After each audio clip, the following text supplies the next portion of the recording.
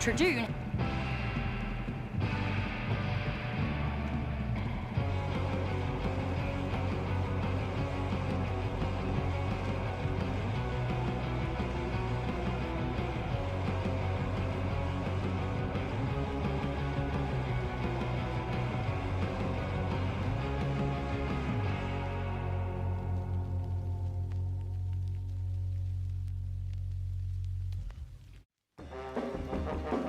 Tribune.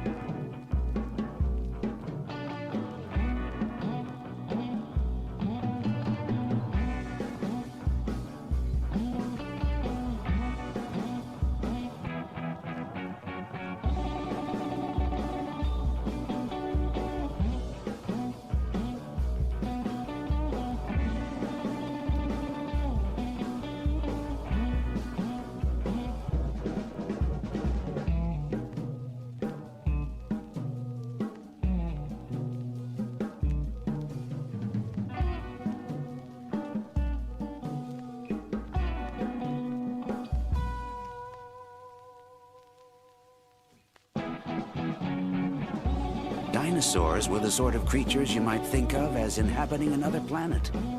Or the kind you dream of in a bad nightmare. Wow, almost a full year of paleontology.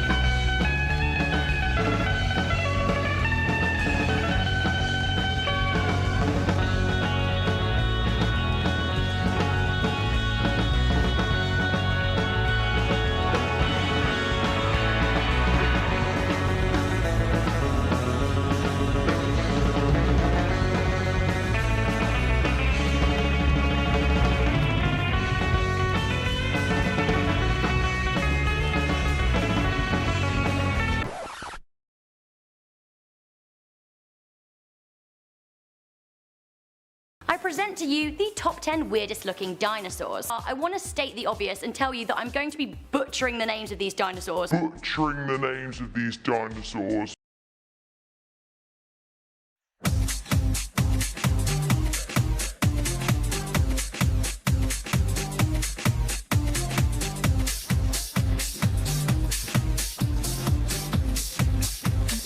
number 8, we have the Tradoon.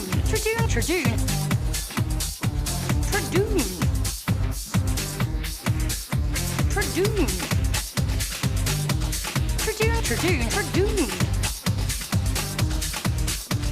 In 1856, the fossilized teeth of a small dinosaur were discovered in Montana. The species was aptly named Troodon, which means wounding teeth. Tradoon.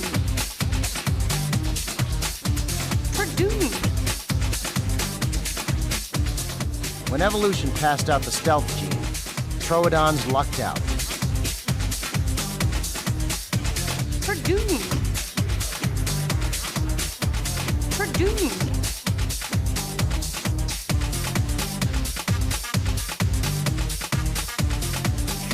This drawer contains almost all of the North American identified specimens of Troodon. Troodon was every inch the predator, with razor-sharp serrated teeth and large, hook-like claws. Troodon probably fed on our ancestors, the early mammals.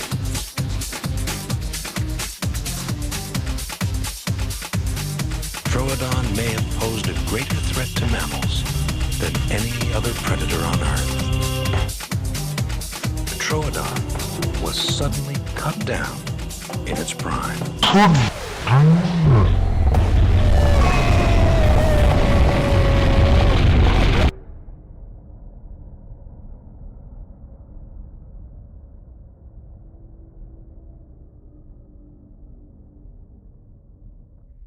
Tradoon. Well, hello, everybody, and welcome back to Paleontologizing. Thank you to Lordy for that raid 3 minutes ago. I really appreciate that, Lordy. How did your stream go? You're probably, cleaning up after doing all that painting and everything, but I appreciate the raid, Lordy. Thank you very, very much. Tradoon. And welcome, everybody, to Paleontologizing. Happy Monday to you. I hope your week is off to a good start. Mine is. And I'm, excited to get into the week's broadcasts. We're going to have some fossil news to discuss. We're going to have lots and lots of viewer questions.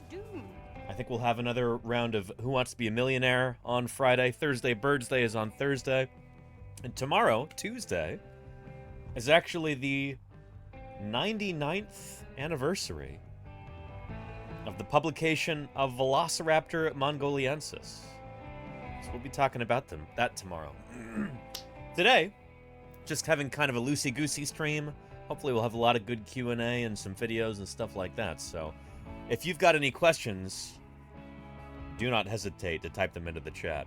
And if anybody happens to be new here, then an extra special welcome to you. Well. Articulate Reptile, how are you doing? Welcome, Articulate Reptile, and listen to that hot new sound. It is great to have you here. Thank you for your raid. You know, I actually has a new sound for their 4 listeners. I was lurking on your channel a little while ago for a few brief moments, and I saw a chameleon skeleton that you were assembling. Or there was a chameleon skeleton on screen. I'm assuming that you were assembling it. It wasn't a Jackson's chameleon. It's one of those ones with the big sagittal crest on its noggin. What kind was that? Anyway, Articulate Reptile, thank you for the raid, and if anybody here is a fan of reptiles, especially reptile osteology, the bones and skeletons of these incredible critters, go follow Articulate Reptile. Do yourself a favor there. So yeah. Anyway, great to have you here. Great to have you. Anyway, if anybody's new here, let me get back to that. Welcome. My name is Danny Anduza. I'm a dinosaur paleontologist, as you might have been able to guess looking at my office here. So I work on dinosaurs. I study dinosaurs. I publish on them in the scientific literature. I excavate dinosaurs during the summers. So this past summer I was working in Utah and Wyoming in the Cretaceous period, digging up a whole bunch of different dinosaurs, at least 3 new species. And we were live streaming that whenever we could, so check out the YouTube page if you want to see some recordings of those broadcasts. They were a ton of fun. I'm super excited to do that next year, too. So, yeah.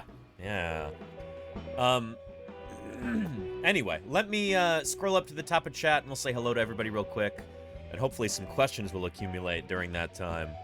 I can get into those. So, Claire Burr seems to have been first today. How are you doing, Claire? Welcome, welcome. Arle, Lenina, Farning, Iskabil, loving the vibes. I appreciate that, Iskabil. And if there's a better way to pronounce your name, please let me know. We've got Kodali and Ghostly Ghoul. We've got HD and HB. We've got Go for Fluffernut, Matt M33, Orchestran, and Sandwich Nom Nom. How are you all doing? It's good to have you here. Happy Monday.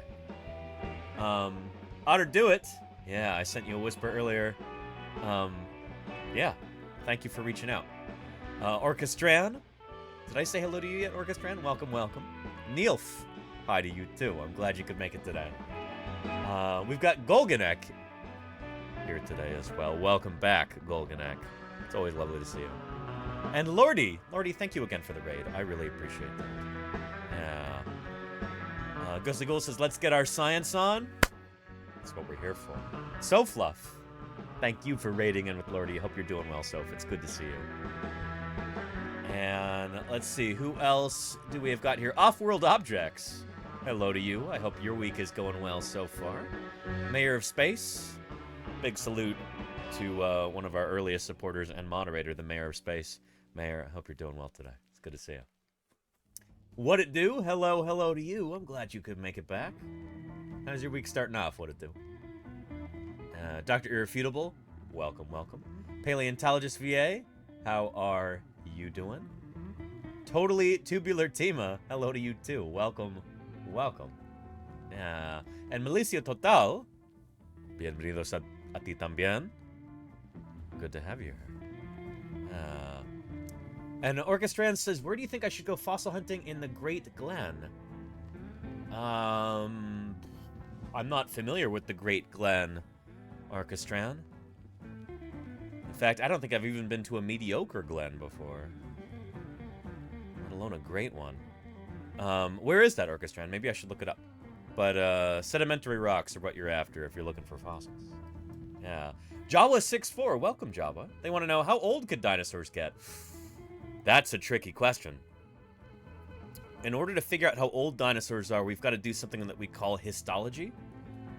And when I say how old, I don't mean how long ago they lived, not how old geologically. The what? I'm sorry. Again? I didn't catch that. The what? The who? One more time? Jedi Mega Man, thank you for the 13 months. And the what? I'm sorry. I keep talking over it. This is a problem. Jedi Mega Man, thank you for the 13 months. That's almost a whole year. I appreciate you very much. Thanks for keeping me online for that long. What was I saying? Oh yeah, ontogenetic age versus geological age. So how old could dinosaurs get? I'm assuming, Java, you're not asking, like, how far back in time did the first dinosaurs live? Like, the oldest dinosaurs, geologically speaking? I'm assuming you meant, how old could an individual dinosaur get before it died? And yeah, in order to actually determine that, we've got to do something we call histology. And I'll show you a video about that in a little bit. Remind me. I'm going to try and get through to the bottom of chat as we accumulate some questions, and we'll get to that because it's a great question, and it actually speaks to some really, really important issues in dinosaur paleobiology. The Tolkien Otaku says, it's dino time. Welcome, Tolkien. It's good to have you here. And Paleontologist V says, looking forward to getting you here next year. To Virginia? We'll see, Paleontologist VA. We'll see. No promises. But that would be cool. Yeah. Doki Doki Baka, how are you doing? Welcome. Welcome. Yeah. Let's see. Oscar Jr. is very funny. It's good to have you here, Oscar Jr.'s. Dinosaur Dave says, what do you think is the weirdest dinosaur feature? You like the weirdest anatomical feature of any dinosaur? That's a good question. Shoot, I don't know. I'd have to think on that one for a while. Yeah. Give me some time to think about that. Yeah. And Wiedelinsky Art says, and just like that, my new favorite thing to paint along. This is too good. Welcome, Wiedelinsky. Do you mean you're painting what you see here on screen? Or are you listening to me as you paint? Not to interrupt your painting, so. But I'm curious. Yeah. It's good to have you here. Welcome to Paleontologizing. How did you find the channel? I'd love to know if you wouldn't mind interrupting your painting to type in a chat. Yeah. Yeah. And Red Wagon. Oh, are you from Virginia yourself? Very cool. Well, welcome, Red Wagon. Yes, very cool. Very cool. I've been to that state once before in my life. I was a lot younger. Visiting our nation's capital. If we want to figure out how old a dinosaur was when it died, if we want to figure out how old it could get, well, Holly Woodward is a good person to talk to.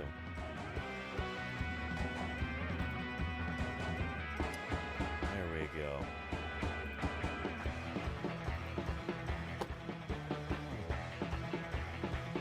Let's see here. How long is this video? That one's a little long. This one should be shorter.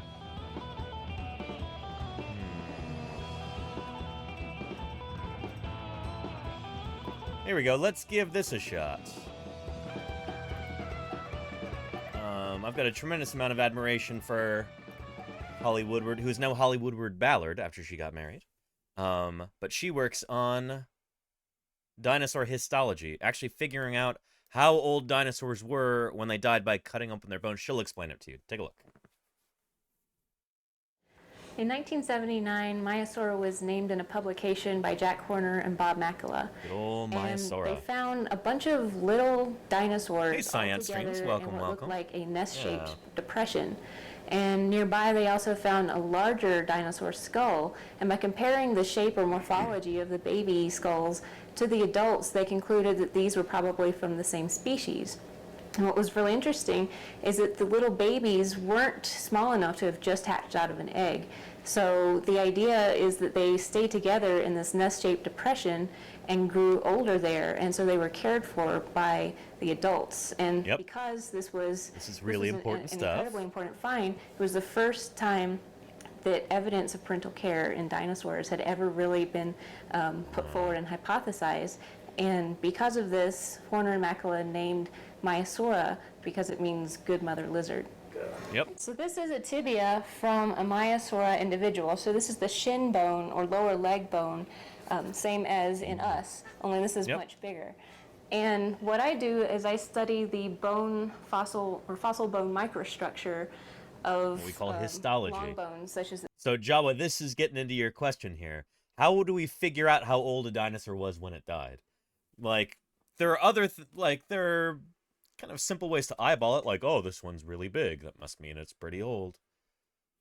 But that can trick you. It can fool you. Bone texture can fool you. The fusion of skull bones or vertebral elements can also fool you. Really, the only way to tell for certain if a dinosaur is young or old is to do what we call histology. Yeah, you cut the bone open and count the rings exactly, little pink pony. this tibia. And what I do is examine what's inside the bone. So taking a look at this fossil bone, we can see the shape of it, we can measure it, we can do Birds and trees. There you go, estimates of Java. the Yeah. size of the animal from this bone. I remember learning But about the what I'm more birds and the interested is trees. what's inside the bone, because by looking at the bone on the microstructural level or the microscopic level, we can actually determine things like how fast the animal grew, how old it was when it died. Yep. Was it skeletally mature? Had it stopped growing when it died, or was it still growing? Was it a juvenile? And we do this in large part by looking at the bone tissue organization as well as the growth rings. Every animal alive today, if it takes more than a year to grow up, has growth rings, just like Yep. tree rings. So you can count So we call those rings lags, L-A-G-S, lag, lines of arrested growth, L-A-G. those to figure out how old the animal was when it died. And in order to access this information, I take a bone like this tibia and I make a small section. I take a chunk out of the bone shaft. Yep, use And it like when a I rock do saw to that, cut it. I eventually polish Grind it it down down, so thin yeah. that light can pass through. Make a microscope And you slide. end up with what we call a thin section slide. And so what you're seeing here, all the brown is bone, and the middle, this white spot, this would be where the marrow cavity was. And when I look at this through a microscope, I can see all the tiny bone microstructures that were there in real life. They've been fossilized as well. So by looking at those and interpreting them, using modern bones for comparison, Hey, Alfred, I welcome, can then make welcome. inferences Good on to have how you here. this dinosaur lived and died. Yep. And by doing this for multiple Maiasaura individuals, so I started it with a sample size of 50, I've been able to figure out how fast Maiasaura grew. At the maximum amount it took, Maiasaura was growing up to 80 micrometers a year as far as the bone actually widening out. So That's really fast. Actually, let me find you a clip with Jack Horner talking about this, who named Maiasaura.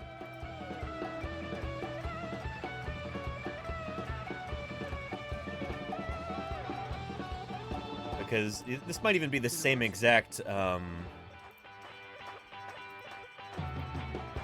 might even be the same exact element right here that Holly was holding. Here, take a look. And this is a little less than a month old. Here we go. Who lived in colonies, and he's found evidence they actually cared for their young. This is the tibia, Yep. the shin bone. Right. And this is a little less than a month old. But in here is the same bone Of an adult? of a 1-year-old. A 1-year-old. These animals grew so fast. Figured out that Crazy. such rapidly growing baby Yeah. dinosaurs couldn't walk at first, meaning that their parents were bringing food back to them in the nest, like birds. Yep. And that's so Holly is kind of carrying on this legacy in studying the growth of these dinosaurs and what they can tell us about their biology. Like, what about them as living animals we can figure out from these bones. by doing this, I was able to figure out that Maiasaura took about 8 years on average to go from being about a half meter on hatching Yep. out to That full big. grown at 7 meters in length. And That's like the length of, I don't know, half the length of a tennis court, 7 meters, something like that. You know, it's like it's over 21 feet long. Yeah. So imagine, imagine you as a human being, Chatter. When you're first born, you know, you're a little baby. You're maybe probably less than half a meter long. And then imagine at 8 years old, you're 7 meters tall. That's the kind of growth that we're talking about here. Like, you're as tall as the tallest giraffe in the world at age 8.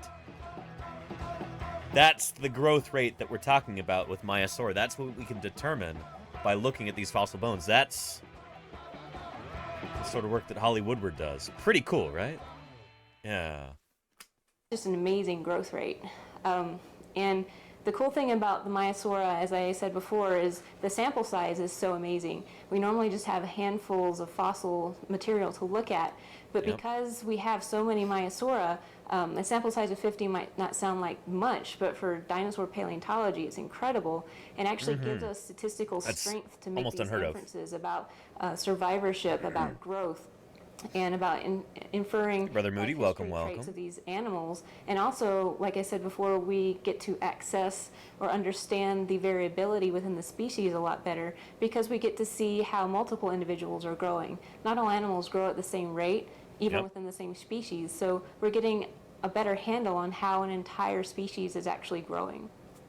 Pretty cool stuff. That's paleontologist Holly Woodward, who I believe now is at University of Oklahoma or Oklahoma State or somewhere.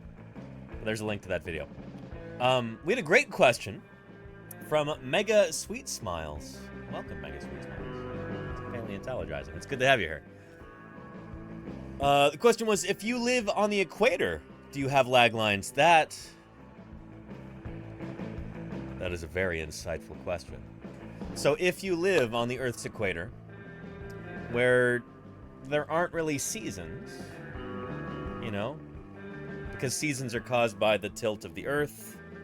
We'll be talking about that at winter solstice, I'm sure. Anyway, axial tilt is the reason for the season, or seasons. But if you're on the equator where there's the least amount of, like, seasonal influence, you're gonna have food all year round, right? Why would you have lines of arrested growth? It still does happen, even in critters from the equator. They might not be as pronounced, these lines of arrested growth, but during certain times of the year, animals just don't grow as much. You know, it might not be that those lines of arrested growth correspond immediately with, like with winter, but they might correspond to the dry season or, you know, some sort of like annual or semi-annual cycle. There's nowhere on Earth that, like, every day is exactly the same in terms of temperature and everything else. So usually there's enough going on that, you know, we can pick that up in thin sections of animals' bones by doing histological sampling there. And certain creatures also have kind of a yearly cycle that they go through. So maybe they, you know, they lay their eggs or give birth once a year or something like that. That will actually be recorded in their bones to a certain extent.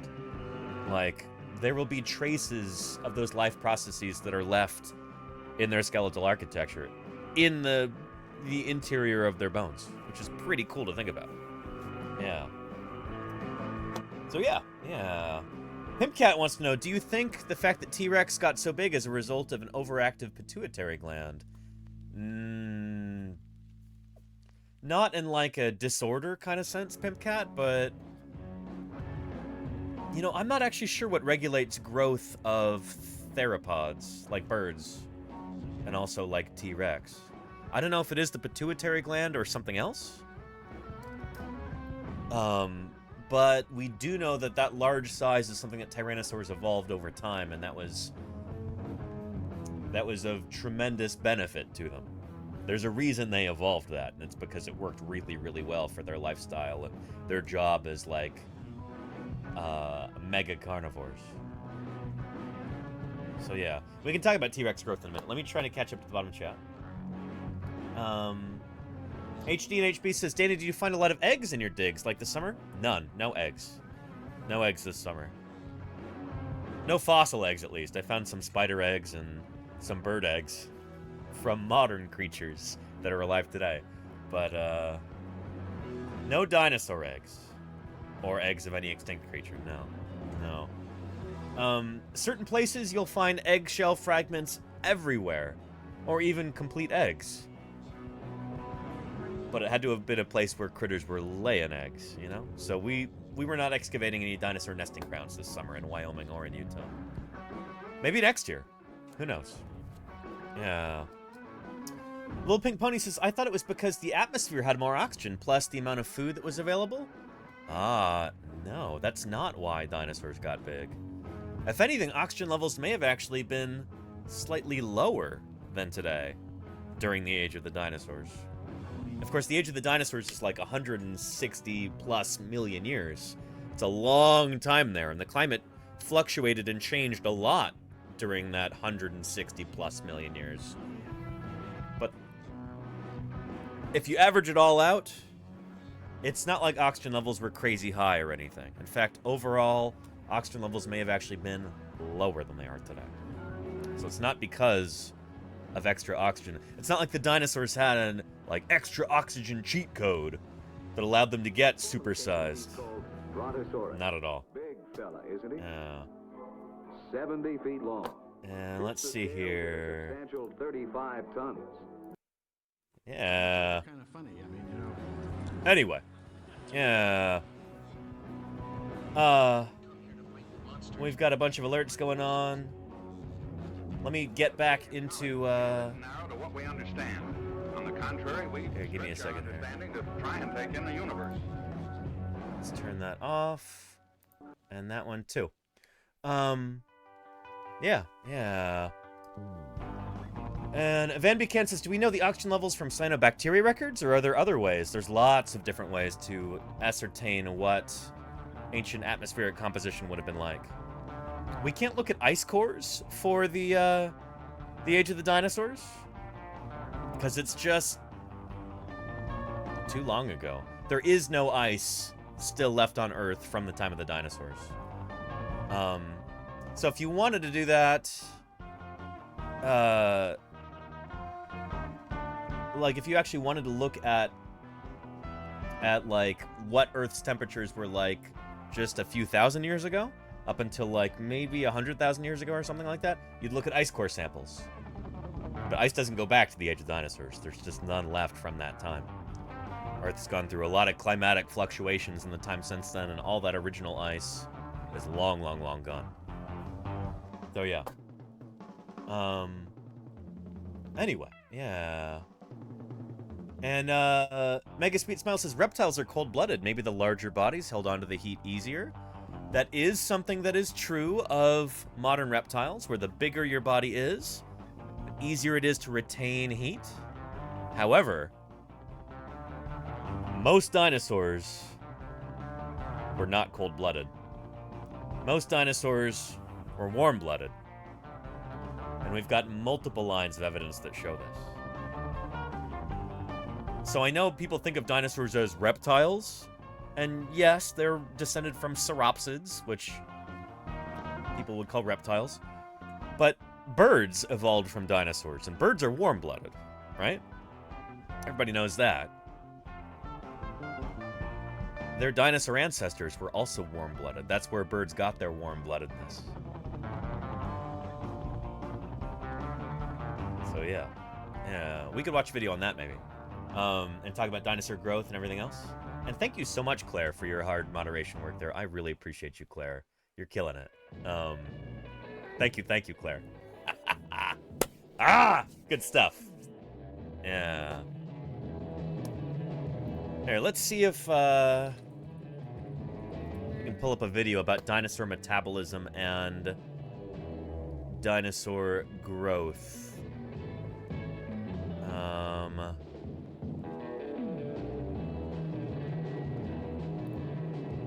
Or maybe let's talk about how did dinosaurs get so huge. There's a great video from PBS Eons there, and I think you'll enjoy it. Yeah. And when did dinosaurs and mammals or their ancestors become warm-blooded? Smay, that's a great question. We're going to talk about that. Yeah.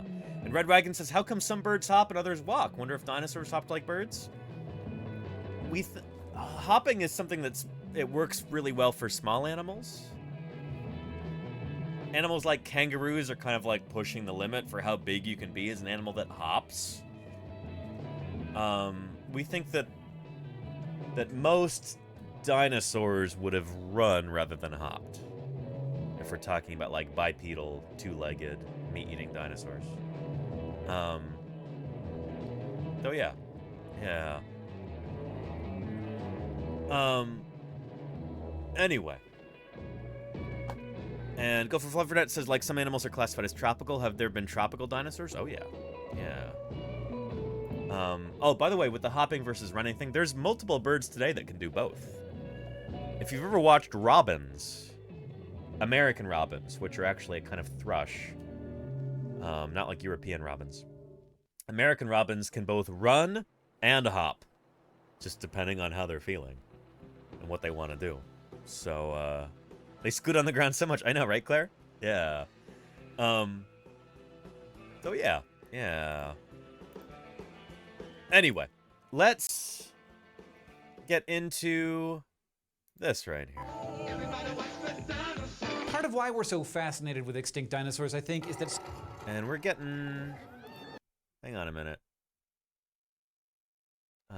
Too many alerts from all those bots that follow. Some of them were just so... Let's start this over.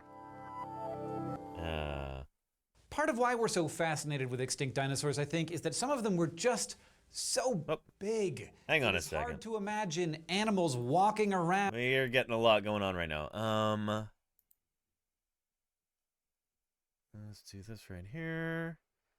And there we go. Let's try that.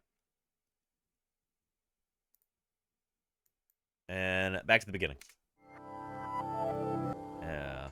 PBS Eon's We're so solid fascinated work with that they extinct do. dinosaurs, I think, is that some of them were just so big. It is hard to imagine animals walking around on the surface of the planet that size. Speaking as... And Retro Nicotine, thank you for the follow there. I appreciate it. Welcome to Paleontologizing. A mammal that's about 2 meters tall, I gotta say, it's hard to grasp what it would be like to be in the presence of a creature as tall as a 5-story building. And yet, they existed. From the Jurassic to the Cretaceous periods, when our ancestors were the size of voles and shrews, dinosaurs like Supersaurus, Sauroposeidon, and Argentinosaurus were shaking the earth. So how did they get to be so big, and why did we mammals never even come close to dinosaurs in size? Ooh. Excellent questions. If you think it might be because, oh, there was more oxygen back then, or Earth's gravity was lower, or something like that, you're kind of overthinking it. Or underthinking it. Dinosaurs, it's not like they had some sort of cheat code like that. It's because of the unique anatomy and biology of dinosaurs that they were able to get so very, very large. They were just superbly well-crafted animals. Like, evolution had shaped them into just exquisite beings of size and power. Let's talk about it. Well, to our credit, the most massive animal ever is, of course, a mammal, the blue whale. It can get up to 30 meters long, as much as 145 metric tons. I'm not necessarily convinced the blue whale will remain the largest creature that ever lived. I suspect there may have been ichthyosaurs bigger than that. There are tantalizing hints that there were ichthyosaurs that got even larger and heavier than the blue whale. And when you really think about it, whales cheat. Whales do not play fair when it comes to size. Being oceanic animals, they are essentially weightless. They can get very, very, very large, and they don't have to cope with that at all. They don't have to pay the price of being extraordinarily large because they're living in the water, and water will buoy up their massive weight. Whales are essentially weightless animals. I wouldn't recommend doing this, but if you take a whale, like a blue whale, and you put it on land, it doesn't do very well. Whales cannot support their own weight, except in the water. That's unlike, for instance, sauropod dinosaurs that had to bear the full brunt of their massive weight on dry land. So yeah, beach whales do not do well. Famously, Charlie's Dragon. Yeah. Anyway, yeah. You know, I think there is a SV Pow whales cheat.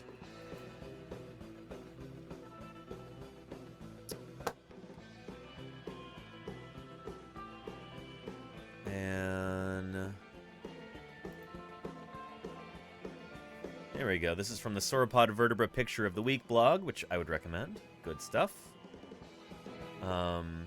Mike Taylor and Matt Wadle are both sauropod paleontologists.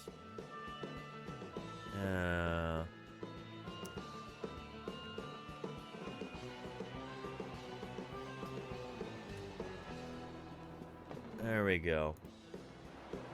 In short, whales are big blubbery cheats. Nothing they say or do can be taken at face value. Anyway, this is kind of an ongoing theme.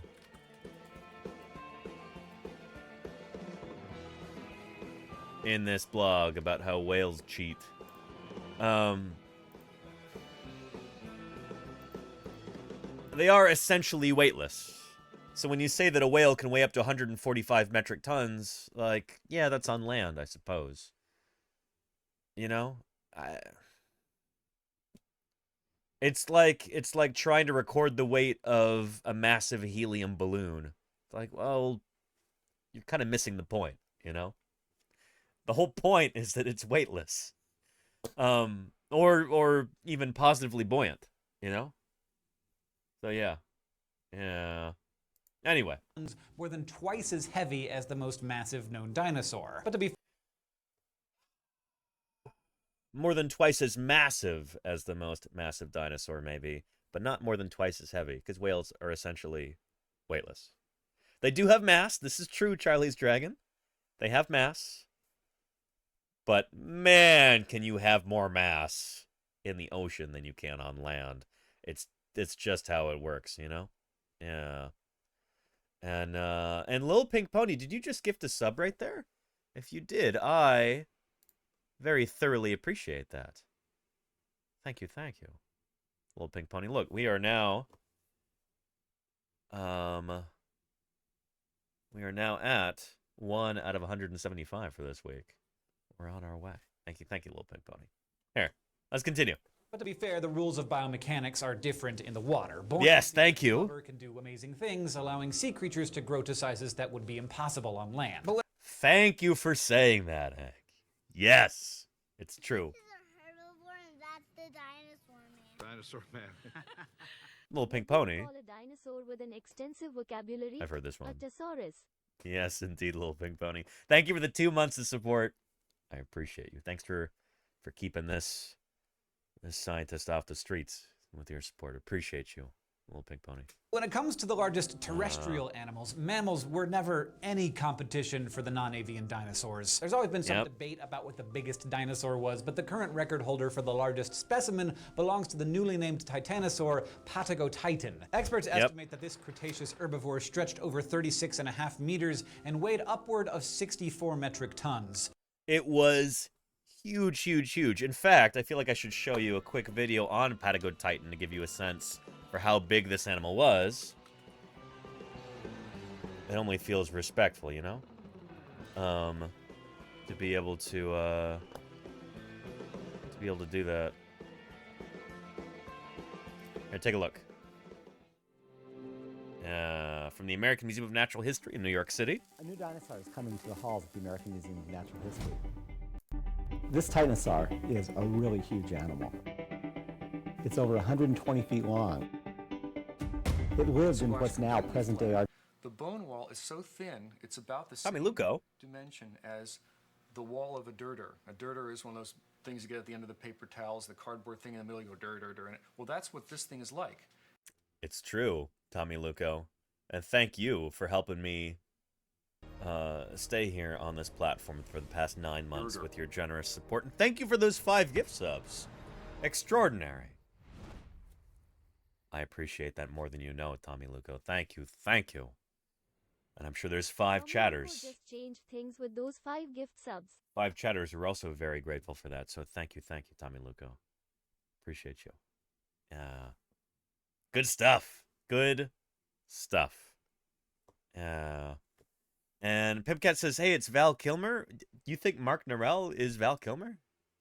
Huh. It's over 120 feet long. I know you hate it. Feelings mutual, Tom. Now present day. Well, no, if I say the feeling is mutual, that implies that the ads hate you too. I share your feeling there, Tommy Luco. Yeah. I'm sure the ads actually like you. And Diagonal, thank you for those 300 bits. Look, we've got a hype train incoming here. Holy cow, look. Well, well, well. Excellent. Yeah. Good stuff. Good stuff. You wanted to trigger a hype train, to be honest? I appreciate you, Tommy Luco. Thank you for doing that. Excellent. And, Boomir420 says, just tuned in. Hope this helps. I appreciate that, Boomir. Welcome, welcome. The dinosaurs. Welcome to Paleontologizing. It's good to have you here. Yeah.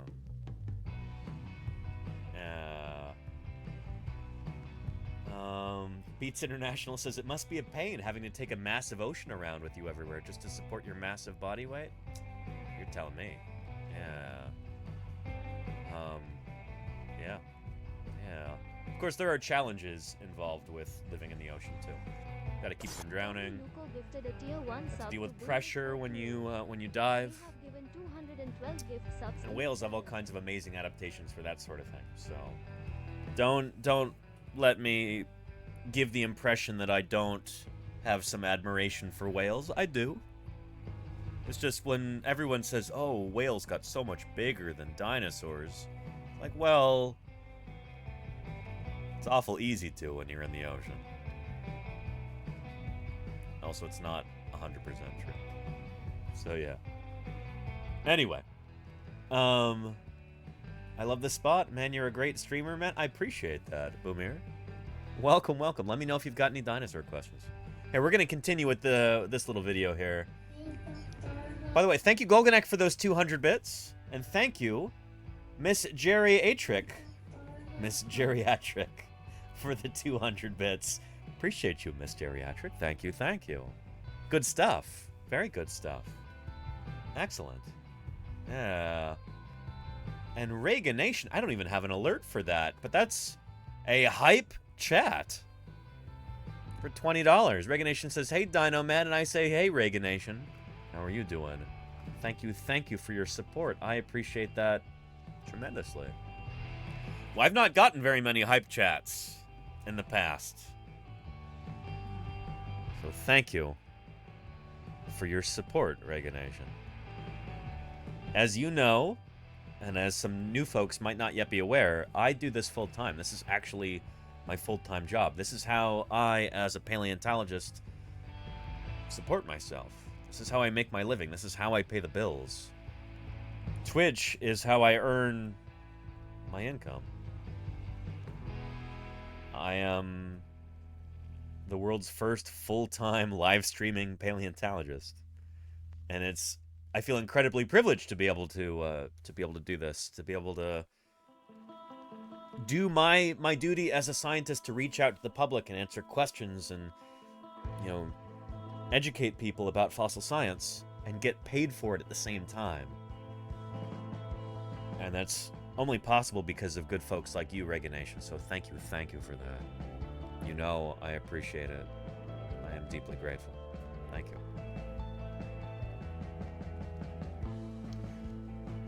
Yeah. Mayor Space. What is that a reference to, Mayor Space? I didn't get that. And we're approaching a level 3 here. Blaming the dinosaurs. I often do, Golganek. Rehome the paleontologist. And thank you, Golganek. Yes, I do have to move in December. Although my landlord sent me this cryptic message saying that she might not be selling the apartment, but she is going to be raising the rent or something. I don't know. I'm moving. I've got to move in December. That's going to be expensive. So thank you, Golganek. Those 100 bits will help. Maybe I could buy a box or something with those. A moving box. So yeah. Retro Nicotine says, landlords love cryptic messages. Yes. Not even the fun kind, where they're like rhyming couplets or anything like that.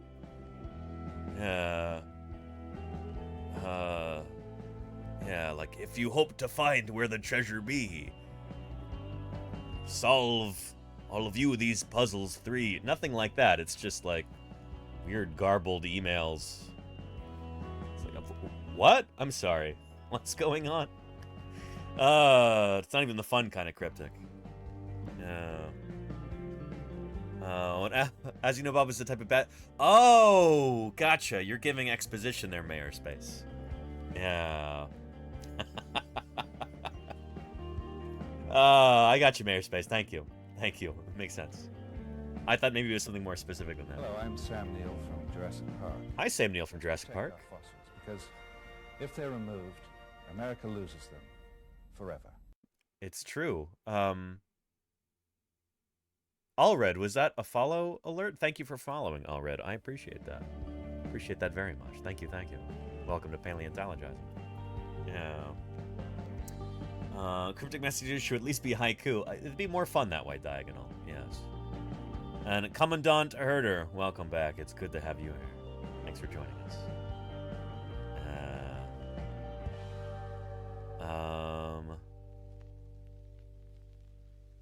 They sent back an email. I'm sorry, I speak English, not gibberish. Oh no, Alex Vixen. That's how you end up on the streets. Your landlord. Oh man, I don't know. I've had some less than positive experiences with landlords in the past. Some of them my own. Yeah. Yeah. Anywho, let's continue this video, shall we? Argentina, about 100 million years ago.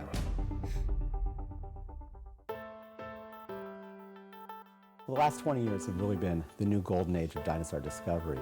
New kinds of animals have been found all over the world, in Africa and Asia. By the way, Mark Norell here, who I believe is director of the American Museum of Natural History or director of paleontology. Anyway, he's a big shot. He just got the Lifetime Achievement Award at this year's Society of Vertebrate Paleontology meeting. The Romer Simpson Medal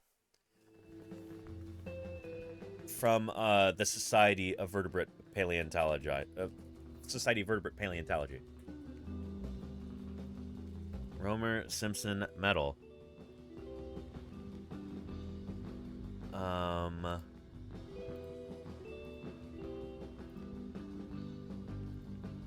Here we go.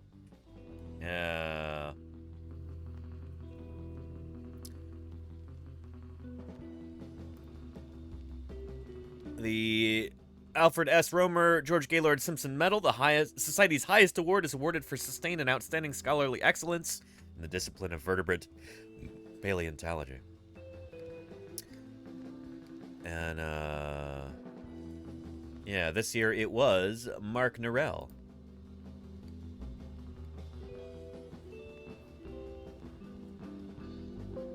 And, well, I guess I don't have an official recounting of that, but,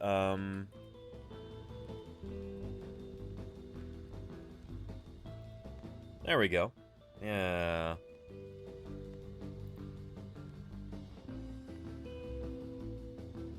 Here we go.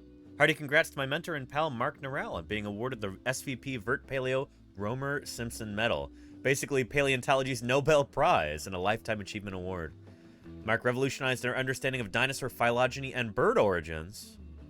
And is the world's coolest dude. There's Mark right there. Doing field paleontologist stuff, you know? Yeah. So anyway, the Romer Simpson Medal is a big deal.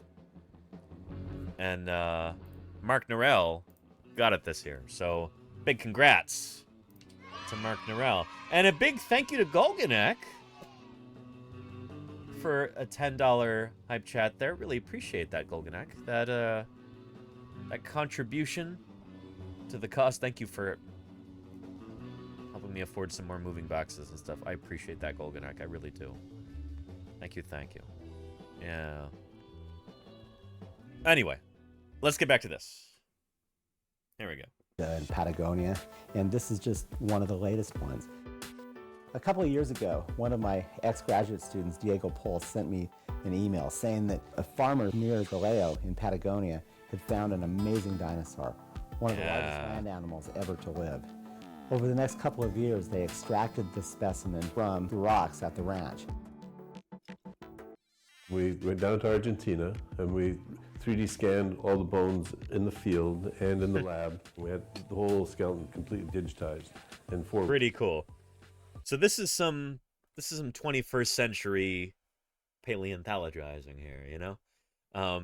This didn't used to be possible, being able to 3D scan a bunch of bones and then have them in a computer where you can manipulate them, you can make copies, all that good stuff. The lab. Yeah. And I appreciate you, Golganek. Thank you. In 4 weeks. We really took the do. data, Thank you, Golganek. and then we carved the bones out of slabs of foam with our 5-axis milling machine. We molded all the elements once they're carved up, and then we have a complete copy of the skeleton.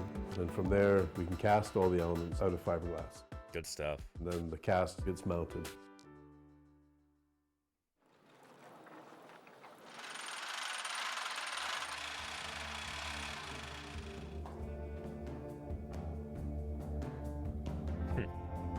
When you're trying to determine the mass, the weight of an animal this big, it's pretty tough. A good example of that is if you pick up a puppy, it's pretty heavy compared to picking up a bird, a chicken, that's about the same size. That's because their bones are constructed very differently. The bones of this titanosaur were, while not hollow, they were what we call cancellous. So they had lots of little tiny air pockets all through them, like a piece of styrofoam. So the bones themselves would be very, very, very light. That's the only But still way very an animal strong. like this could get so big. So that's part of why these dinosaurs could get so truly enormous, is because they're full of air, you know? They've practically got a styrofoam skeleton. It's lightweight and yet very strong. A much more efficient way to build an animal than we're built as mammals, frankly. We chose to display this animal now because it represents one of the newest big dinosaurs that's been found anywhere in the world. We have And some it's so big it wouldn't tremendous fit in things one here. room. We have the blue whale, we have the Tyrannosaurus And by the way, this new Titanosaur, Patagotitan, is significantly longer than that blue whale. Rex, we have the Barosaurus, and now we're going to have the Titanosaur. Pretty cool.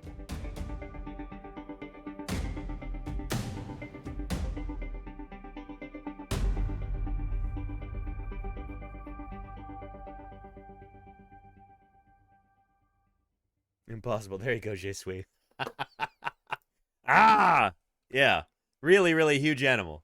So this is why I wanted to show you that video there. There's some debate about what the biggest dinosaur was, but the current record holder for the largest specimen belongs to the newly named Titanosaur, Patagotitan. Oh yeah, and we do have an... That was odd. What was that sound? We did have an ad we have an ad coming up in a few seconds, like 15 seconds. So if you want to avoid those ads, you can stick around, maybe get lucky, get a gift sub, or you can subscribe yourself. You make your own luck there. You can even subscribe for free with an Amazon Prime free Prime sub. It doesn't cost you anything, but you won't have to see the ads. Anyway. Yeah. It's just subscribers right now. I think everybody else is stuck behind an ad. Tommy Luco, thank you for allowing 5 people to now skip those ads. They will not be plagued by ads now, thanks to your generosity, Tommy Luco, and Tommy that Luco also just changed things helps with support those this 5 stream. gift So subs. thank you, Tommy Luco. I appreciate you very much. Thank you, thank you. Good stuff. Yeah. And yeah, they've got those neck ribs, those cervical ribs, HD and HB. Really cool. Really long cervical ribs to help support that neck. Think about them as like, you know, they're like structures on a bridge that help support the bridge deck. You know? And Boomir, hey, gotta walk? Gotta walk home. Be back soon. You enjoy your walk, Boomir. Be safe. See if you can spot any birds on your walk. Birds are living dinosaurs, you know. Say hi to the birds for us as you're walking. Titan. Experts estimate that this Yeah. Cretaceous herbivore stretched over 36.5 meters and weighed There you go, upward of Tommy Luco. I 64 appreciate metric you. tons. By contrast, the biggest mammal that ever walked on land was the hornless rhinoceros, known as Paraceratherium. It weighed a mere 15 tons and stood about 5 meters high at the shoulder, roaming Eurasia from Romania to China at the end of the Oligocene epoch, long after. How those giant mammals, look how cute they are. Oh my, just adorable. Just look, we want to pinch its little perissodactyl cheeks right there. Paraceratherium. I mean, that's cute, you know? Yeah, the largest mammal to ever walk the earth. Yeah, a pocket pet. There you go, Orchestran. Yeah. And Little Pig Pony says, I just got off work. Now I'm off for the next 4 days. Well, congratulations, Little Pink Pony. That's good to hear. Enjoy your time off. After the non-avian dinosaurs disappeared. So how can two such successful and prolific types of animals end up having such different size constraints? Part of it might have to do with how they reproduced. Paraceratherium was a placental mammal like us, meaning that it gestated its young inside its body. And if this ancient rhino was anything like large mammals we have alive today, that would have taken a very long time. Big mammals like giraffes, rhinos, and elephants usually only have one offspring at a time, and gestation can last longer than some other kinds of animals live. Elephants, for example, carry their babies for more than 2 years. Now, crazy, right? Dinosaurs, they didn't really have to carry their babies at all because all the dinosaurs laid eggs. Even the biggest of the giant dinos hatched from an egg no bigger than a soccer ball. What does this have to do with size? Well, bigger mammal species give birth to bigger young, which requires a huge amount of time and energy to gestate. Dinosaurs totally bypassed that problem. Instead of having bigger babies, the largest dinosaurs laid comparatively small eggs, which held equally small hatchlings. Reproducing this way, with babies hatching and growing outside of the mother's body, removed the size limits that gestation places on mammals. Dinosaurs also had another evolutionary advantage. So before we get to that, I want you to really understand this right now. Egg laying was not a problem for dinosaurs. This is one of the huge advantages that these animals had. Like being able to just lay eggs and then basically be done with that is one of the keys to their success and one of the ways that they were able to get so very large. The bone wall is so thin, it's about the same dimension as the MS wall Coggins. of a dirter. A dirter is one of those things you get at the end of the paper towels, the cardboard thing in the middle, you go dir in it. Well, that's what this thing is like. It is, MS Coggins. It's a pterosaur wing bone right there with the really thin walls to it. MS Coggins, thank you for keeping me online for the past 9 months. Appreciate you. Yeah, let's continue. Their skeletons had a special feature that mammals lacked, a sophisticated system of air sacs. These sacs were basically pockets of soft tissue that were connected to the lungs. Think of them as biological balloons. Some of these sacs sat in the body cavity next to bones, usually in the neck, back, and hips, but others ran inside the bones themselves. These air sacs helped shape the dinosaur's skeleton and allowed the bones of the biggest dinosaurs to remain light without sacrificing strength. How do we know that extinct dinosaurs had these sacs? Partly because the non-extinct dinosaurs have them too. The birds have a similar system of sacs that help draw air into their tiny lungs while also making their skeletons remarkably light. And if you could And this doesn't even do it justice all the way. Birds are really cool in that they don't just breathe in and breathe out like we do. They breathe in, and then the air is in there and the oxygen is being pulled out of the air for their cells, and then they breathe in again. Well, that first batch of air is still in there. And then they breathe in again, and then as they're breathing in the third time, that first bit of air comes out. So it's like this constant cycle of air. They call it a unidirectional airflow system. Unidirectional respiratory system. No expense. And Orchestran, thank you for gifting love and justice. I appreciate that, Orchestran. Thank you, thank you. 5 gift subs in the channel. Good stuff. Good stuff. At Beats International...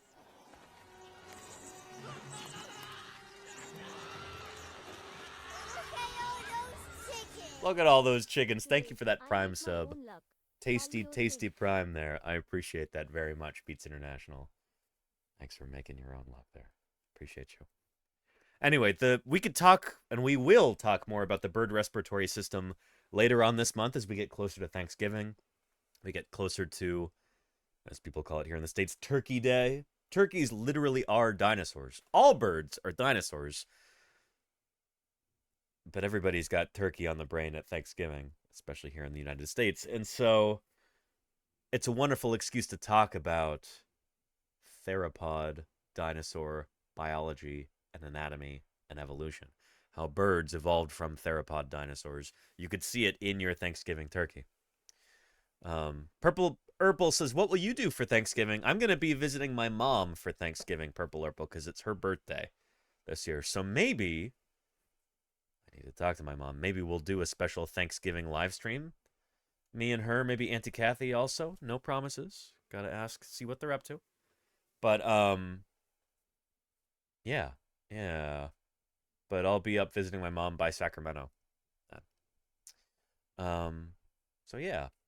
Retro Nicotine says, do modern birds have the same bone density thing? You bet. Yeah, birds are all full of air. Like, a bird is going to be much more lightweight than an equivalent size mammal, you know? It's going to be much less dense, because the bird is all full of air. Just like Saurischian dinosaurs were sauropods and theropods. Yeah. And it's her birthday this... Yeah, it is. She's got a birthday every year, little pink pony. Yeah. Yeah, my mom's birthday is always the fourth Thursday of every November. Yes, indeed, Gimp. Like, it moves around. Because she was born on different days. Yeah. So a turkey is a dinosaur. Do I eat turkey? I don't eat meat at all, Sice. So no. But lots of people do. And so I made this infographic for all of them. Yeah, your turkey is a dinosaur. You can download this and print it. Use the turkey command. You can share it with your friends and family.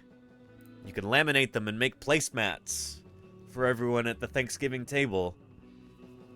And then you can make a scene by dissecting the turkey and looking for all of these different osteological characteristics and its bones, from those hinge-like ankle joints to the upright stance of the legs, to the semilunate carpal wrist bone, to the S-shaped curve to their neck, the hollow bones, the wishbone, even the feathers. These are all things that birds did not invent. Today, these are features that are unique to birds. No other animals today have these things, except for birds, but they didn't used to be unique.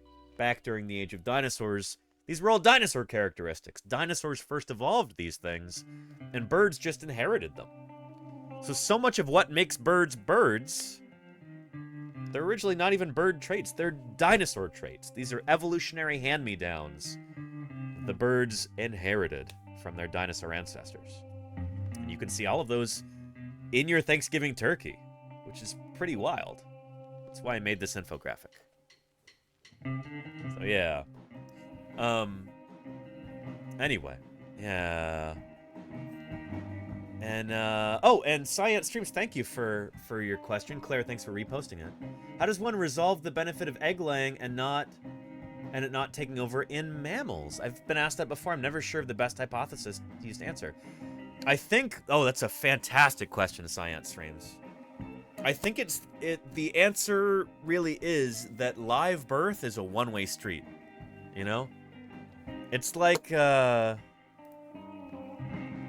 giving live birth, as I understand it,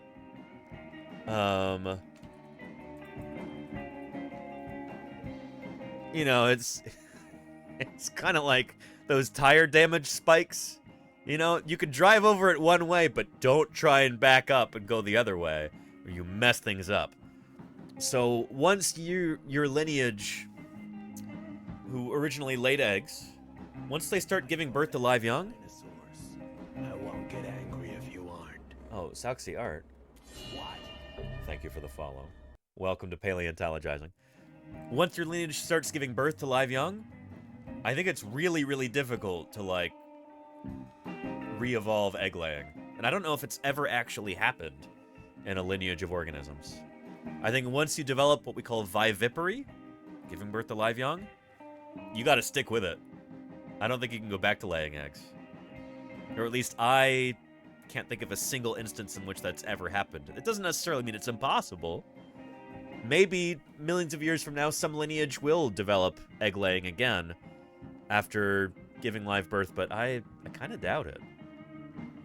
So yeah. And yes, indeed, mammal ancestors lay eggs. In fact, some mammals today lay eggs. The monotremes. Let me show you. And they are true mammals. Just because you lay eggs doesn't mean you're not a mammal. In fact, most mammals used to lay eggs before most of those lineages went extinct at the end of the Cretaceous. Yeah, so let's dive into the mammal section of our Tree of Life. take a look at those magnificent monotremes. There are 5 living species. There's 1 species of platypus and 4 species of echidna, as I understand it. So yeah, platypus, Oncorhynchus, Anatinus. And then you've got 4 species of echidna. Yeah. So all of these are mammals that lay eggs. They are really weird and cool. But it used to be that most mammals laid eggs. There's a bunch of extinct groups of mammals that all laid eggs. That used to be the norm. We're kind of the weird ones, the odd ones out. Placental mammals. Yeah.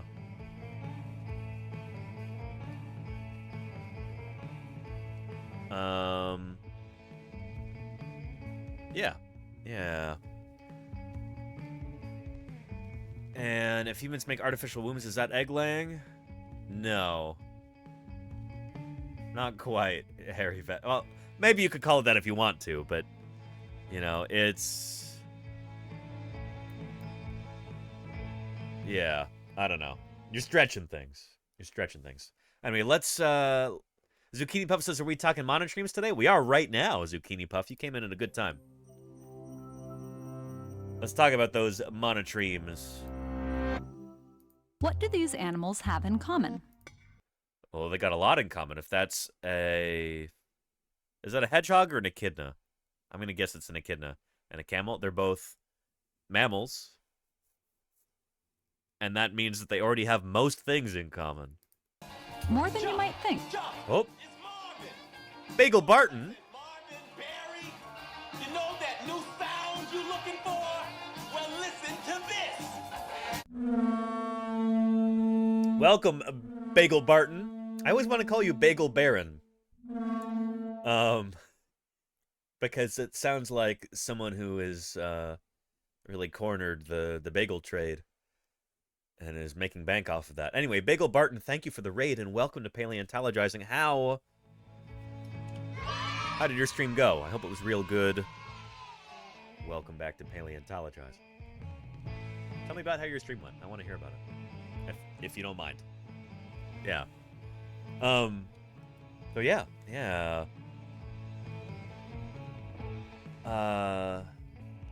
But yeah. Gimpleg says, can we trace snake evolutionary lineages or fish lineages through egg laying? I don't understand your question, Gimpleg. What do you mean, can we trace them through egg laying? Could you rephrase, Gimpleg? I'm not sure I understand the question. That's accidentally my D&D Beyond Nam. You fought Nam? Bagel Barton? For which side? Because I misspelled it. It was lots of fun. Thank you. Appreciate you, Bagel Barton. I really do. I'm sorry I'm messing with you. I appreciate you, Bagel Barton. Thank you for bringing everybody here. And I'm glad you had a fun stream. Welcome back to Paleontologizing. Yeah. And yeah, Riza Dago, that is important to realize. Even live birth is so diverse. We're going to talk about that right here. Let's go back to the beginning.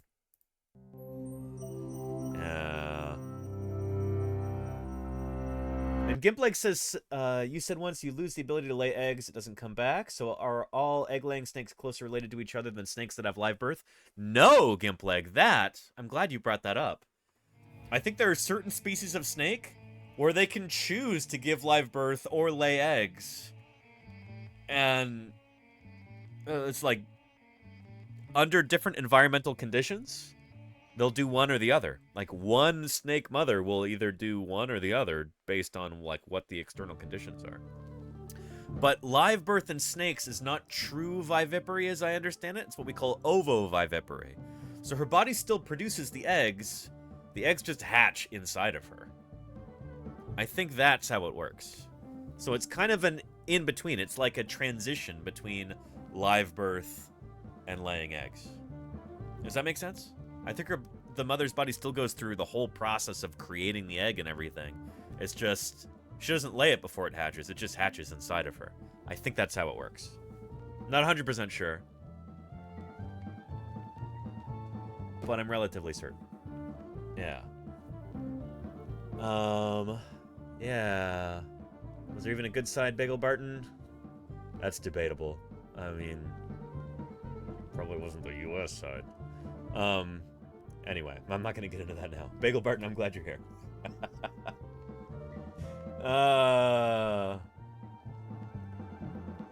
But yeah.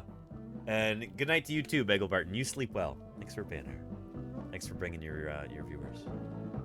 Yeah. And Alex Fixon's got a link about snake viviparity. Viviparity does not affect the number and size of reptile offspring. This is from 2019. Interesting. We might expect consequent shifts in selective force to affect per brood reproductive investment.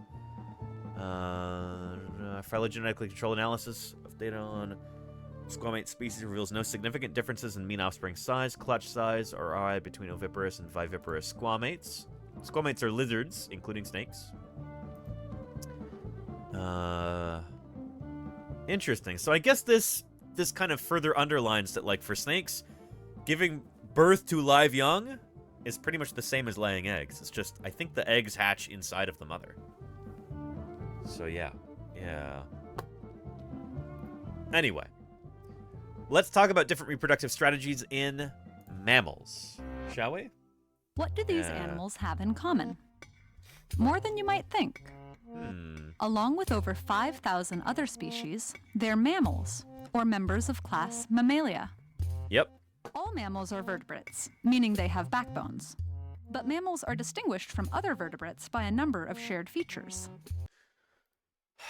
And what they're... I don't know if this is necessarily the best way to teach this concept. Mammals are all mammals because they evolved from the same ancestor. That's why they're mammals. But because they evolved from the same ancestor, they are mammals, and they also share some characteristics. It's not like these characteristics make them mammals. Like, a snake that gives birth to live young is not a mammal, even though it gives birth to live young. Fishes that give birth to live young are not mammals, despite giving birth to live young. These features are all clues to these being mammals, but that's not what makes a mammal. Does that make sense? In order to be a mammal, you have to evolve from the mammalian ancestor. Yeah. That includes warm blood, body hair or fur, the ability to breathe using lungs, and nourishing their young with milk. Yeah. But despite these similarities, these creatures also have many biological differences. And one of the most remarkable is how they give birth. Let's start with the most familiar, placental mammals. This group... And Fake Alex Jones says, yes, sharks have a backbone as well, but also lay eggs. Not all sharks lay eggs, though, Fake Alex Jones. Some sharks are ovoviviparous, where the eggs actually hatch inside of the mother, and then the young swim out the birth canal. Or the cloaca, maybe? I don't know. And other sharks, I think, don't even bother to produce an egg, like, to produce an egg with a casing around it or anything. Like, they just give birth to live young. So yeah. So again, there's lots of, as with anything in biology, there's going to be gray areas. There's going to be exceptions to rules. Like, it's complicated and interesting and fascinating. So yeah. Includes humans, cats, dogs, giraffes, and even the blue whale, the biggest animal on Earth. And Hanny's, I don't know if the mothers are of the shell. I'm not sure. A solid disc of blood-rich tissue attaches to the wall of the uterus to support the developing embryo. The placenta is what keeps the calf alive during pregnancy. Directly connected to the mother's blood supply, it funnels nutrients and oxygen straight into the calf's body via the umbilical cord, and also exports its waste. Placental mammals can spend far longer inside the womb than other mammals. Baby blue whales, for instance, spend almost a full year inside their mother. Holy cow, that's a long keeps time. The calf alive right up until its birth, when the umbilical cord breaks and the newborn's own respiratory, circulatory, and waste disposal systems take over. Measuring about 23... T-Matrix says, I invented mammals. T-Matrix, we're honored to be in your presence here. That's some Grandpa Simpson stuff right there. Yeah.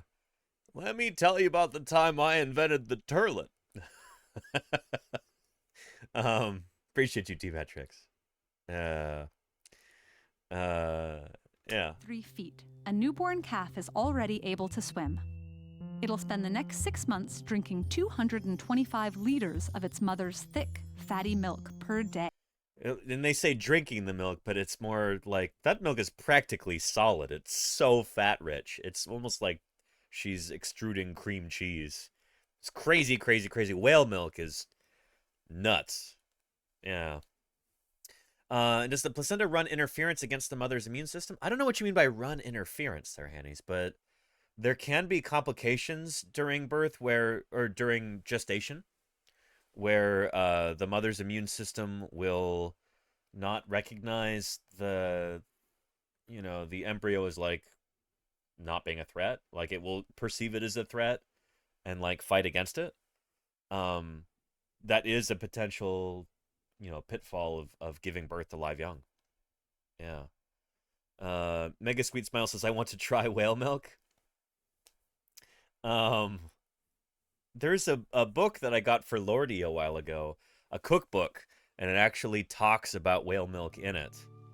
I don't remember the exact context, but it talks about like different kinds of milk from different animals and like the properties for cooking them and stuff like that. And it was talking about whale milk, how it's basically like cheese. Yeah. Crazy stuff. A milk float. There you go, Andy then did. Yeah. Yeah. You suspect it doesn't taste very good? I think there's some lines about that in Moby Dick, in Herman Melville's great American novel. I don't know. I've never tried it. The killer dinosaurs. And K Grams, thank you for the follow. Welcome to Paleontologizing. It's good to have you here. Yeah. Meanwhile, in Australia, you can find a second type of mammal. Yeah. Marsupials. Mm-hmm. Marsupial babies are so tiny and delicate when they're born that they must continue developing in the mother's pouch. And hang on a second. Take the... Holy cow, Nell. Yeah. Nell, thank you for those 17 months of support. Yeah. Did you hear about Jormungandr valhallensis recently? Also, I did. Happy 17 months. We talked all about it on Friday, Nell. Yeah, you should check out the VOD from then. We talked all about Jormungandr, the new mosasaur from North Dakota. Cool stuff. Very cool stuff. I even learned how to mostly pronounce it properly. Took a while. But yeah. Check out the VOD from Friday. It might even be up on YouTube already. But Nell, thank you for those 17 months of support. I really, really appreciate that. Thanks for keeping me here on the air for that long. I'm grateful. So yeah. And Claire, I think you did put it up there. Yeah. Here, shall we take a gander? For any of you who are looking for something to do on a Friday night, or any night, or morning, or time, or whatever.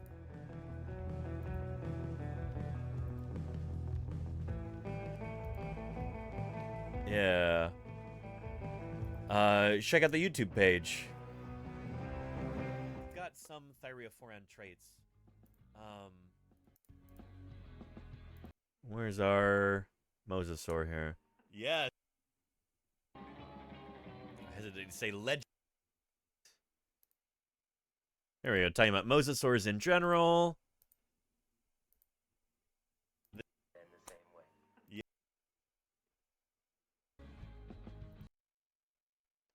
Come on now. I'm gonna find a clip. I hope it was find a clip of me trying to find another clip. Here we go. In my opinion, is and really entertaining. Visual. Rodan. Blah blah blah. There we go. What was it again? Jormungandr. Anyway, let me give you the timestamp there if you want to see this discussion of this new mosasaur. It's good stuff.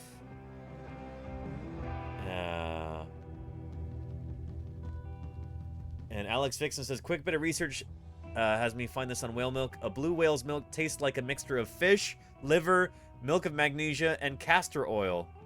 It has consistency of soft butter. Sounds like some of the French food I've had in the past, Alex Vixen. Delicious. Yeah.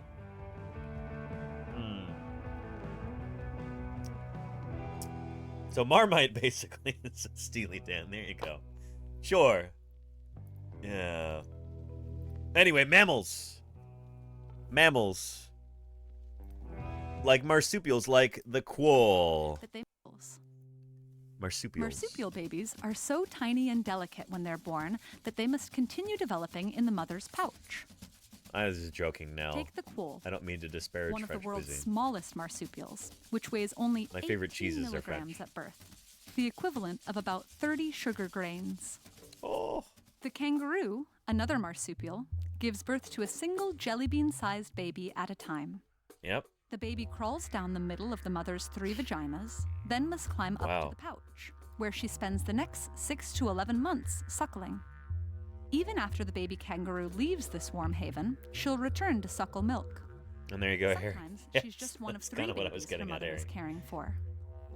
A female kangaroo can often simultaneously support one inside her uterus and another in her pouch. Huh. In unfavorable conditions, female kangaroos can pause their pregnancies. When that happens, she's able to produce 2 different kinds of milk, one for her Whoa. newborn and one for her older joey. That's nuts. The word mammalia means of the breast, which is a bit of a misnomer because while kangaroos do produce milk from nipples in their pouches, they don't actually have breasts. Nope. Nor do monotremes, the third and arguably They kind of like sweat the milk out of their armpits. It's cool and weird. strangest example of mammalian birth. Regular and There were chocolate. hundreds of Go monotreme HD. species, but there Yep. are only 5 left. Uh, 4 species of echidnas, and it's not like they went extinct recently, necessarily. A few of them did, but like monotremes used to be the majority of mammal species on Earth, I think, and now there's only 5. And it was that big bottleneck at the, you know, when a giant asteroid crashes into Earth, when a rock from outer space the size of San Francisco slams into the Gulf of Mexico and throws up a tremendous amount of dust and soot and ash, causes tsunamis and worldwide wildfires, and just all kinds of ecological, environmental devastation, it tends to be bad for critters, including a lot of the monotremes. This is kind of when they really fell off, unfortunately for them. and the duck-billed Yeah. platypus. Hey, Kidna, how you doing? Welcome back. The name monotreme Yeah. means one whole, referring to the They got a single orifice cloaca. they use for reproduction, excretion, and egg laying. Yep. Like birds, reptiles, fish, dinosaurs, and others, these species lay eggs instead of giving birth to live young. Yep. Their eggs are soft-shelled, and when their babies hatch, they suckle milk from pores on their mother's body until they're large enough to feed themselves. Yep. So like I was saying, the mother basically like sweats milk out of like patches under her arms, I think. And Henny says, did the monotremes come from Australia? I don't know if we have a good sense for where monotremes first evolved. It very well may not have been in Australia. Monotremes used to live worldwide. And nowadays the only ones you can find, the platypus and 4 species of echidna, they're all found in Australia. Australia and maybe New Guinea as well. I don't know if all of them are from mainland Australia. But yeah. Despite laying eggs and other adaptations that we associate more with non-mammals, like the duck-billed platypus's webbed feet, bill, and the venomous spur males have on their feet, they are, in fact, mammals. Yep. That's because they share the defining characteristics of mammalia. That's not why. No, So all those characteristics are clues, but the reason why they are mammals is because they evolved from a mammal ancestor. Like, they could have lost all of those traits. They could have lost... Yeah, they absolutely could have lost their warm-bloodedness and, feeding their young with milk and all that other stuff that wouldn't make them not mammals. the reason why they are mammals. Have on their feet. They are, in fact, mammals. Yep. That's because they share the defining characteristics. That's not why. That's wrong. This is dead wrong. Sorry, but it is. Yes, they could have lost warm-bloodedness like some mammals have. They could have lost hair, which some mammals mostly have. Cetaceans don't produce a lot of hair. You don't hear about hairy whales very often. Yeah, like breathing air, they could even have lost that, and they'd still be mammals. Although no mammals have done that yet. And feeding their young with milk, they could have lost that, they would still be mammals. These are clues that a creature is a mammal, and most mammals have most of these because they evolved from a mammal ancestor. So you're like, you know, this is... To make a video game analogy, which I'm trying to do more often here, given that this is Twitch, like, these are the features that you already have for, like, your character selection screen, right? If you're a mammal, it's like, wow, this is what you've got already. And you can remove some of these, but you're still a mammal because you evolved from a mammal ancestor, you know? Yeah. So that's confusing. And are evolutionarily linked to the rest of the class. Yep. This is why they're mammals, is because they're evolutionarily linked, because they evolved from a mammal ancestor. They're placental, marsupial, or monotreme. Each of these creatures and its unique birthing methods. And Slayer Darth, I don't play video games either, really. Succeeded for many millennia in bringing new life and diversity into the mammal kingdom. Yeah. Anyway, good stuff. Good stuff. So we were talking about egg laying and different reproductive strategies like that. The fact that dinosaurs laid eggs seems to have been a huge advantage for them. Yeah. Here, let's go back to this part because we've got new people That here. would have taken a very long time. Big mammals like giraffes, rhinos, and elephants usually only have one offspring at a time, and gestation can last longer than some other kinds of animals live.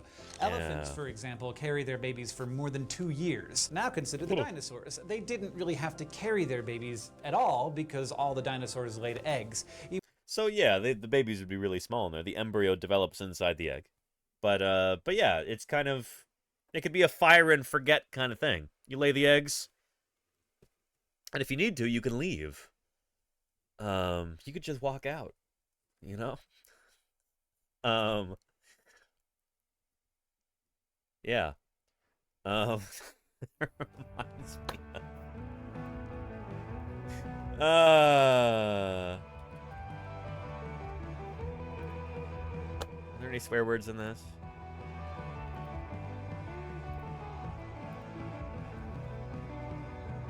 Yeah.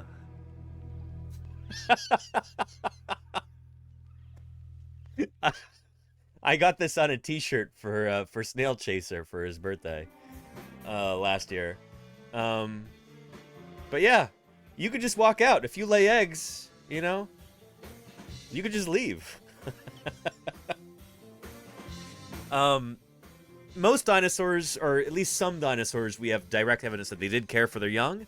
They were very good parents. Maiasaura is the classic example, the good mother lizard. But yeah. Anyway, if it sucks, hit the bricks. Real winners quit.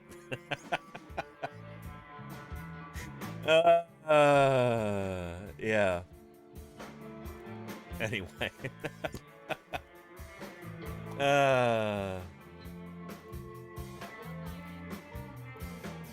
So yeah, all dinosaurs laid eggs, and that gave them a certain degree of flexibility in like how much parental investment was actually necessary. So some dinosaurs invested a lot in their offspring after they produced those eggs. After they laid those eggs, they cared for their offspring, they brought them food in the nest, they kept predators away, all that good stuff. Sauropods, though, that laid these big eggs, the biggest dinosaur eggs, among the biggest dinosaur eggs were sauropod eggs, from these huge, long-necked, four-legged dinosaurs, the sauropods. The dinosaurs that got the biggest, they laid eggs that looked like this, and we're not totally sure how much they actually cared for their young after they laid those eggs.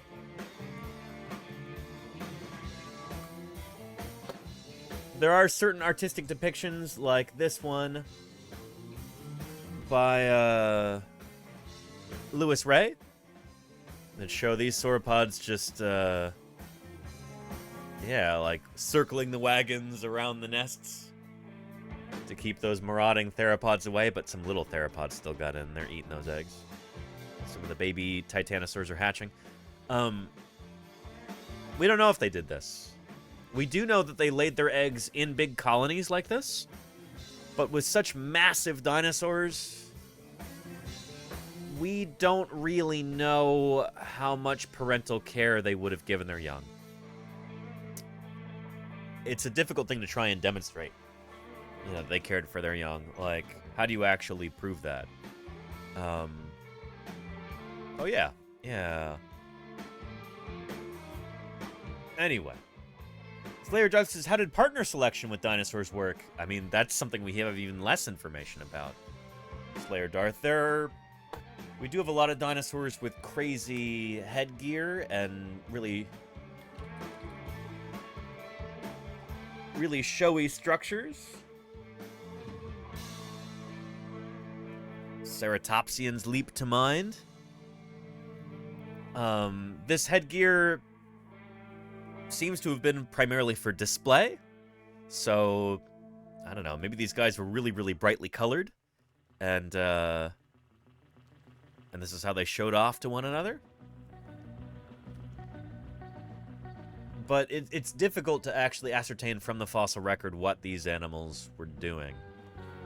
In terms of, like, you know, selecting reproductive partners.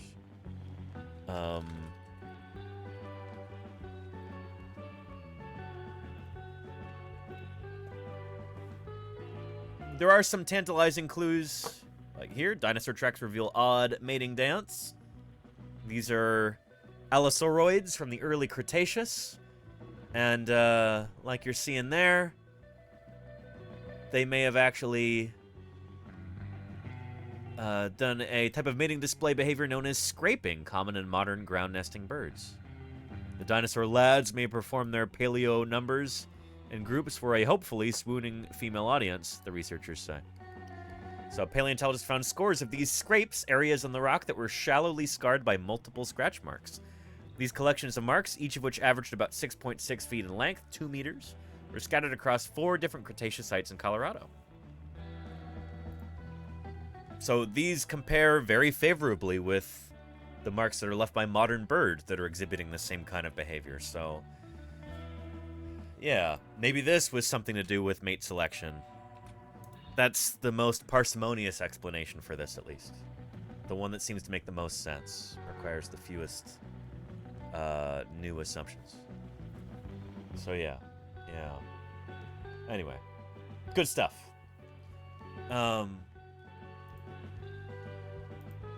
But yeah, let's get back to our video here on why dinosaurs got so big.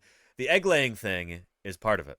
Even the biggest of the giant dinos hatched from an egg no bigger than a soccer ball. What does this have to do with size? Well, bigger mammal species give birth to bigger young, which requires a huge amount of time and energy to gestate. Dinosaurs totally bypassed that problem. Instead of having bigger babies, the largest dinosaurs laid comparatively small eggs, which held equally small hatchlings. Reproducing this way, with babies hatching and growing outside of the mother's body, removed the size limits that gestation places on mammals. Dinosaurs also had another evolutionary advantage. Their skeletons had a special feature that mammals lacked, a sophisticated system of air sacs. These sacs were basically pockets of soft tissue that were connected to the lungs. Think of them as biological balloons. Some of these sacs sat in the body cavity next to bones, usually in the neck, back, and hips, but others ran inside the bones themselves. These air sacs helped shape the dinosaur's skeleton and allowed the bones of the biggest dinosaurs to remain light without sacrificing strength. How do we know that extinct dinosaurs had these sacs? Partly because the non-extinct dinosaurs have them too.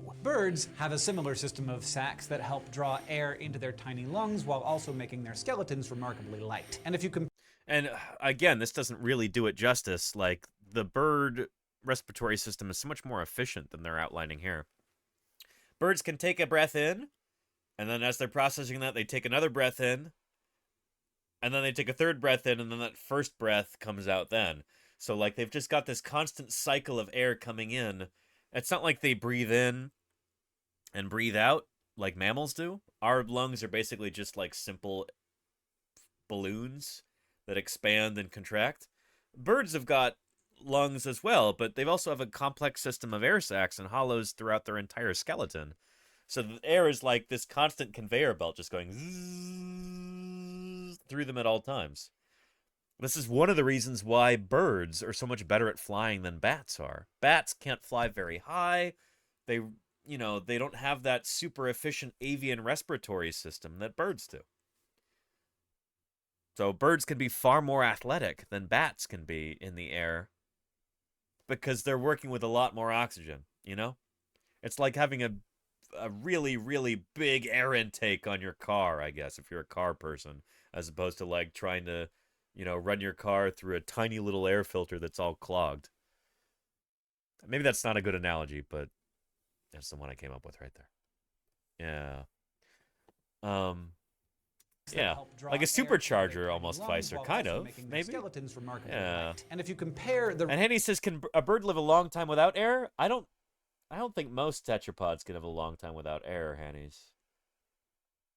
I wouldn't want to run any experiments to subject tetrapods to a vacuum. Ooh. But no, birds can get a lot more out of the air that they have, but they still need air, It's just they're much more efficient at using it. Yeah. And what's less dense than a bird? A dinosaur, says Andy then did. I mean, birds that can fly have really taken the less dense thing to an extreme. So a bird is still going to be less dense than, say, a non-bird dinosaur. But yeah. Anyway. Yeah. Respiratory system of birds to those of the giant dinos, you'll see the resemblance is pretty striking. In sauropods, for example, the vertebrae of the back and neck have the same pockets and divots we find in birds today, where these air sacs were attached. And when paleontologists scan fossils of some dinosaur bones, like vertebra, they often find hollow spaces inside the bones where the air sacs used to sit. Yes, indeed. And let's see.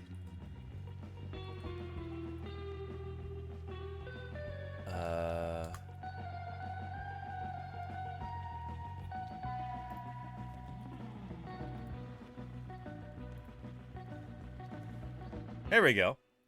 From the New York Post, of all places, we've got a lovely article with a video with sauropod paleontologist Carrie Woodruff talking about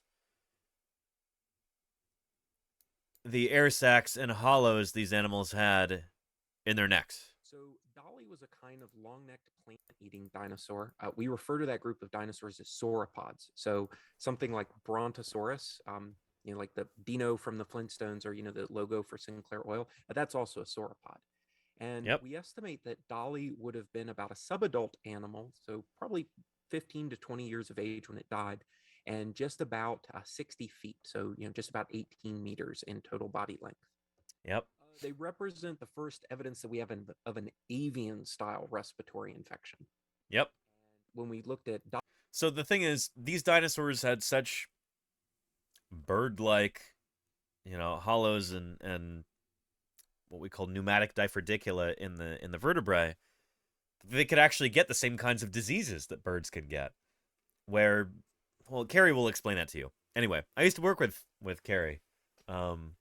We were in Montana at the same time. He was doing his master's degree under Jack Horner while I was an undergrad there at Montana State and Museum of the Rockies. We saw that we used to go digging together. In these pleurocells, which are normally very, very smooth bone, we saw that in Dolly, the edges of these pleurocells were really rough and irregular, and coming out of them, basically imagine something that kind of looked like fossilized broccoli. Yeah. It was this really irregular, gnarly, lumpy-looking bone, something that we hadn't seen at all. Yeah. So we see some of that in there. Ugh. Yowza. Right here. Very irregular looking bone. Not healthy stuff. Dolly had air saculitis with associated osteomyelitis. So that's just the fancy way of saying that Dolly had a respiratory infection with a secondary bone infection. Yep. And we see these same kinds of structures in birds today. We see air saculitis, and it can be caused by several features. So it can be bacterial in origin, but the most common respiratory infection today, and the one that shared not 100%, but many similarities with what we saw in Dolly, is actually a fungal derived infection called aspergillosis. Yep. Yeah. And Erica's Ember's Little Stinker asks, so it wasn't to hang out in swamps and support their body weight in water, like old books from the 70s always said that. No, these dinosaurs lived on dry land, and they probably would have hated being in swamps. Because their bodies just are not built for that. Their bodies are built for walking across dry land, across, meadows and fields and floodplains, through forests, that kind of thing. Their feet are also totally the wrong shape for a swamp animal. They would just sink right down into the mud. And we even have evidence of some of these dinosaurs getting stuck, getting mired in swamps, especially young ones, where like their limbs are all just like plunging straight down, and it's just their limbs preserved in 3D, going straight down into the mud because that animal got stuck and died there, and then the top of it got eaten, and just the legs were left down in the mud where it got stuck. So yeah, sauropods did not live in swamps, as a general kind of rule. Yeah. And would the disease hurt the function of her neck bones? It would do more than that, Hannies. Yeah. Yeah. Ugh. Yeah.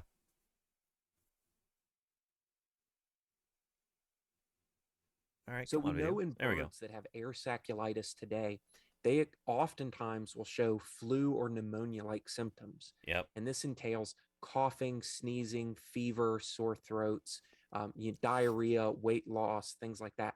And these are all of the exact same symptoms that we all have experienced when we've had respiratory disorders. So that's really kind of cool, because that means you can hold that infected bone of Dolly in your hand and know that 150 million years ago, you probably felt just as crummy as you were when you're sick as Dolly did. Yep. Now, can we say that killed Dolly? We don't know, because again, we don't see the sign in the bones. But in birds today, without medical treatment, air saculitis is largely lethal. And we also know that, today, herding animals, like these sauropods would have been, that sick animals often just kind of fall behind. So whether or not Dolly just keeled over from this disease or was isolated and visibly weak and would have been a good target, and an easy meal for a predator, we can't say. But I do think that this disease ultimately caused the death of this animal.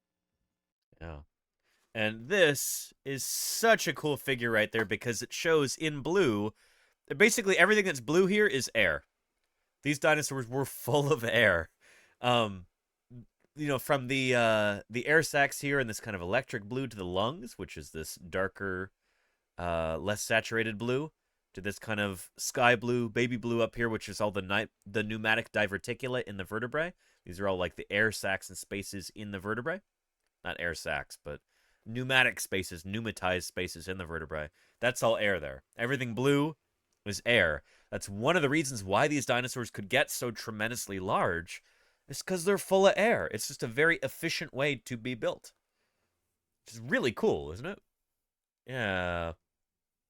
And Eric, yeah, I know that those books way out of date now. An animal like this trying to move through a swamp, like it's got these pretty narrow legs. It might get stuck, but also if it's trying to swim, it's gonna sit pretty high in the water because it's full of air. A lot higher in the water than like an elephant would be. Elephants are very dense compared to these animals. These guys are much more, air-filled. Much less dense. Yeah. And let's see here. Great contender. Oh, interesting, Nell. Very, very cool. Wait, New Zealand's bird of the year? Nell.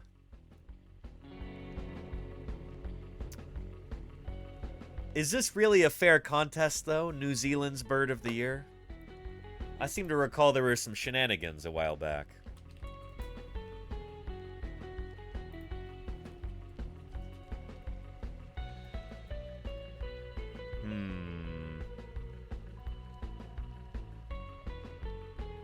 Let me see if I can find this real quick. I think I saw this weekend. There we go. 2 years ago, this week, the New Zealand long-tailed bat won the 2021 Bird of the Year competition in New Zealand, despite not being a bird.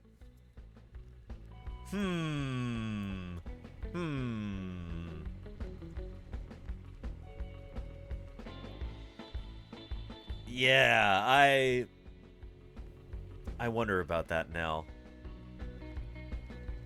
Here, let's look at the Bird of the Year thing. In 2023, we're searching for the Bird of the Century. Celebrating our 100th birthday and sharing the love for our fantastic feathered friends.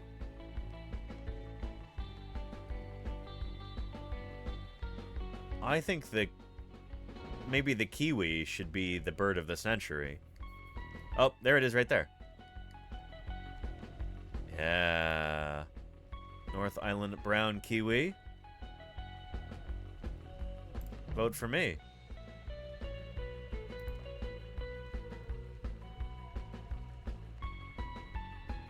Other birds, let me pick the kiwi. Unless they can... So they have a bat, but they don't have a tuatara. A tuatara is closer to a bird than a bat is. Let's look for the Kia. Let's make Kia number 2. Moa, maybe? Oh, I don't know.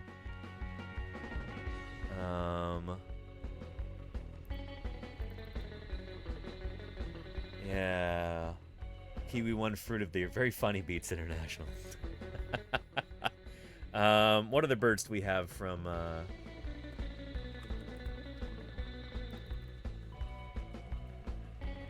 Let's find some penguins. Yeah.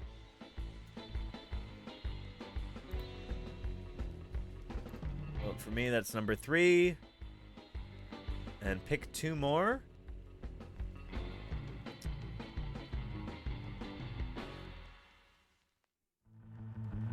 Let's see.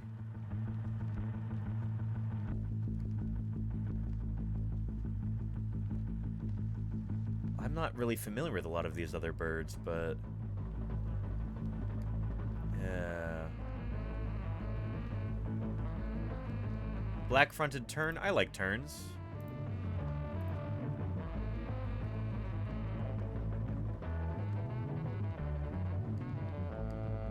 And I feel obligated to pick birds that are in serious trouble. I like the eastern rockhopper penguin. Submit my vote. Well, let's do this. Yeah.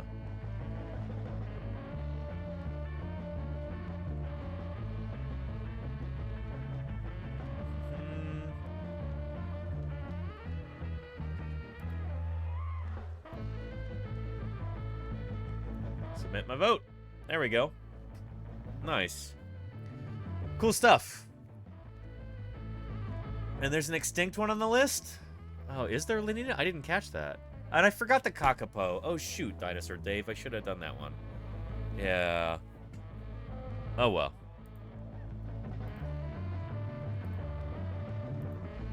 But let's get back to how dinosaurs were able to get so big. Now keep in mind that bones with spaces created by air sacs are different from the hollow bones that you see in the legs of birds and other theropod dinosaurs. And not all of the extinct dinosaurs had these handy airbags. Only the type of dinos known as saurischians had them. In the traditional dinosaur family tree, this group encompasses the theropods, that is the two-legged dinosaurs that include today's birds, the meat eaters, as well as the sauropods, the quadrupeds that include the giant titanosaurs. All of the rest of the dinosaurs, like the horned, armored, and duck-billed dinosaurs, are known as ornithischians, and they didn't have these features, so they weren't as light on their feet. And of course, we mammals don't have anything like them either. We retained a skeletal system of dense, heavy bones that puts a limit on how big we can get before our bones crack under our own weight. But the thing is, these adaptations are just what allowed dinosaurs to get so big. They don't tell us why these giants got so enormous in the first place. And that's a totally different evolutionary question with lots of possible answers. Maybe living large was a way to stay safe from predators. Or maybe their size allowed dinosaurs to cover more ground or reach higher leafy branches in search of food. Or maybe there's something paleontologists haven't thought of yet. And then there's another question to consider.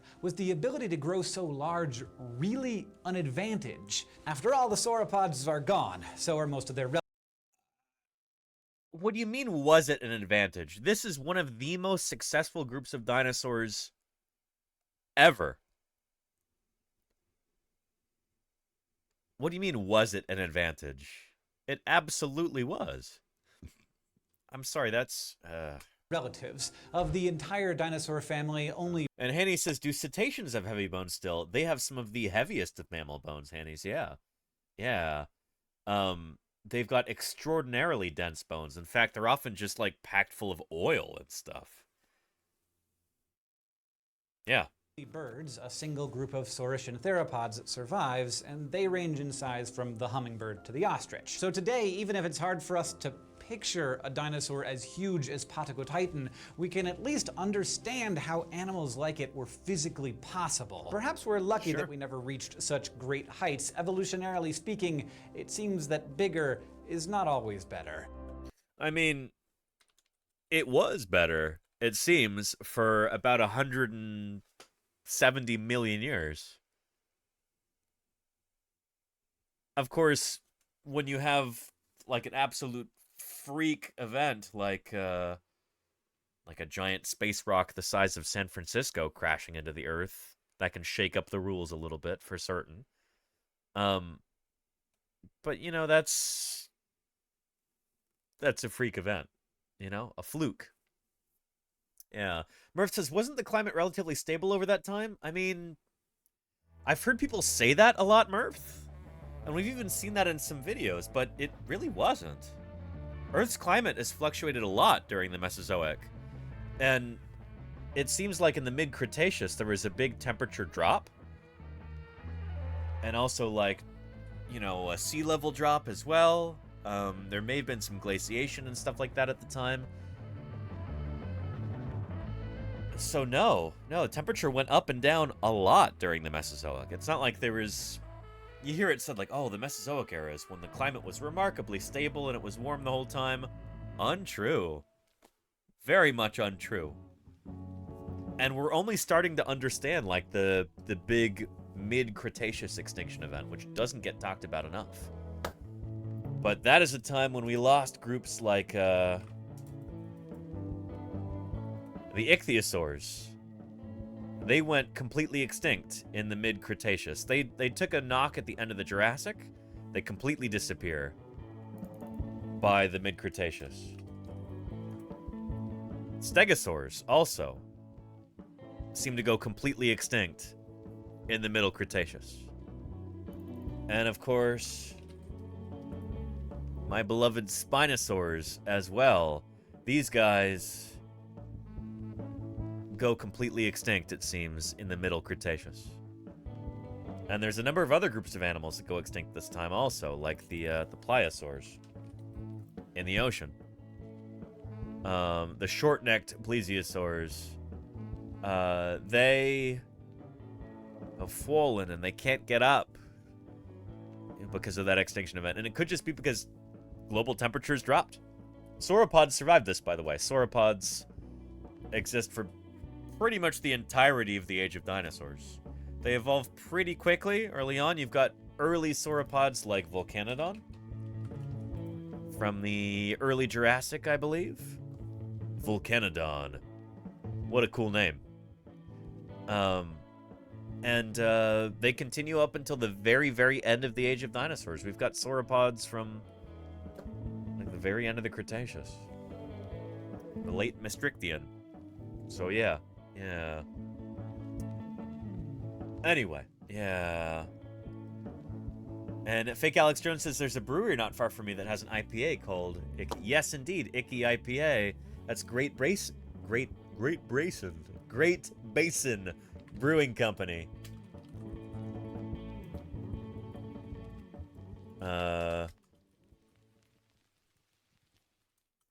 Yeah, it's ichthyosaur themed. It's good stuff. I've had it before. And the last time I was there, shoot, I should have, next time I'm in Reno, I should make sure I get some t-shirts. Maybe even just order them online. I don't know. After my next paycheck.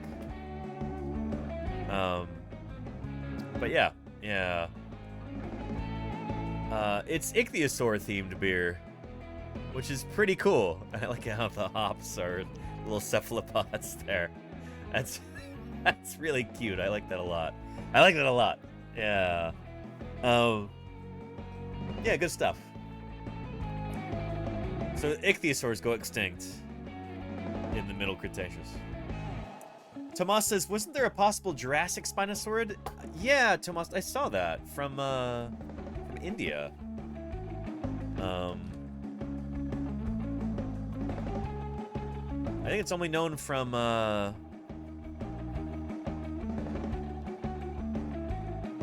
like a single pedal ungule, so like a toe claw.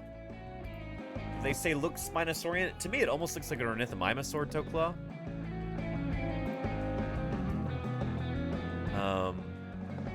Yeah. Shoot, where was that? There we go. Yeah, first Jurassic evidence of a possible Spinosaurid pedal ungule from the Jaisalmer Basin in India. This is the only clue we've got, is a single toe claw, which really looks, it almost looks like an ornithomimosaur to me. But this is the only scrap of like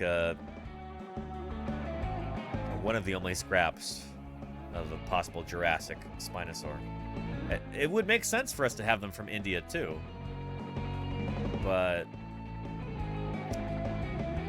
yeah, I'm not willing to call it based on just this. This is one claw in multiple views here, by the way.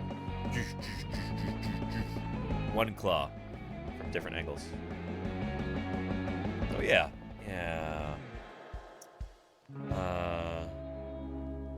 Yeah. Anyway. And Charlie's Dragon says, life on our planet really made me realize how everything changed in a single day when that asteroid hit. Oh yeah. It was very sudden. And that's one of the reasons why it took so long for that idea to become well accepted by paleontologists. Paleontologists and geologists were used to thinking in terms of millions of years, changes kind of slowly occurring over Earth history. So this idea that a rock from outer space could strike the Earth and just change everything in a day? Like, that idea was kind of anathema, you know? Like, that's not how we're used to thinking as Earth scientists. So it took a good while for that idea to become well accepted, I guess. And it took a lot of evidence to convince people. And not everybody's there yet. Yeah. Anyway, Hylocomium says, if you could do a new dig anywhere in the world, where would you do it and why? Ooh, Hylocomium. I've got a couple places in Utah which are inaccessible.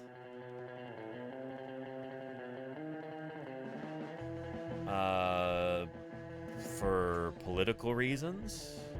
Not gonna get into that, but there's some like religious cult stuff going on. Like, yeah. And then Antarctica is what leaps to mind for me. If we're talking like magic wand stuff here, like, you know, you can go dig dinosaurs anywhere you want. Ding. You know, Antarctica. Give me some helicopters. Give me a crew. Give me everything else we need for Antarctic exploration. And let's go dig some dinosaurs in the Antarctic. because anything we find there is going to be new. We don't have very many dinosaurs from Antarctica yet. There's only a few. So just about anything we find would be new, and you bet your boots it would be important.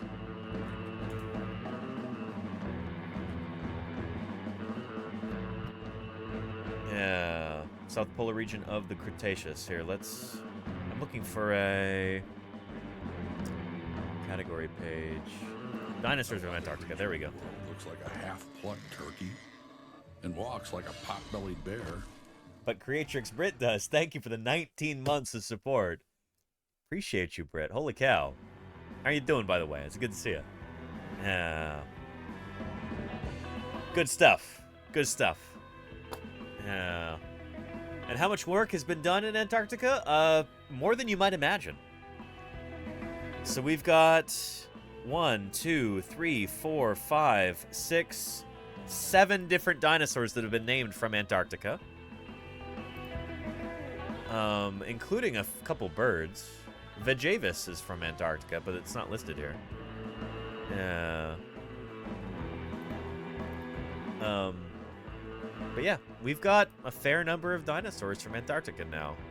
More than you might guess. 7 that have been described and named so far. There's more that have not been named or published in the literature. Bits and pieces. So yeah, you need a different hat? Yeah, I couldn't wear my normal field clothes, HD and HB, but that's a sacrifice I'd be willing to make. Yeah. And I'm doing well, Great Expert. Thanks for asking. Yeah. But yeah. Yeah. Anyway. And Hanny's had another question, which was... trying to find this.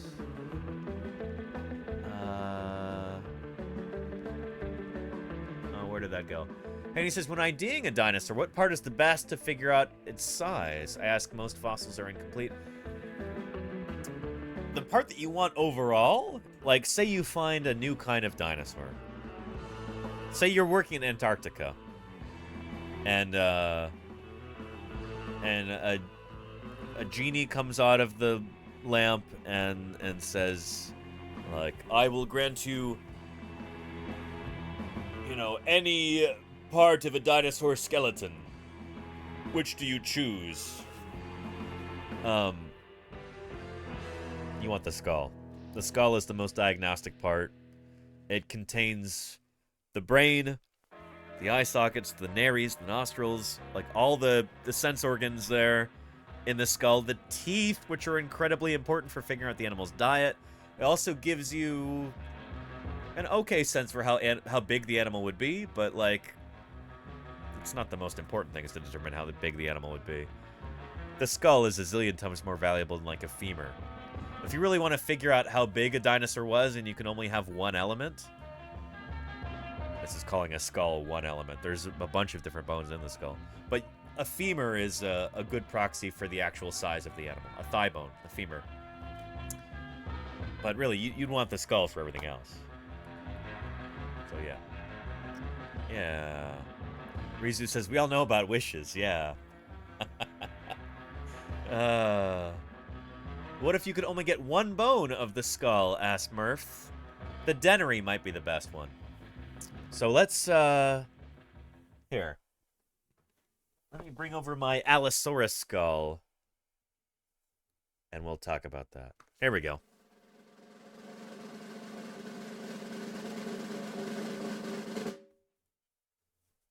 Wow. Oh man, this is big. But this is the skull of our Allosaurus here. This is a life-size 3D printed Allosaurus skull. And so the skull is made up of a bunch of different bones. So if you had to pick just one, the denary isn't a bad one. That's the lower jaw right here. And then you've got some other bones in the back. Syringular, articular, blah, blah, blah. The denary has got a bunch of teeth in it. Either the denary or the maxilla up here with teeth in it.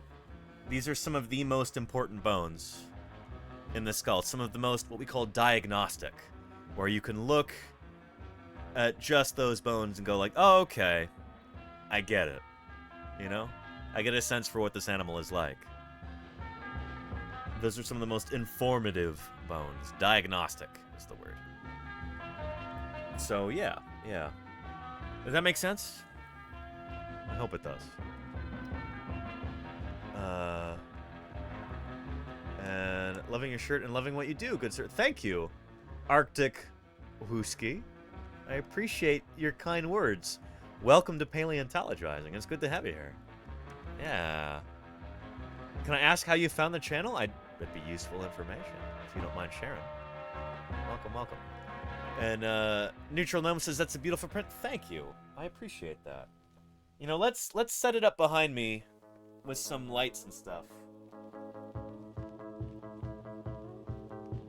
I figure, why not? Get that little cart over here.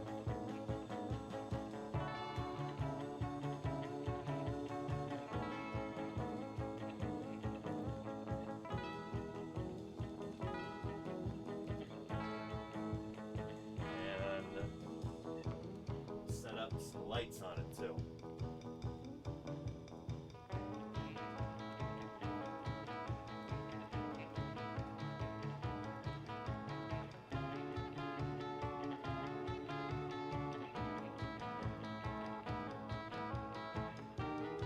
There we go.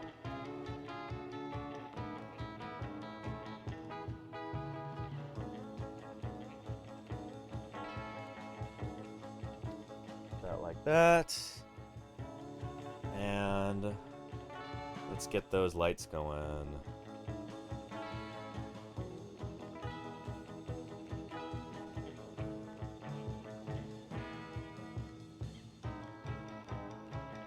There we go. Excellent. Yeah. Hey, Amelia Bedelia, how are you doing? Welcome. It's good to have you here. Yeah, that's so cool. Thank you, J Sweet. I appreciate that. Yeah. I've got a whole bunch of different 3D prints like this, you know, all over my office. And many more down here. I've got on this little cart. Different 3D prints. Here's a Scelidosaurus skull right here. I've not had an opportunity to smooth these or paint them yet, but I will be doing that. And then when I have to move in December, I've got some plans, hopefully, to be able to have a whole bunch of like rotating 3D prints. Not rotating in the same sense that the skull is rotating.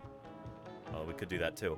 But rotating in the sense that I'll have different fossil 3D prints in the background every day, which I think would be pretty cool. Yeah, a way to kind of shake things up. Something new to look at every time I'm live. So even if you're not super interested in whatever the topic might be that day, might still be an excuse to come in and say, hey, what's Danny doing over at Paleontologizing? What kind of fossil 3D prints does he have on display today? Yeah. And Inachu says, I do wonder about the on-the-job clothing aspect. Mixed thread or all cotton, and in heat is more is less?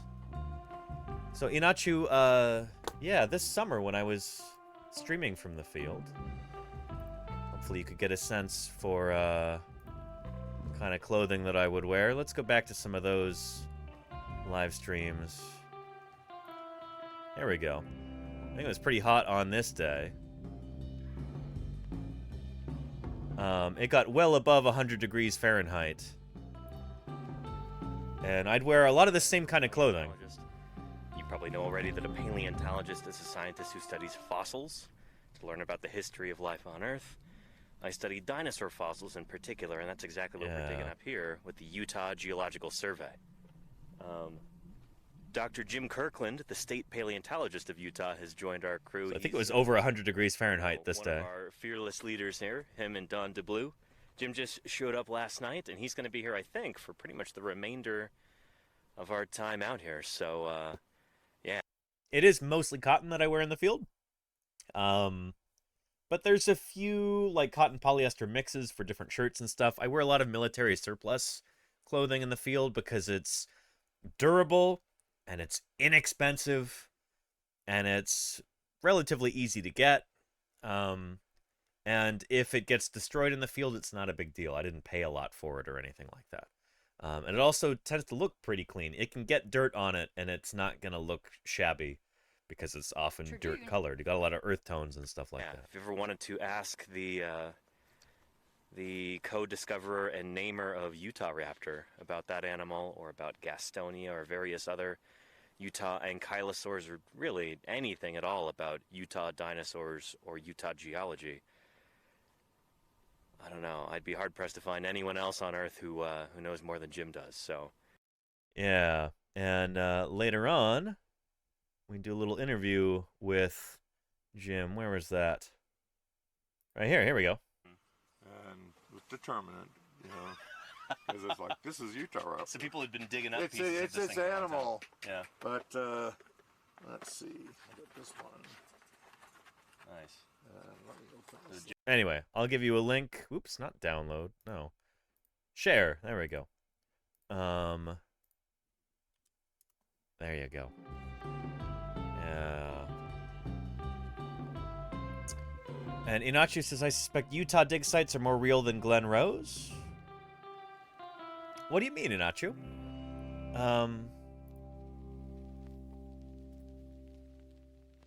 Yeah. I mean, we were working as a group of paleontologists and, like, I guess a few volunteers as well. Not I guess. We had a number of volunteers as well. But that's like an active scientific dig site. Glen Rose, there might be a few more kind of touristy elements, if that's what you're talking about.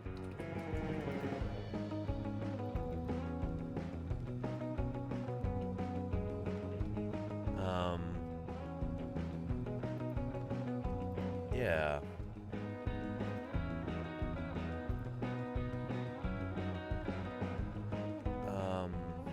I don't know if I'm going to be able to find this clip in time. Shoot. I don't have that one bookmarked. But yeah. And Inachi says Glen Rose is famous for fake footprints. Well, it's like creationists who would make those. They'd make like human footprints. They'd carve them into the rock and be like, oh, look, a human footprint next to a dinosaur footprint. That means that dinosaurs didn't live millions of years ago, you know, and they're trying to pull a scam there, you know. But this, you're right, that did happen at Glen Rose a lot. And there's still creationist museums that show off those fake footprints, and they go, look, see? That's a human footprint that's crossed over with a dinosaur footprint. It shows that the dinosaur walked there after the human did, so that means the Earth is only 6,000 years old. Yeah, you know? That's not cool. I agree, Jisui. Yeah. And yeah, Lenina, it's wild down there. Yeah. Here's a dinosaur wearing a Walkman. There you go, Thalo. Yeah. Yeah. So yeah, anyway. But maybe we can find a decent video on Glen Rose dinosaur footprints. Let's see here. Yeah, there was a while when so many different people were asking me about this because it was all over the news. This is near Glen Rose, Texas. Check this out. And as promised, we're right back. Dino tracks have been uncovered and restored in the Lone Star State. 6 News reporter Nicole Sharon is live with us in studio now to tell us more about this incredible find. Nicole? I know, Chris, it's pretty incredible. And you know what they say, everything's bigger in Texas.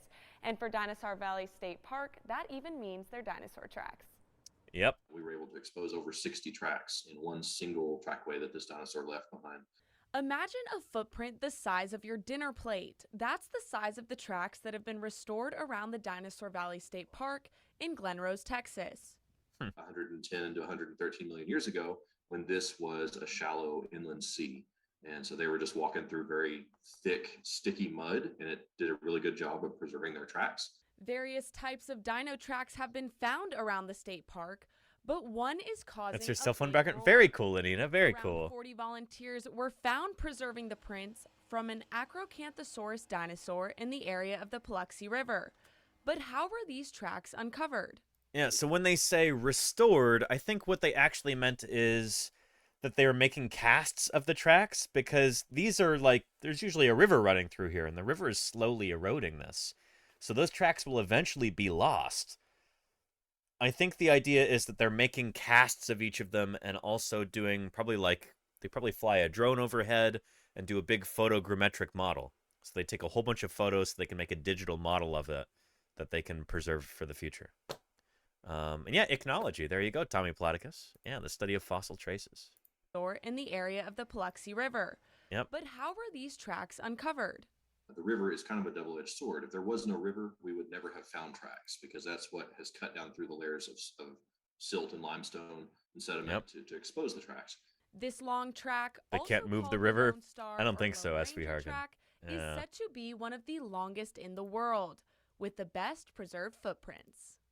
Limestone was such fine-grained limestone that it left a lot of detail from the feet of the acro that walked through there, and so you can see things like the pads on their feet, things that you don't expect to see in a dinosaur track. Dr. Irrefutable says he wears the same kind of shirts you do, Danny. I think he probably works for the Park Service, either state parks or national park. Actually, it's gonna be state park because it's Dinosaur Valley State Park. So yeah, but there's a reason that state park employees wear shirts like this, and it's because these work really, really well when you're out in the field. That's kind of the point, Yeah. These tracks are more than dino prints in the dirt. They tell a story. It gives me this really And Basil. Successful group would dominate and it would last forever. Thank you, Basil. Thank you for the 10 months of support. Appreciate you, Basil. Thank you for keeping me online for that long. I do appreciate it. deep sense of connection to the resources, to the history, to deep time. It's not some movie monster. It's not some creature that, from fantasy. It is an animal that walked through this area, and it just makes it seem really real to me. The Very park cool. did say with the recent rain, these tracks will likely be covered sooner rather than later. And it may be a while before we see them like this again. So hurry now to get a look for yourself. And Chris, I heard you've made a trip to the park before. I have gone with the kids, and I mean, incredible. There is an upside there, I guess, to the drought, exposing more of these tracks. Nicole Sheeran live in studio for us. Pretty amazing story. Very cool. Very cool stuff. Yeah. And Basil has the... Oh, it's a short A. Basil. I'm sorry, Basil. Thank you for correcting me there. I appreciate that. I'll try and remember this. Basil. There's a certain kind of Commonwealth dignity to that pronunciation. Basil. I will remember this, Basil. Thank you. Oh, I heard far worse. You're a good sport. I appreciate you, Basil. Yeah. And Hanny says to think that some dinosaur was just minding their business and we see these tracks millions of years later. I mean, that's the thing. In some ways, studying dinosaur tracks can be better than studying dinosaur fossil bones, because it can give you a sense for what these animals were actually doing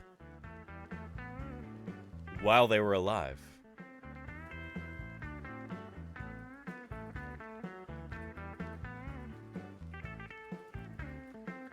Let's see if I can find you a video here.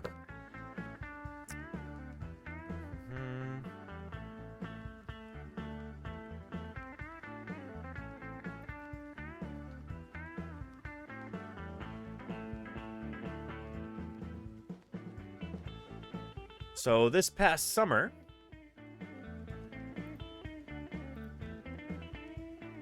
I was lucky enough to be able to hang out with Martin Lockley, who is a paleontologist who studies dinosaur fossil footprints. He was also at the Mesozoic Terrestrial Ecosystems Conference, which I attended and presented research at in Salt Lake City back in June. That's why I wasn't streaming then, is because I was at that conference. But we did this big pre-meeting field trip, and Martin Lockley was there, and he actually spoke about some of these trackways and stuff like that, because he's been studying this stuff here in the U.S. for probably close to 40 years. Yeah, he's an ichnologist. There you are, Tommy Platicus. I'm a paleontologist, which means I have what I'm told is every 7-year-old's dream job. But I don't spend my time digging up the remains of dead animals. Instead, I'm on the trail of clues left by dinosaurs and other extinct animals when they were active and very much alive. If I were to share with you some tracking tips, could you also become master trackers and find these same clues? Why not? 50 years ago, most paleontologists thought that fossil footprints, which we also call trace fossils, were rare and unimportant. No, it turns out they're very important, and they're also very common. All over the place. I have personally found a bunch of dinosaur footprints back in 2018 in Montana, right on the Montana-Idaho border. Dinosaur footprints from the Cretaceous Frontier Formation. Yeah. Arctic Whiskey says, I am wondering, what is the biggest find you've been able to find? Ooh, Arctic, stick around. If we get a big raid, I'll play you a welcome video, and some of this stuff is in the welcome video, some of the finds and things I've been involved with. So, hang tight. It's a good question, and it would take a long time to answer, so we'll put that on hold for now. But thank you for the question. In fact, some scientific journals actually rejected papers on fossil footprints without even sending them out for review. Yep. And this was because at that time, it was mostly all about bones. And you can see this by just looking at how many dinosaur skeletons there are in museums around the world. But sometimes these bones don't tell us quite as much as we might. Thank you, Arctic. I appreciate that. I'm glad you're here. Take a look at your own body. You've got one skeleton, right? But how much could we really learn about you and all your day-to-day activities just by looking at your bones alone? Yep, it's a good question. I mean, think about that. Really, really dwell on that for a second here. When we're looking at dinosaur skeletons, you know, they can be tremendously informative because these are the parts that these animals had inside them at all times for their whole life. But you've only got one skeleton.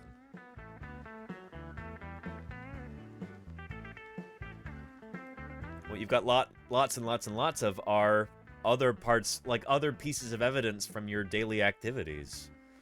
And those can tell us a lot more about what you're actually getting up to day to day. So I think that's really important to consider here. Not much, perhaps. There you go, Galrox. Fossil footprints, therefore, help us to bring these bones alive. They are the nearest thing we really have to motion pictures or movies of extinct animals. So there's a big difference between the study of fossil footprints or trace fossils and bones. For example, imagine a dinosaur track site the size of a football field with 5,000 or maybe even 10,000 fossil footprints. This is direct evidence of the activity of dozens, possibly hundreds of dinosaurs going about their daily activity. Yep. Sites like this give us dinosaur detectives the ultimate CSI challenge. And so it's no this sort of thing is not rare, by the way. Like, if you know where to look, if you're looking at rocks of the right age and the right type, you will find dinosaur footprints all over the place. If you talk to people like Martin Lockley, you know, he'll probably talk about it in this video too, but there's this massive, what he calls a mega track site that extends for like hundreds of miles across the Colorado Plateau. And it kind of, you know, dips and bows and like it's covered here, but then it's exposed there. But it seems to be one like semi-continuous horizontal plane with just literally millions of dinosaur tracks. No exaggeration, millions of them. And Arctic Husky, holy cow. Arctic Husky, I really appreciate that. Is that a Ko-Fi? donation there. Well, well, well.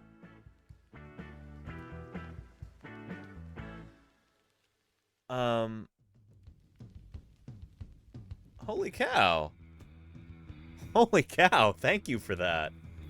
I appreciate that more than you know. Thank you for that.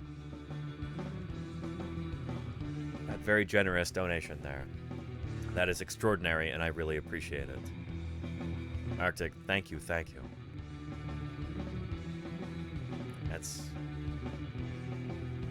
nothing to sneeze at. I really appreciate that. Thank you very, very much for that donation. Holy cow.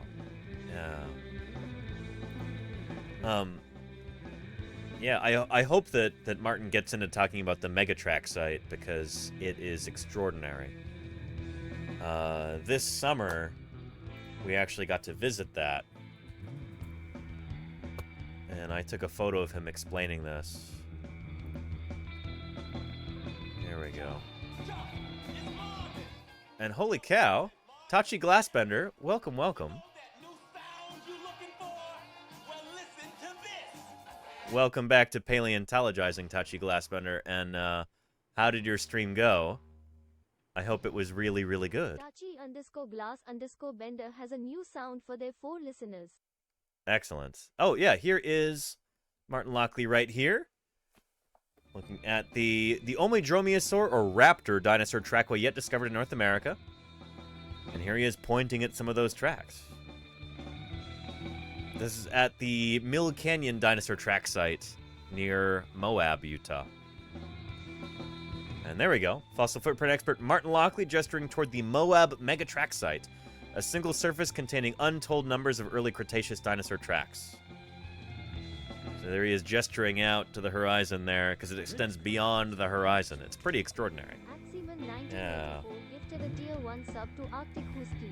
And Axeman, thank you for that gift sub to Arctic. I really appreciate that, Axeman. Thank you, thank you. Good stuff. Oh, and the ads kicked in, so I can't hear what you said. Oh, I'm sorry, Arctic. Well, thank you so much for that Ko-Fi donation. I really, really appreciate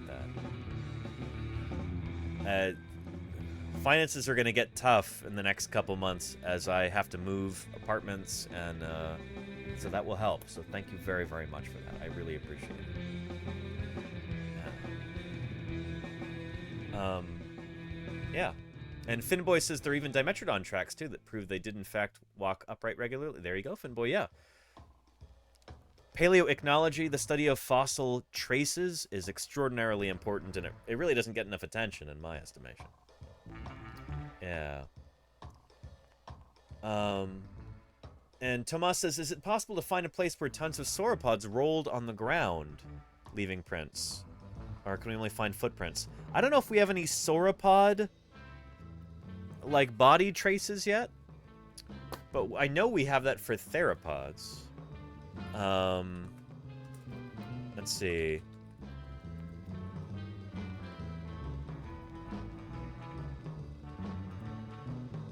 Let's see.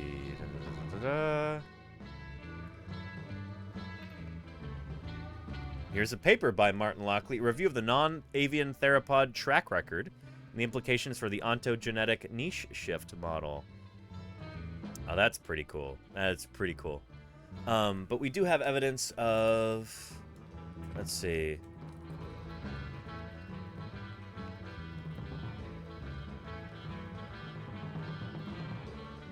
There we go. There are certain traces that are left by theropod dinosaurs. Maybe Dilophosaurus. Where there's basically like a butt print. Or we can look at these animals sitting down. Yeah, I'm not going to get into that right now, but yeah, I don't think we have that for sauropods yet, but I'm not really the one to ask. Martin Lockley would be the expert on that, for sure. Yeah. Anyway. Yeah. And, yep, we've already got detailed 3D models and stuff of footprints. In fact, I even have some 3D printed Rilo Rollo. One of the last prints I did before the printer stopped working was this right here, a 3D print of a theropod footprint right here. Check this out. Yeah. So it's not been smoothed or painted yet, but you could see those 3 toes right there. 1, 2, 3, right there. That make sense? You seeing it? Yeah. So this is a Gralator track, which is probably a dinosaur similar to like Coelophysis. Yeah. Isn't that cool? Yeah. I've got a couple of other dinosaur footprint 3D prints, but I've not been able to paint any of them yet. I'm looking forward to doing that sometime soon. Maybe after I move. Yeah. Anywho, let's continue. Wonder that the famous Sherlock Holmes once said, "There's no branch of detective science so important and so much neglected as the art of tracing footsteps." He fully understood the importance of fossil footprints in reconstructing the activity and behavior of track makers that had left the scene of the crime. Fossil footprints bring animals back to life then. Today I'm on the trail of a T-Rex, tomorrow I'm tracking a Stegosaurus.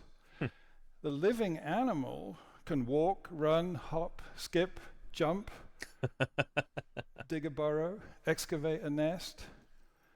Tracks will tell us the direction an animal's going in, whether it was a small or large, a juvenile or an adult. Tracks of fast-moving dinosaurs can even tell us that they could outsprint Usain Bolt at 30 miles per hour. Tracks may also tell us if an animal was limping or injured. There are some dinosaur tracks that have like injured toes and stuff like that, kind of like you see in pigeons in the city, you know, where like a pigeon will be missing a toe or it has some sort of like weird growth or something like that. We've got that in theropod dinosaur tracks as well, which is really, really interesting. Yeah. And Mega Sweet Smile says, "I like the topography lines in the 3D print." That's how 3D printing works. Yeah, just building up layer by layer by layer, like on a topo map. Yeah. Yeah. Or whether it was traveling alone or in a group. Tracks, therefore, played a pivotal role in what we call the dinosaur renaissance of recent years. This is when dinosaurs got a sophisticated makeover, and they were no longer regarded as stupid, defunct failures. Instead, they were transformed into dynamic, athletic, intelligent movie stars. Yeah, I've probably that's a good way to put it. found and studied a few hundred fossil footprint sites over the years. So let me take you on a little field trip to one of my favorite locations. Let's take a look. South Korea. Yeah. Here on the shores of South Korea, we see these rocky steps, and each one This is cool because when you think of South Korea, you probably don't think of dinosaurs. And to be fair, there have not been a lot of dinosaur body fossils. Bones of dinosaurs found in South Korea. Not a great many. But there are some beautiful dinosaur footprints. Presents a mini landscape 100 million years old. If we look at this first there you go, Golganek. surface, Yeah. we'll see one of those fast-moving theropods this is heading cool. off to the north at high speed. On the next level, we see a series of parallel trackways representing the dinosaurs we call brontosaurs. They were probably sub-adults, not fully grown, but they were still larger than baby elephants. On the next level, we see the tracks of thousands of birds. These are only 1 inch long, but they're indistinguishable from the tracks of a modern sandpiper or a plover on a lake shore. Up on the next level, we see another there you go. trackway There, of a yeah, giant. yeah. This is a animal with a footprint 3 feet in diameter. It must have weighed 10 tons and been 100 feet long.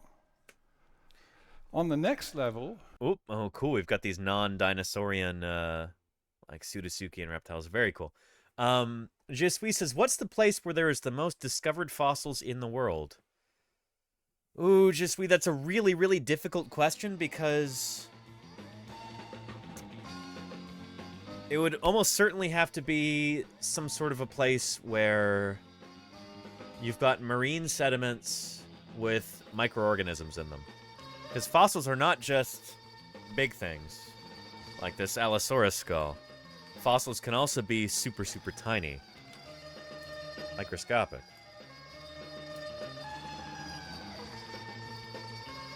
Foraminifera are a good example of this. These microscopic fossils, and you can have literally millions of these in a very, very, very small area. Because they are super tiny. So there's some with a small paintbrush right there. And so, I don't know, maybe the Cliffs of Dover would be a good candidate, because those cliffs those are like chalky Cretaceous cliffs, I think, and those are probably made mostly out of things like foraminifera. So they're literally made out of fossils. The cliffs themselves are made out of the remains of ancient living things.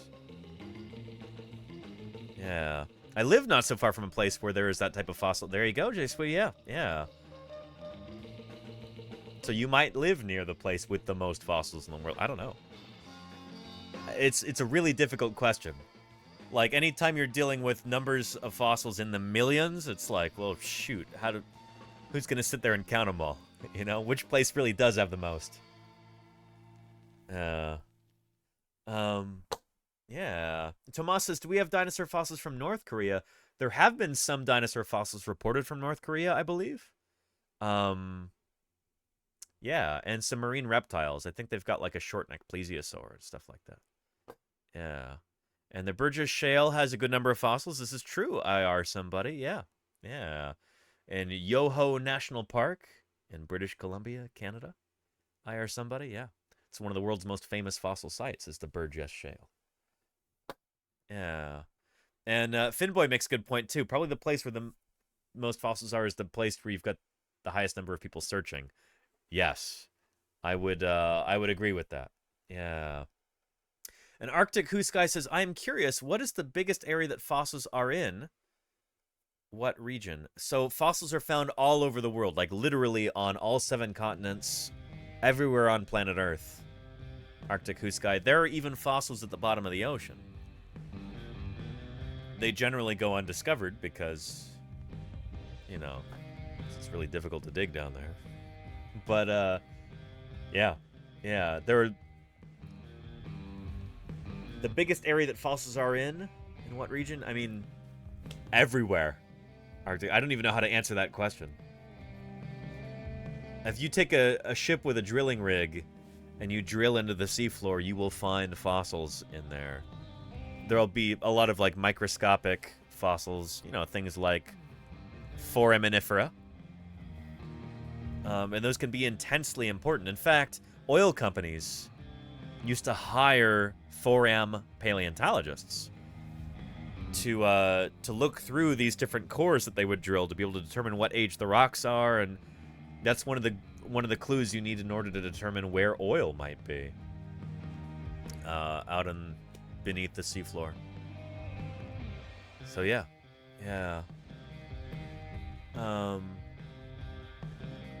But yeah. So were you able to name a dino Sopranosaurus? Fake Alex Jones? I don't know what you mean. No. Like the TV show? Yeah.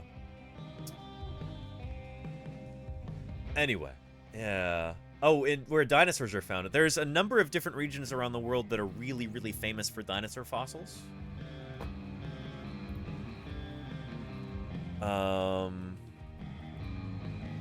Here, let's look at a world map here with political boundaries, and let's get ready to annotate this. Here we go.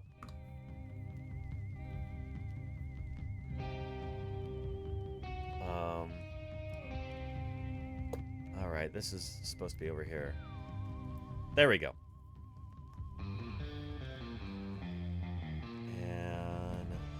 Good, it works.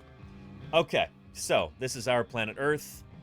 Some of the world's most celebrated dinosaur fossil regions are the western United States, stretching up into Canada. So up here you've got dinosaurs like Tyrannosaurus, Triceratops, from the Cretaceous, and then from the Jurassic you've got dinosaurs like Apatosaurus, aka Brontosaurus. Allosaurus, our guy right here, is from there. This is the Rocky Mountain states like Montana, Wyoming, Colorado, Utah, and then up into Alberta and parts of Saskatchewan in Canada. That's a really, really famous fossil, a really, really famous kind of region for dinosaurs. In South America, the Patagonia region of Argentina and Chile. So many dinosaur fossils from here. It's astonishing. Mostly from the Cretaceous. But yeah, that dinosaur we were looking at earlier, Patagotitan, one of the biggest of the titanosaurs, is from right here in Patagonia. That's why it's named Patagotitan. Means the Patagonian titan, Patagonian giant. Then in China, we've got Liaoning over here in eastern China. In fact, it might... Shoot, I think Liaoning is actually up here near Beijing. Up there. But one of the world's greatest fossil sites for dinosaurs. Nearly all of the world's feathered dinosaurs have come from Liaoning province, the Yixian Formation. Just the perfect conditions for preserving fossil feathers. So really, really exciting. Exciting place. And then the Gobi Desert of Mongolia. Also, if we're going to come up with a top 4, I think this would be it. The Gobi Desert of Mongolia, one of the world's greatest places to find Cretaceous dinosaurs. Velociraptor, whom we'll be talking about tomorrow, because tomorrow is the 99th anniversary of the publication of the dinosaur Velociraptor. Velociraptor is from the Gobi Desert of Mongolia. Does that make sense? We all on board? And yes, indeed, fossil feathers, je suis. Yeah, absolutely. We've known for about almost 25 years now that dinosaurs had feathers. Yes, indeed. And Finboy says dinosaurs originated in South America. We don't know that for sure, Finboy. Right now, it seems like dinosaurs originated somewhere in southern Pangaea. But we don't know for certain whether that's South America, whether that's India, whether that's Southern Africa. Because we've got very tantalizing clues from very early dinosaurs from all of those places.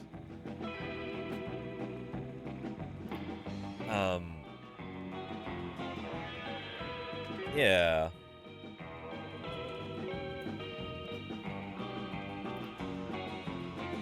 Here, if you want more information about that, this is a wonderful resource from Thomas Holtz. There we go. We don't yet have the earliest dinosaur, like the ancestor of all the other dinosaurs. But yeah, Nyasasaurus from southern Africa, or from Tanzania, is a candidate for the earliest dinosaur. Eoraptor from Argentina is the earliest known incontrovertible dinosaur that we have so far, but there's a number of others. Anyway, here's a good link for that. Oh, I already gave it to you. Well, I'll post it again. There you go. So yeah. Anyway. Yeah. Oh, and dinosaur feathers, let's see. Was it because of the region they were from? And no, Arctic Goose Guy, that's great. Let's get into dinosaur feathers a little bit, shall we? It's okay to go down tangents and rabbit holes and stuff. That's what a live broadcast is all about, you know? Yeah. Let's talk about dinosaur feathers here. The facts about dinosaurs and feathers. And what you can do to protect your family. Not really. Come on, play. To seeing feathered dinosaurs flying around and roosting in trees. But few discoveries have so completely transformed our picture of the extinct dinosaurs than the revelation that they had feathers too. Or at least some of them did. Over the past 20 years, dinosaurs of all types and sizes have been found with some sort of fluff or even full-on plumage. But these fuzzy discoveries have raised a whole batch of new questions, like exactly what kinds of dinosaurs had feathers? And how do we know for sure? And considering that the likes of T-Rex and Psittacosaurus couldn't fly... Psittacosaurus almost certainly didn't have this, It bugs me to no end that people keep portraying Psittacosaurus with these quills. Because, like, you talk to Chinese paleontologists and they're like, yeah, that's not a thing. They've got literally hundreds of these specimens with, like, preserved skin and stuff like that. There's only one specimen in the world that seems to have quill things on it. And that's one that was stolen from China and is currently being held in, I don't know, Italy or Germany or somewhere. But anyway. Then what were their feathers even for? Well, find a perch and get comfortable because I'm here to tell you everything we know about dinosaurs and feathers. Good stuff. I have to run to the bathroom real quick. I'll be right back, okay?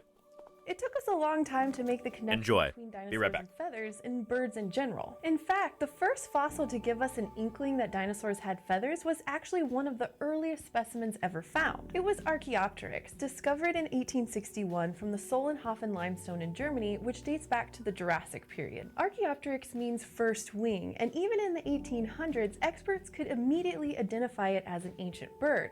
After all, at the time, birds were the only animals that we knew that had feathers, and this thing definitely had them. But Archaeopteryx had some other features too, ones that were kind of strange for a bird, like a long bony tail, fingers with claws, and tiny teeth.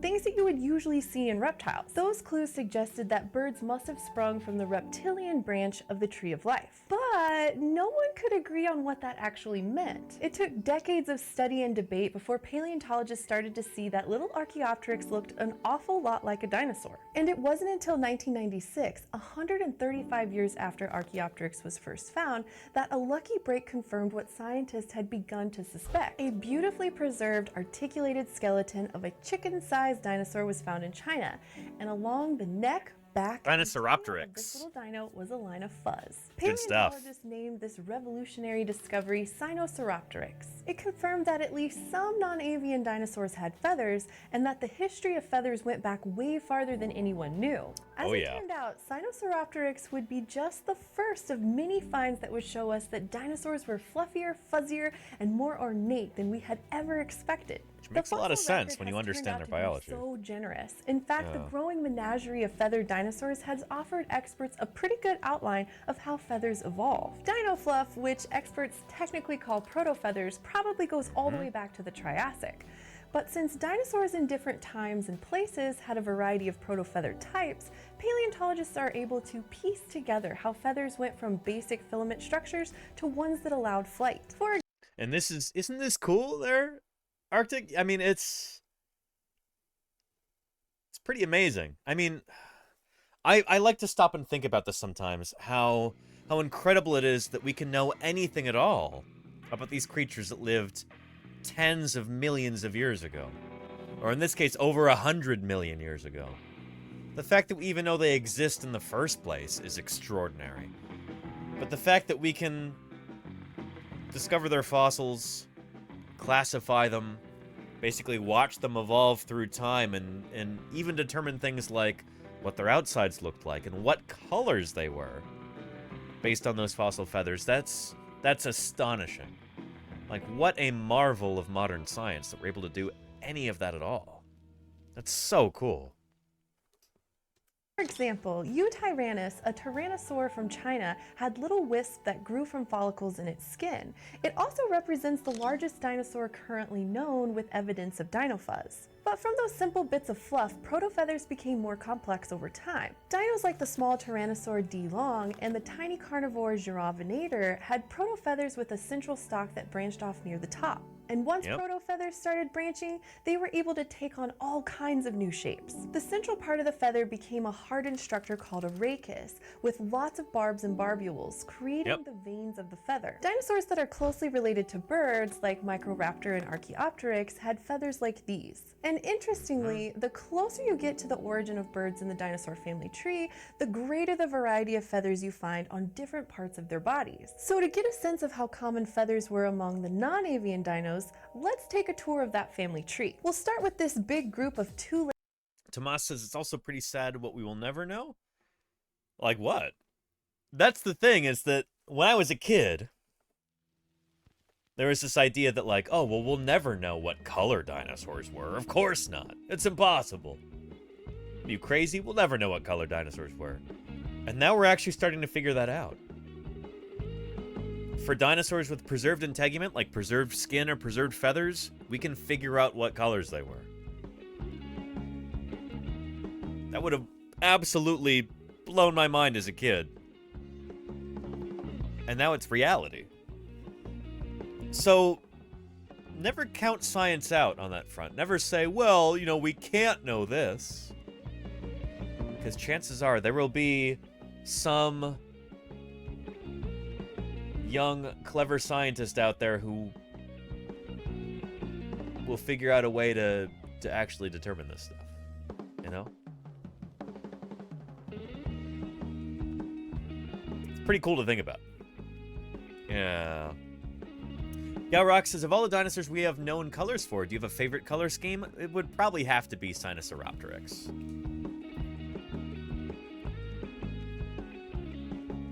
Yeah, with its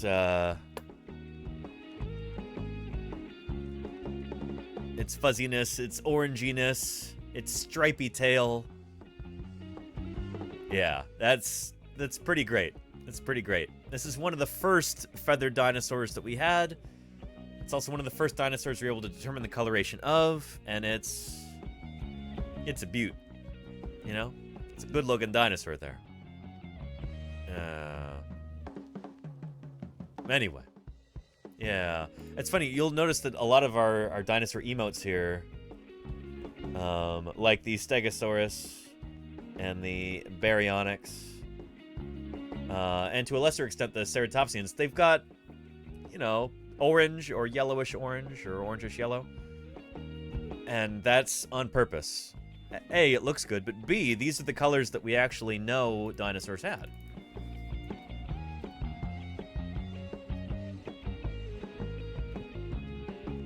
Psittacosaurus, for instance, we can determine the coloration of this animal based on, again, on that stolen specimen that's somewhere in Europe. That's this specimen right here. The bristles, I don't think are actually part of the animal itself.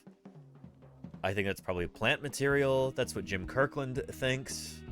And he's, I think, got some really strong arguments in that regard. I trust him on that. But time will tell. Anyway. This is an orangey dinosaur. So, the funny thing is, when you just do a Google image search for, like, dinosaur Halloween costume, for instance, and you want to get a sense for, like, what does the general public think dinosaurs look like? You know, green, green, green, green, and there's some other ones, but it's mostly green. So far, we don't actually have evidence of any Mesozoic dinosaurs being green. We've got orange, an orangey brown. We've got, like, dark navy or black for Microraptor and Archaeopteryx. And we've got, like, iridescent for Kaihong. So, no green dinosaurs so far. What lives will they destroy? And, well. Super Kalen, welcome to Paleontologizing. How are you doing? It is great to have you here. Holy cow, thank you for joining us and welcome to Paleontologizing. Holy cow. And look at all these wonderful people following. What a beautiful graph there. I really appreciate that, Super Kalen. Thank you for the raid. Ratak, Super Kalen, Fetal Star, Katie U, Katie Dearest, and Ruby Roo. Thank you all for your follows. Welcome. Welcome to Paleontologizing. It is great to have you here. Thank you for joining us. My name is Danny Anduza. I'm a dinosaur paleontologist, so a paleontologist who studies dinosaurs. And I'm here to answer your questions about dinosaurs, about natural history, about extinction, evolution, all that good stuff. A dinosaur? Ace Carrot, thank you for the follow as well. Good to have you here. I don't know if we've been acquainted, Super Kalen. Well, welcome. Wonderful to meet you. Thank you for your raid. How did your stream go? I want to hear all about it. What were you getting up to? Let's see. Some makers and crafting. Very nice. Well, welcome, welcome, welcome to Paleontologizing. If anyone's interested in makers and crafting, go give Super Kalen a follow. And my friend Oosh sent us. Well, thank you very much to Oosh there. Excellent, Super Kalen. That's wonderful. Since we've got so many cool new people here, this might be the perfect opportunity to call forth a good friend of mine to, you know, welcome new people to the channel. We like to call him Previously Recorded Danny. And sometimes if there's a big enough raid, he will materialize over my shoulder. And there he is, right? He's sneaking up behind us right now as I speak. So without further ado, Super Kalen, thank you again for the raid. We're going to let Previously Recorded Danny kind of fill you in on what this is all about, what paleontologizing is, why a paleontologist is even here on Twitch in the first place. So hold your horses, goodness. He's really eager. We're going to let him take center stage for a moment. Thank you again, Super Kalen, and Previously Recorded Danny. It's your time to shine. Well, thanks, Present Day Danny. Well, if you happen to be new around here, then welcome to Paleontologizing. You may well be wondering to yourself, well, if this is Twitch, then where are the video games? I'm gonna level with you here. I don't really do much in the way of video games. I'm a paleontologist. My name is Danny Anduza, and dinosaurs are my area of study.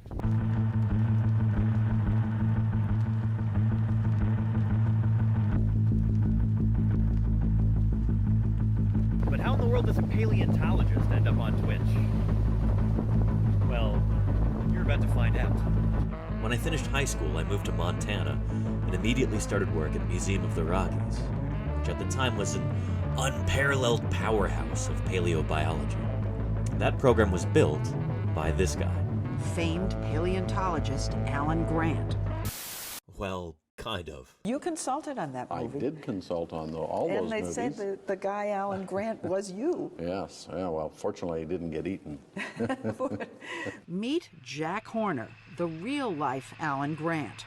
He's one of the most prominent and controversial paleontologists in the country, a dyslexic MacArthur Foundation genius who never finished college and who says he doesn't care why dinosaurs went extinct. To him, the important part is how they lived. It was at Museum of the Rockies, under the auspices of Jack Horner, that I learned how to be a dinosaur paleontologist. And a huge part of that I learned by working with Jack's final graduate student, a guy by the name of Denver Fowler, who would later go on to become curator of the Badlands Dinosaur Museum. Working with Denver, I did summer after summer of fieldwork in the remote Badlands of Montana.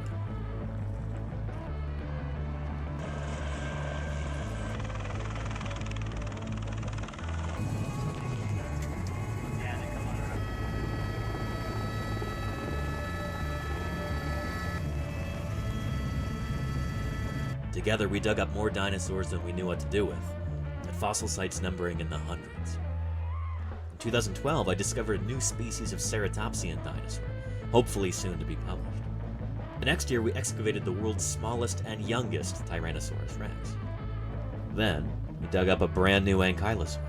Montana's news leader. 5 paleontologists are excavating what looks to likely be a new species of armored dinosaur. So we found its head, we found parts of its armor and plates, and so it should be a new species. Not bad, right? Well, anyway, much like my fieldwork, my research also focuses on dinosaurs. For example, here's Triarchunkus, the last of the Alvarezsaurs, just published in July of 2020. One of my current projects focuses on Spinosaurids. I can't really talk too much about that until it's a little bit closer to publication, so stay tuned for that. Anyway, let's get back to how I ended up on Twitch. A couple years ago, things in Montana were declining rapidly, so I picked up and moved on to greener pastures. I'm so glad I did.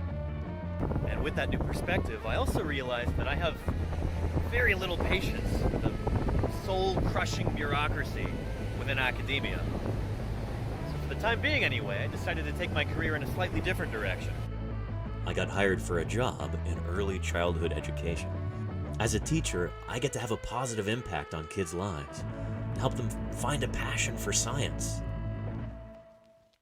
Then, when COVID-19 showed up, the school had to close. But that didn't stop the teaching or the learning. We just moved online. All right, friends. So, we're going to be looking at a book in a little bit, but I thought we'd start off with a song. At 3, 2, 1. Oh, give me a home where the hadrosaurs roamed, where triceratops bellowed and grazed, where erosion uncovers bones we seek to discover, for to strike the whole world amazed.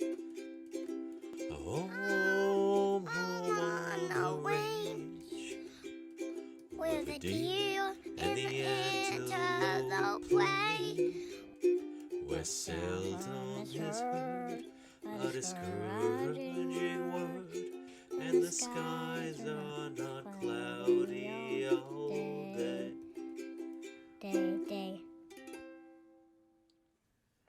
It was a pretty easy jump from teaching online to streaming on Twitch. I had my first broadcast in May, and I've been on here ever since. Now, I believe pretty strongly that any good scientist should also be a public servant. In my opinion, talking to everyday people about her science is one of the most important things that a researcher can do. I now have a golden opportunity to reach out directly to people where they are. This is what I'm all about, and now, thanks to Twitch, I get to share it with you. And I'm so happy to be able to do so. It's my intention to continue this mission of education by answering your questions, providing good science content, and working to grow this channel. And if you could help by following, or if you could afford it, by subscribing, I would be deeply grateful. So anyway, to my regular viewers, thank you again for sitting through this. And to everybody who's new, welcome. I'm genuinely, earnestly glad that you're here. And I hope you stick around. We've got a remarkable little community here, and I'd be delighted if you join us. Anyway, let's go ahead and get back into it. So, present day Danny, back to you. Well, thank you very much, previously recorded Danny, and of course, thank you even more to Super Kalen for that raid. Really appreciate that. I would ask if you've got any pressing questions about dinosaurs or any other aspect of natural history. I will still ask you that. Put together correctly. Like this question. You're smart. What do you think?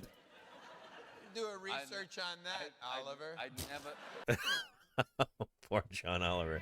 Anyway, we're talking about feathered dinosaurs right now, so if you've got questions, maybe we'll save them until after we're done talking about this. But shoot, it's November already. Can you believe it's already November? Holy cow. And November is, of course, Birds Are Dinosaurs Month. Birds are living dinosaurs. Spoiler alert, dinosaurs never went completely extinct. We still have one group of dinosaurs today, and we've got a tremendous number of species of these dinosaurs. How many species of living dinosaurs, aka birds? Yeah, we've got over 9,000 species of living birds, living dinosaurs.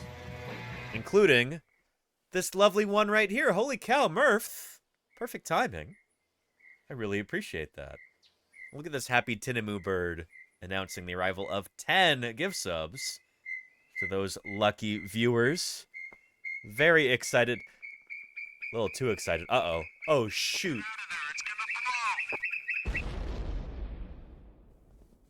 Murph is overloading the system with 10 gift subs. Holy cow, Murph. That is extraordinary, and I appreciate it. Thank you, Murph. Holy cow. Don't worry about that bird. I'm sure he'll be fine. But birds are living dinosaurs. Anyway, I don't want... Murph, 10 gift subs is a lot, and I really appreciate that. There's 10 chatters who are very happy about that. They won't have to worry about any ads. Given that I do this full-time, this is actually my full-time job here.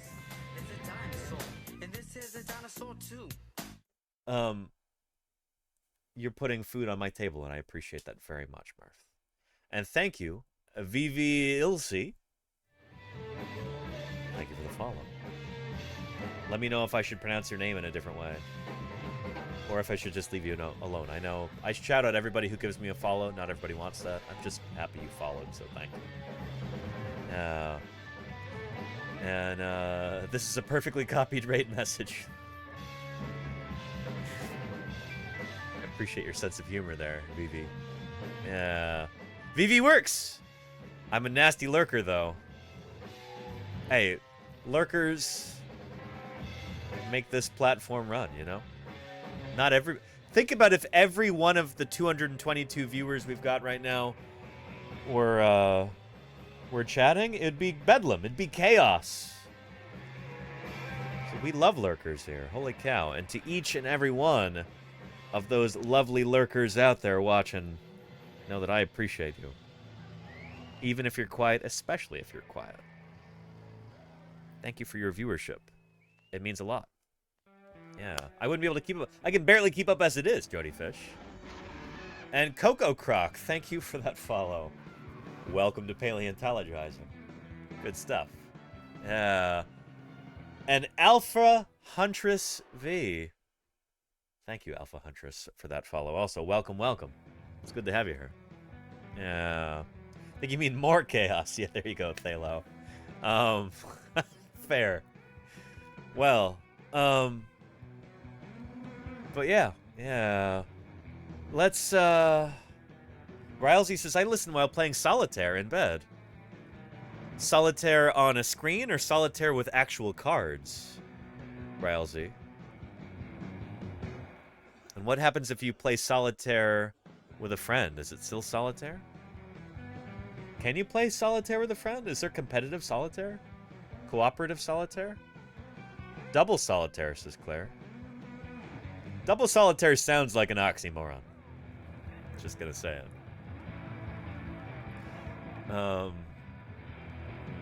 On phone. Nice, Rousey. Nice. I hope you're enjoying. Here. Before we descend further into chaos, we are going to continue with our discussion of dinosaur feathers. And this is actually the perfect point in the video to do that. Excellent. We don't even really have to backtrack. So to get a sense of how common feathers were among the non-avian dinos, And she says non-avian dinosaurs because, like I was saying, this is the general consensus among paleontologists, among evolutionary biologists, among ornithologists, bird scientists. Birds are dinosaurs. Birds evolved from small, two-legged, feathered, meat-eating dinosaurs. So we've got dinosaurs and we've got non-avian dinosaurs. Oh, excuse me. We've got avian dinosaurs, which are birds, and non-avian dinosaurs, which is all the dinosaurs that aren't birds. Of their bodies. So to get a sense of how common feathers were among the non-avian dinos, let's take a tour of that family tree. We'll start with this big group of two-legged Saurischian dinosaurs. Arctic Who Sky says, the inner child in me is coming out and I'm smiling so much. That makes me smile, Arctic. Thank you for saying so. I appreciate that feedback. Thank you. That's what this is all about, you know? The world is a big, beautiful, amazing place, and nature is the most incredible thing that we know about or can know about. And dinosaurs are such an incredible part of that. Thank you for letting me share that with you. on this broadcast. I'm happy you're happy.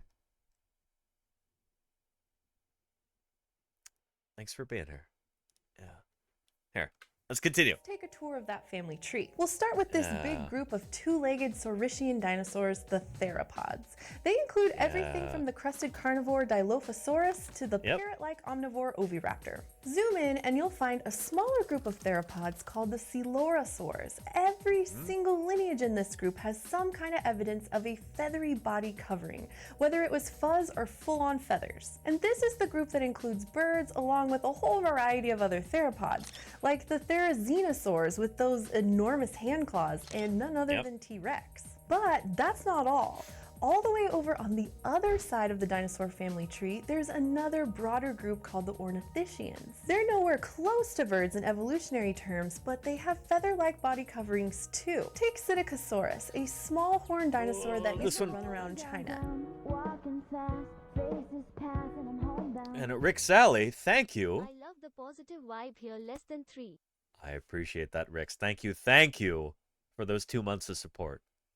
Thanks for helping keep things positive for the past 2 months. It's part of the reason I can do this is because of your support. So thank you for that. Appreciate it.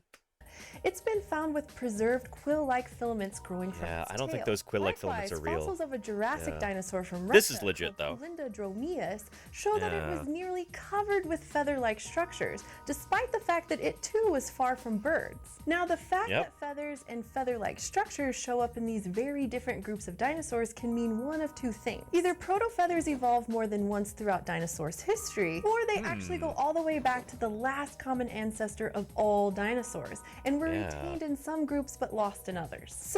And it could even be that feathers or feather-like, filaments, what feathers evolved from, those might even predate the dinosaurs. I don't know if she'll talk about that in this video, but there's another group of critters that we call pterosaurs that many members of the public know as pterodactyls. Pterosaurs also had a kind of fuzzy covering on them. We know this from their fossils. It's preserved in some of them. And those might be the same structure as dinosaur proto-feathers or dino-fuzz. So it could be that the ancestor of both the dinosaurs and non-dinosaur pterosaurs, because these guys are not dinosaurs. Pterosaurs, aka pterodactyls, not dinosaurs, but they're very close cousins of the dinosaurs. It could be that fuzzy covering on pterosaurs is the same as on dinosaurs. And it could be that the common ancestor of pterosaurs and dinosaurs first evolved that. So we have some pretty good data about the presence of feathers within certain groups of dinosaurs. And we can use that to make informed guesses about which particular species. Yeah, pycnofibers. Exactly, Finboy, yeah. For dinosaurs like Microraptor, there's direct evidence of feathers right there in the rock. Finboy. No question about it. So glad you're here. There are dinosaurs that we don't have direct evidence of feathers for, but we think they probably had them. This is called phylogenetic bracketing, using the presence of traits across related species to make an educated guess where those traits might occur. For example, most mammal fossils aren't found with hair, Did you ever, though, have a moment where it was kind of heartbreaking? No. Never. No, glue is cheap. Cryogaijin. How do the dinosaurs find you today? Very well, Cryo. Thank you for being here. I appreciate the 2 months of support. I really do. Welcome back. Yeah. Yeah, doing well. Hope you are too. We expect that they did. Oh, Rousey says, what makes a pterodactyl not a dinosaur? Ooh, we're kind of getting into Dinosaurs 101 here. Here's the graphic that I usually show to talk about this. This is what we call a phylogeny, or an evolutionary family tree. So what is a dinosaur and what isn't? The way that scientists classify living things is not based on some sort of arbitrary criteria. It's not like, is it big, is it small, is it green, is it yellow, is it whatever. Living things, we classify them based on their ancestry, based on what they're actually related to, who they share common ancestors with. So, How do we classify dinosaurs? Well, dinosaurs evolved from a common ancestor. That's why they're a group unto themselves. Try blaming the dinosaurs. And thank you, Matt M33. I appreciate that 100 bits. Thank you very, very much. We got a hype train going now? Beautiful. Very nice. And Miss Legacy, thank you for that follow. 70 feet long. Tips the scales at a substantial 35 tons. That is substantial. Thank you for that substantial follow there, Miss Legacy. Appreciate you. So in order to be a dinosaur, you have to have evolved from this ancestor. So, since I've already got the draw pad out, let's annotate this. So, dinosaurs begin here. So, these are all dinosaurs. Because you can, follow these little lines up from that ancestor. And everything that evolves from that is a dinosaur. So, dinosaurs are up here. That includes birds. This is why birds are dinosaurs, because you can trace their ancestry back to theropod dinosaurs and then back to the ancestral dinosaur here. So birds right here are dinosaurs. Does that make sense? Crocodiles over here, not dinosaurs. I don't have a sound effect, or I would use it there. Also, pterosaurs, aka pterodactyls. Pterosaurs, not dinosaurs. They're very, very close to the dinosaurs, so they share a common ancestor with dinosaurs. This is the Ava metatarsalia. So they're sort of like very, very close cousins, but they're not quite dinosaurs themselves.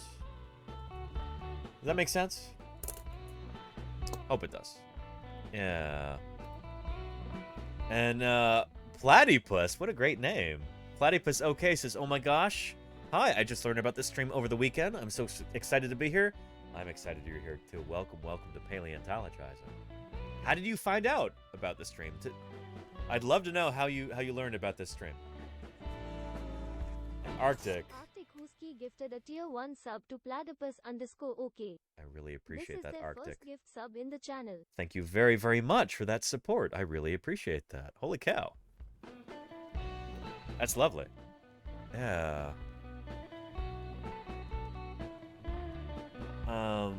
Yeah, Arctic Husky says it's crazy how birds and fish are dinosaurs. Fish are not dinosaurs, Arctic Husky, just birds. Birds evolved from dinosaurs.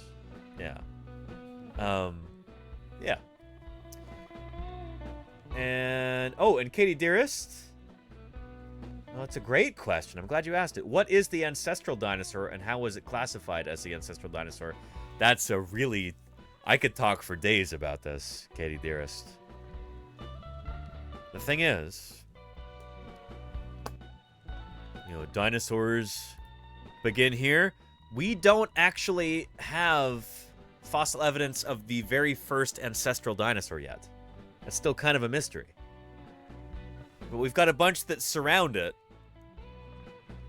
And so we know what the ancestral dinosaurs looked like. The thing is, you've got, later on, dinosaurs evolve all this crazy array of different shapes and sizes, different anatomies, morphologies. They didn't start off that way.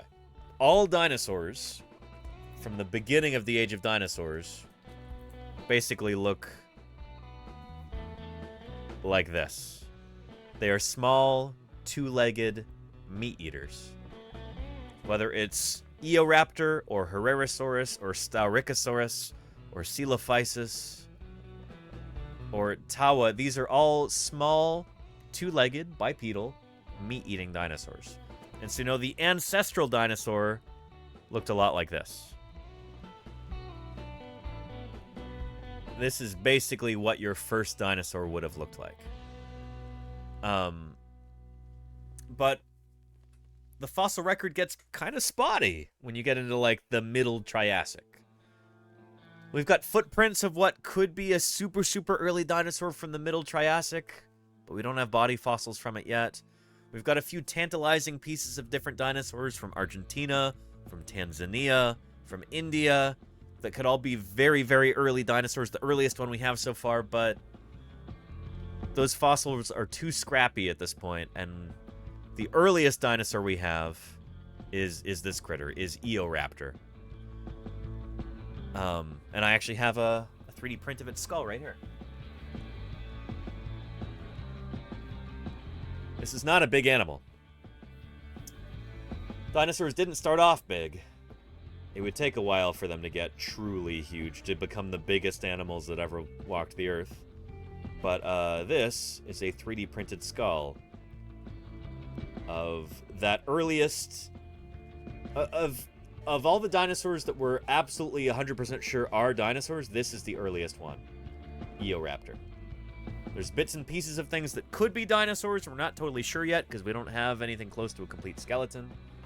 Things like, for instance, Neosaurus. Which may or may not be a dinosaur. We don't have enough pieces to really be able to tell for sure. So here's a reconstruction of it as a dinosaur. You know, the artist is saying, well, this is, if it is a dinosaur, it would have looked kind of like this. But it could also be a silosaur, which is a group of close dinosaur relatives that aren't quite dinosaurs. They're from a, you know, they branch off just before the first dinosaurs evolve, we think.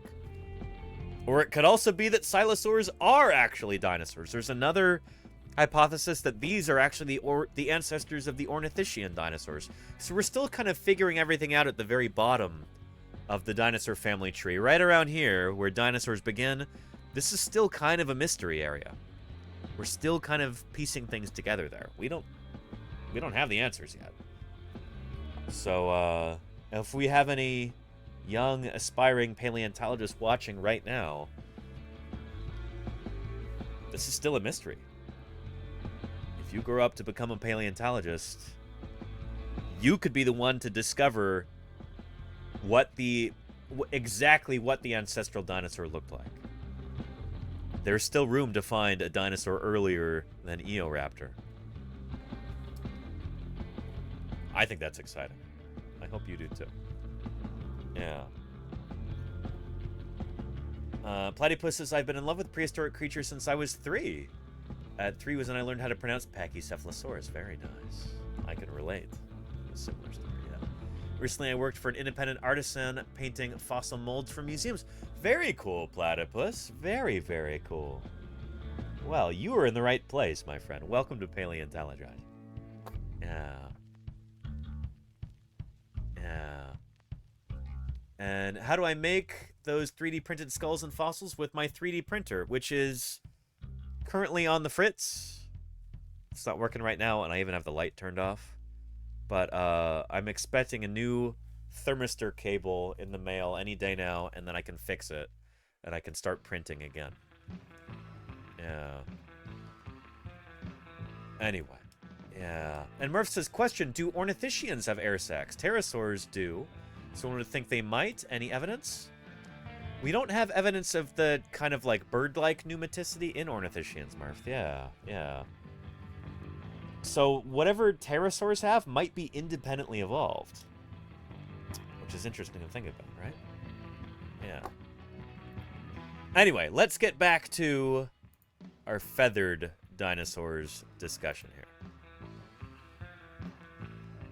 There's direct evidence of feathers right there in the rock, no question about it. But then there are dinosaurs that we don't have direct evidence of feathers for, but we think they probably had them. This is called phylogenetic bracketing, using the presence of traits across related species to make an educated guess where those traits might occur. For example, most mammal fossils aren't found. And wait, hang on a sec. Katie Dearest says, hold the phone, so when they branch off from the ancestor, they become different classes of saurs. Yeah, that's evolution there.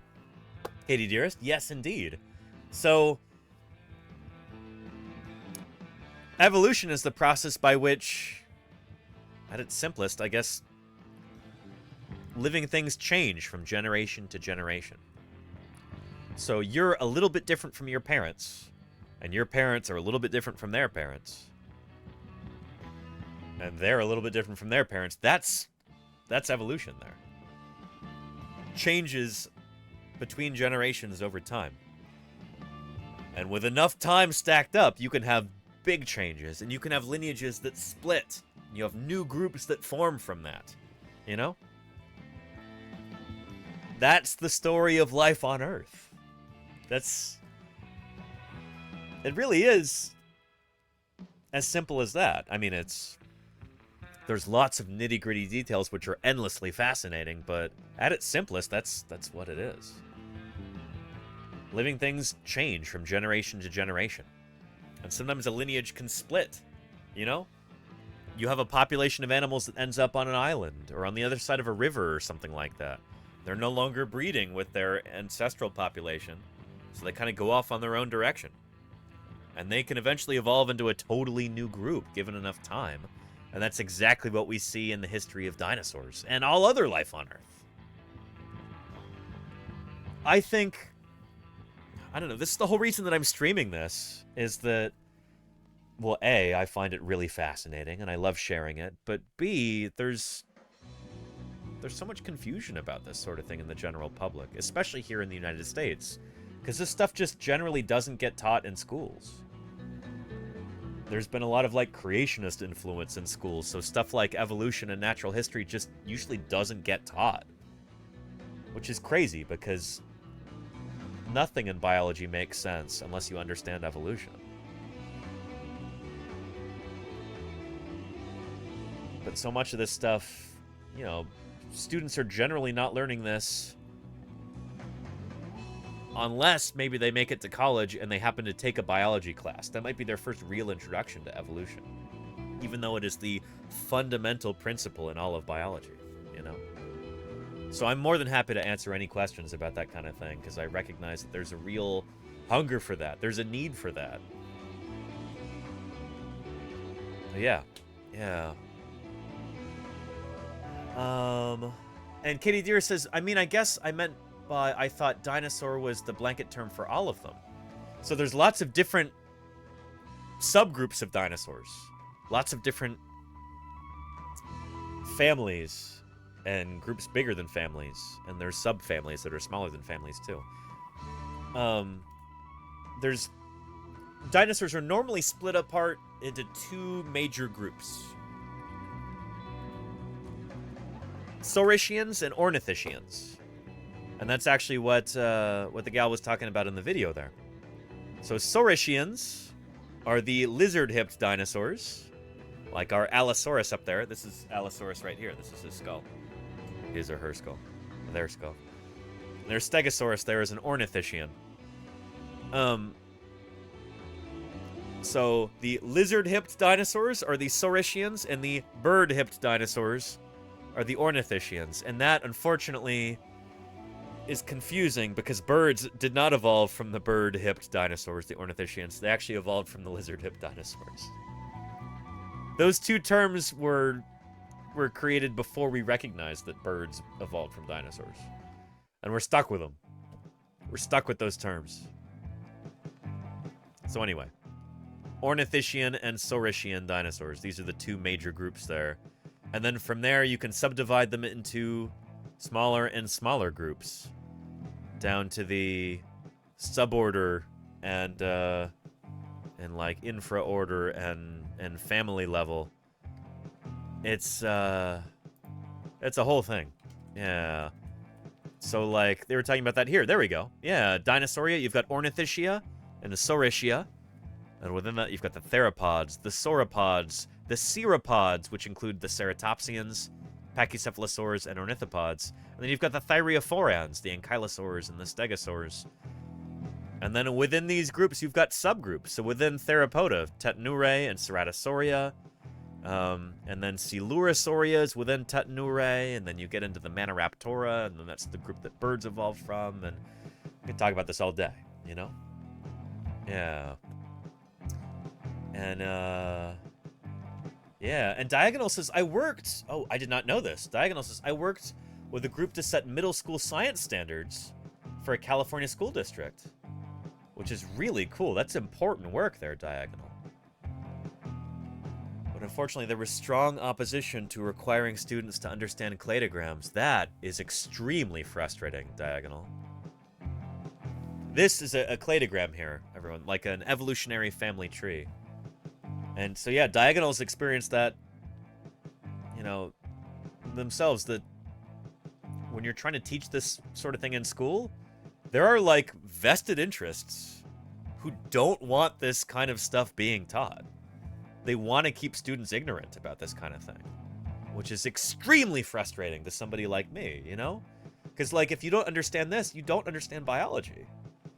So it's an unfortunate truth is that, like, most people in the United States don't understand biology because they never got to learn about this kind of thing. I have a relevant clip here.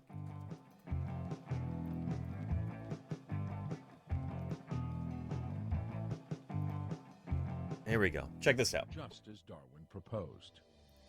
The reporters in the courtroom were just amazed that we knew all this stuff. And how come they hadn't learned about this stuff before? And the reason is, it's not in textbooks because the creationists fight so hard to keep it out. That's been a big influence.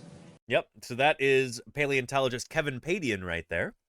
I just saw Kevin last Tuesday at the museum in Berkeley. So Kevin studies dinosaurs and pterosaurs. He was a professor at Berkeley for a long, long time. I think he's retired now. But yeah, the Durder clip, that is Kevin Padian, by the way, being a little bit goofy in another documentary. But this is the thing, like, there's so much that we know and we understand about the history of life at this point. And it's incredible. Like, it's such a joyous thing to actually understand the history of life on Earth. It makes things make sense. Like, as a paleontologist, or anyone who understands this sort of thing, can look at different creatures around you. You can look at birds, you can look at lizards, you can look at mammals, and you have this understanding of how they work and how they fit into the grand scheme, the history of life on Earth. That sort of thing only comes through understanding paleontology, understanding common descent, understanding evolution. And I wish that everyone could have that understanding because it brings me so much joy. But unfortunately, there are, well, it's creationists. It's people who are like really offended they're offended by the idea of living things changing over time. They see that as a threat to their particular interpretation of their religious texts. And so they fight against that, and creationists have tremendous power here in the United States. For crying out loud, the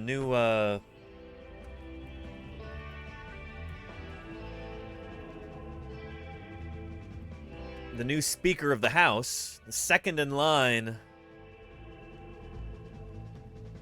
to the presidency. So, like, after the vice president, the third person, or the second person who would become president if something happened to the president and vice president.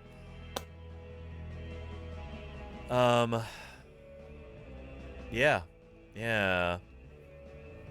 He is an avid, ardent, you might say frothing, young Earth creationist.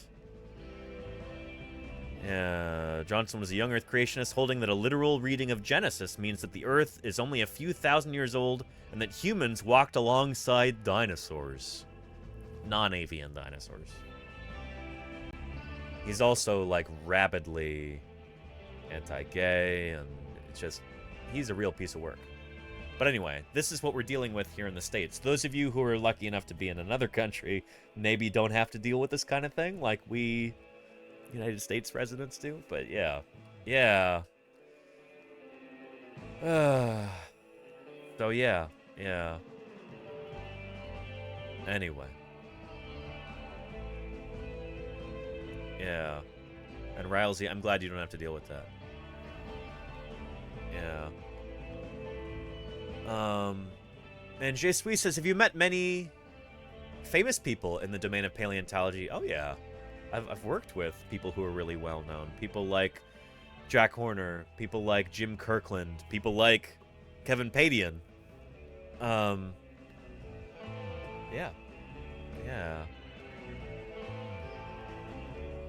Anyway, let's get back to our feathered dinosaurs discussion, shall we? And here's our evolutionary family tree. A cladogram here. This is the sort of thing that apparently... Oh, and yeah, in the epic Bill Clements, absolutely diagonal. Yeah.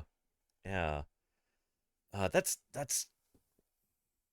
I'm so glad you brought this up, Diagonal, that you tried to have this sort of thing introduced into the school curricula, and people were, like, opposed to that idea. They're like, no, we don't want our children to understand biology. Like,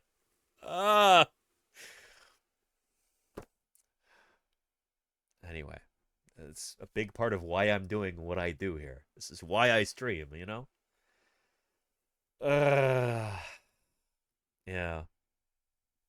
Let's continue. Actually go all the way back to the last common ancestor of all dinosaurs, and were retained in some groups but lost in others. So we have some pretty good data about the presence of feathers within certain groups of dinosaurs, and we can use that to make informed guesses about which particular species had feathers. For dinosaurs like Microraptor, there's direct evidence of feathers right there in the rock, no question about it. But then there are dinosaurs that we don't have direct evidence of feathers for, but we think they probably had them. This is called phylogenetic bracketing. Yeah, using the presence like of our EPB. related species to make an educated guess where those traits might occur.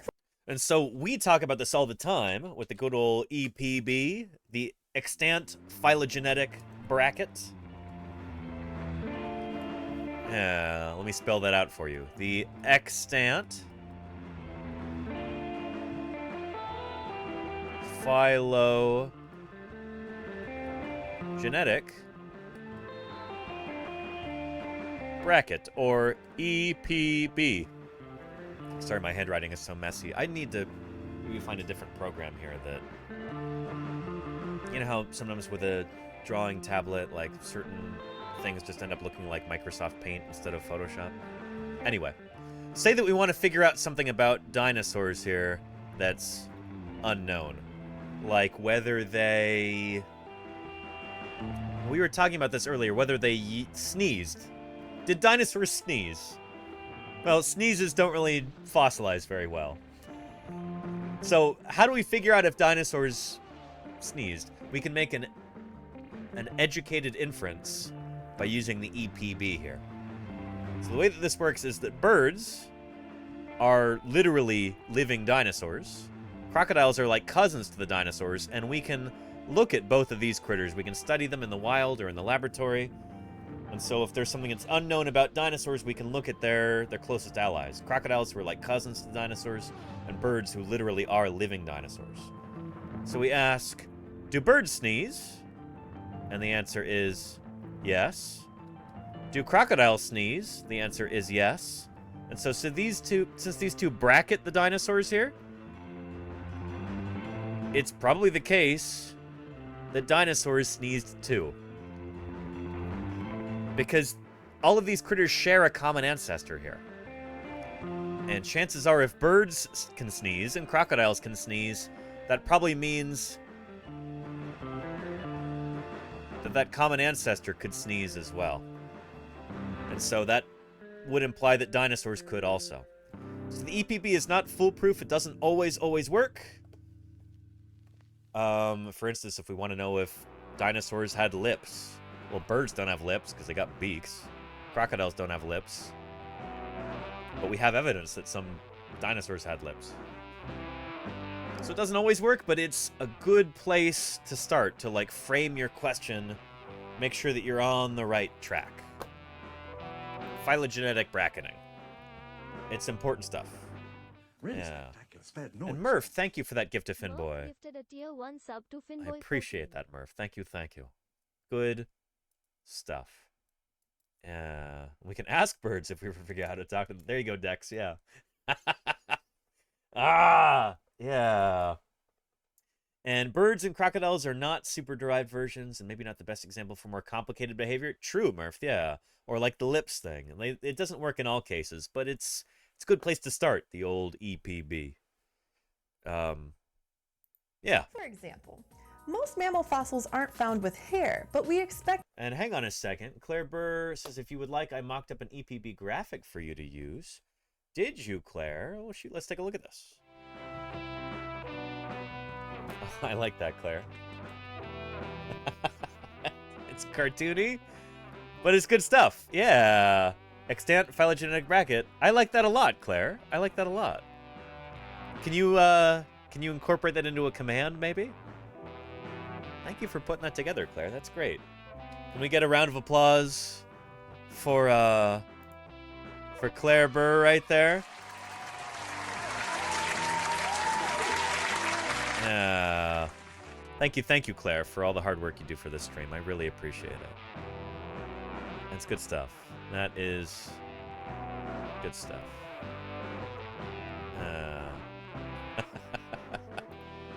Excellent. Okay, back to our video here. We had them. This is called phylogenetic bracketing, using Yeah. the presence of traits across related species to make an educated guess where those traits might occur. For example, most mammal fossils aren't found with hair, but we expected they did have hair because we know their relatives do. Same goes for the likes of T-Rex. Even though there's no direct evidence of feathers on T-Rex, there's a good chance the Tyrant King was at least a little fluffy, because other tyrannosaurs have been found with proto-feathers. And yes, T-Rex probably had some kind of fuzz. We don't know how much and to what extent, but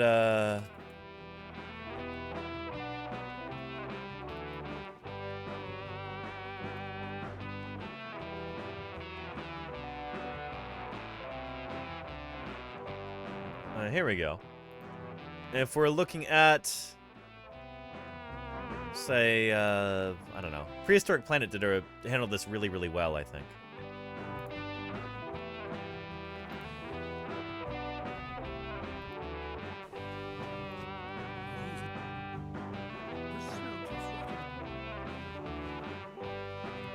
Here we go. Yeah. So from Prehistoric Planet, here's our Tyrannosaurus. And if we get some close-ups, you can see the kind of bristly proto-feathers. They're subtle, but they're there on the animal. Yeah, as it's eating this dead turtle. They are subtle, but they're on there. And the babies, it's much more distinct on them. Kind of like you see in a lot of large mammals, where like a baby rhinoceros or a baby elephant is going to be a little bit more hairy than an adult, chances are. So, a little elephant hair, like, there you go, Clever, yeah. Yeah, especially with Asian elephants, they're like that. Yeah. So, yeah. Did T-Rex have feathers? Yeah. Probably. They're probably little subtle ones. But yeah. For Triceratops, because its little relative Psittacosaurus. Oh, no, this is not correct, though. Shoot. No. So not only are these probably not real on Psittacosaurus, because there's only one specimen that has them, and anyway, if you ask Chinese researchers, they're like, what? Why do Americans keep doing this? But also Psittacosaurus is not on the direct line to Triceratops. It's not. It's an out group. So like the Psittacosaurs are not the ancestors of the ceratopsids. So I don't know. Anytime that you see a ceratopsian with quills like this on its butt, it's almost certainly wrong. So yeah. Had bristles, perhaps the larger horned dinosaurs. And there you go, Jesui, yeah. And then there are the dinosaurs that may or may not have had any proto-feathers at all. Like sauropods. Will we be shocked by the discovery of an Apatosaurus or Ankylosaurus with proto-feathers someday? It's possible, but there's no direct evidence of that just yet. It'd be very surprising. No one has found any fluff on any members of those dinosaur groups. So this brings us to another question. Why? Why did dinosaurs develop feathers in the first place? Well, feathers are a great example of an exaptation. Yeah. I so love that they're explaining this. Like we're getting into the weeds a little bit when we're talking about evolution. But exaptation is such an important thing to understand. And it is key to understanding how different traits evolve in groups of living things. Yeah. Fruit flies in here.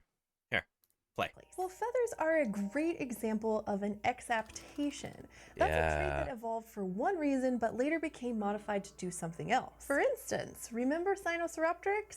It lived on the ground and couldn't fly, but its simple coat of fluff still had advantages. For one thing, feathers are great for insulation. Think of that the next time you put on a down jacket. And they're also really handy for display. The tail of Sinosauropteryx was banded rust red and white, which probably helped it signal to other members of its species. And other dinosaur displays were even more ornate. The fossil remains of a small, strange dinosaur called Epidexipteryx show that it had weird long, critter, ribbon-like tail feathers, structures that may have been well suited for doing the dinosaur version of a fan dance. And it's got these crazy long fingers right here. Epidexipteryx is, it seems to be a very close relative of another dinosaur called E-Chi. Not like Ichi and Scratchy, but E-Chi. This dinosaur had membranous wings. It had skin membranes. Crazy. This is not a bird, although it's closely related to birds. It's not a bird, and it's not a bat. It's not a pterosaur. It's not a pterodactyl. Ichi phone home. There you go, little pink pony, yeah. Yeah. So, Scansoriopteryx, or, excuse me, Epidexipteryx, like we were talking about here, it probably also had, that's probably why it's got these crazy long fingers. Is it probably also was a glider or a flyer. And so you'll see that in some of these illustrations. Yeah, like this. It probably did have membranous wings like that. You'll see this in newer reconstructions. Because it's got these ridiculously long fingers. Like, what is it even doing there? Like, what the heck? It's probably that those supported a wing membrane. Like in its relative E-Chi. So yeah. This looks silly, and it should look silly. Because there's probably supposed to be wing membranes in between those. That makes sense? It's a really long little finger. I know, right, Jisui? Yeah, yeah. Insane in the membrane. Insane without the membrane is more like it, Mayor's face. But yeah, yeah. It's a little more sane when there's a membrane there.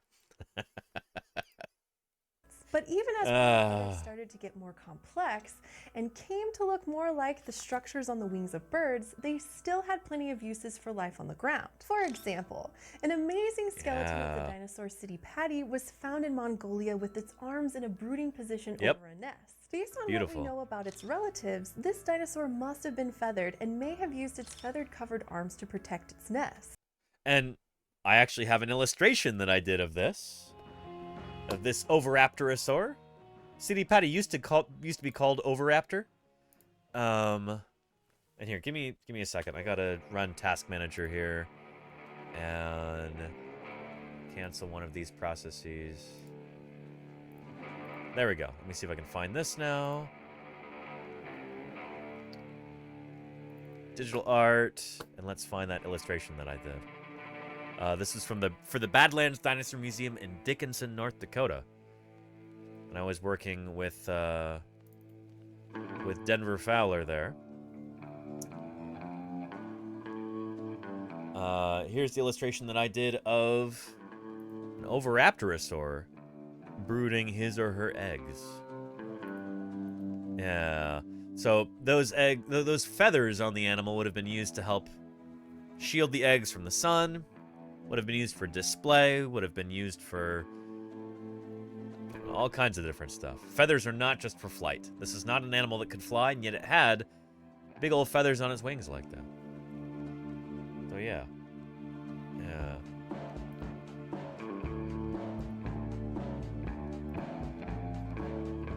City Patty, that Oviraptorosaur. This dinosaur must have been feathered and may have used its feathered covered arms to protect its nest. Feathered arms are also good for more active pursuits. Oh, and by the way, like, why do we think that it used its feathered arms for protecting its nest?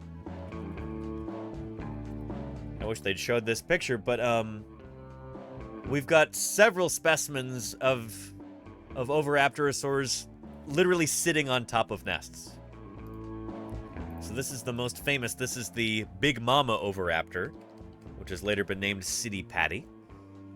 We no longer think it's been renamed as a different genus, not Oviraptor Phyloceratops, but Cytipati osmolske. Paleontologists at the AMNH thought it was different enough to give it a different genus name. But you're looking at the underside of the animal here. So this is its belly.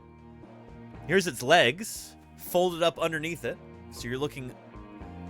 It's like you're underground looking up at the animal as it's sitting on the ground. There's its rib cage right there, so this is its belly. There's its chest, and these are its arms wrapped around the eggs right there. And there's the eggs. So with the feathers on top of the arms, the feathers would be shielding the eggs from the sun. This is an animal that lived in the desert. It got pretty hot out there. This is how it protected its eggs. Cool, right? Just like modern birds will sit on their eggs, Oviraptorosaurs were doing the same thing, which is really, really cool to think about. Yeah. Studies of living birds, like the chukar partridges, have shown that birds can get a better grip on inclined surfaces, like tree trunks and rocks, when This is called wing-assisted incline running, and we'll be talking more about this later this month, too, as we talk about the evolution of wings and feathers before Thanksgiving. Yeah. Diagonal says light-colored feathers could also serve as sunblock for Mama. Exactly. Or for Papa, Diagonal. Yeah, because the big Mama Oviraptor, yeah. My undergrad advisor is convinced that this is not... He's like, they shouldn't call it Big Mama. They should call this Big Papa. He thinks this is a male Oviraptorosaur sitting on the eggs. Because, again, going back to the EPB, the extant phylogenetic bracket, if you look at the birds that are most primitive, most basal, paleognaths, ratites, tinamous, ostriches, emus, rheas, cassowaries, and tinamous, all of those paleognath birds, the birds that are, in some ways you could say that they're the most primitive of modern birds. And all of those birds, it's the dad who sits on the eggs, not the mom.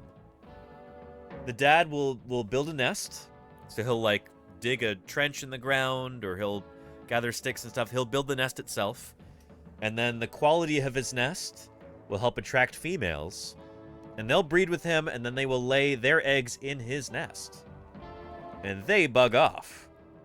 The females, they skedaddle, and he becomes single dad, caring for all of these eggs, and he later cares for the chicks when they hatch, too.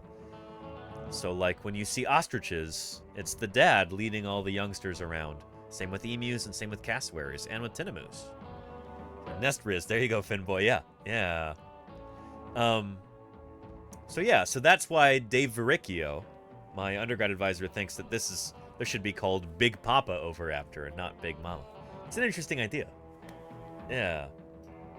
So yeah. And Murph says, I don't know if a croc or gator does that. I think it's probably the female that cares for the eggs in crocs and gators and gharials. To the extent that they have parental care, which a lot of them do, for sure. So yeah.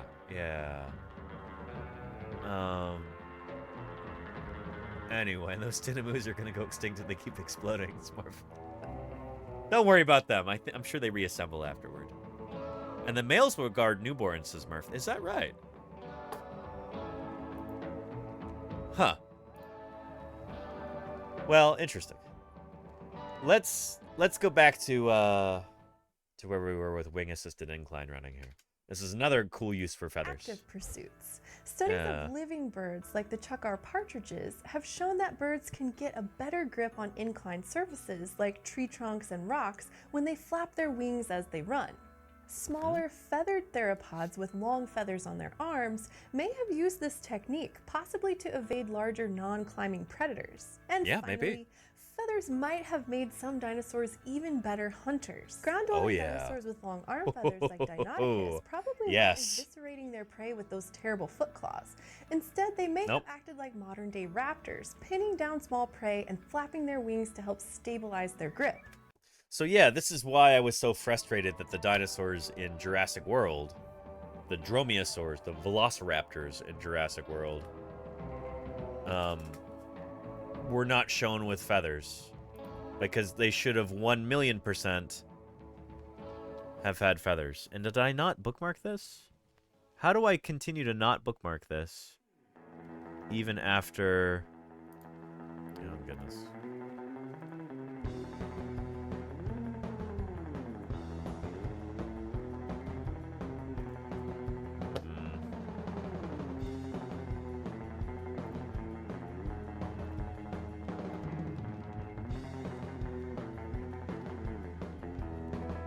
Oh, Pinterest, you're so annoying. My goodness. Pinterest is the worst. It's flooding all of the search results with stuff that I can't click on and am big in. Oh,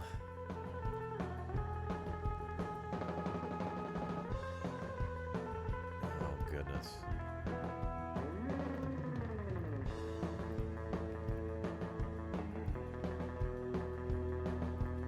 This is not what I want either, Reddit. That's annoying too. We've got fruit flies.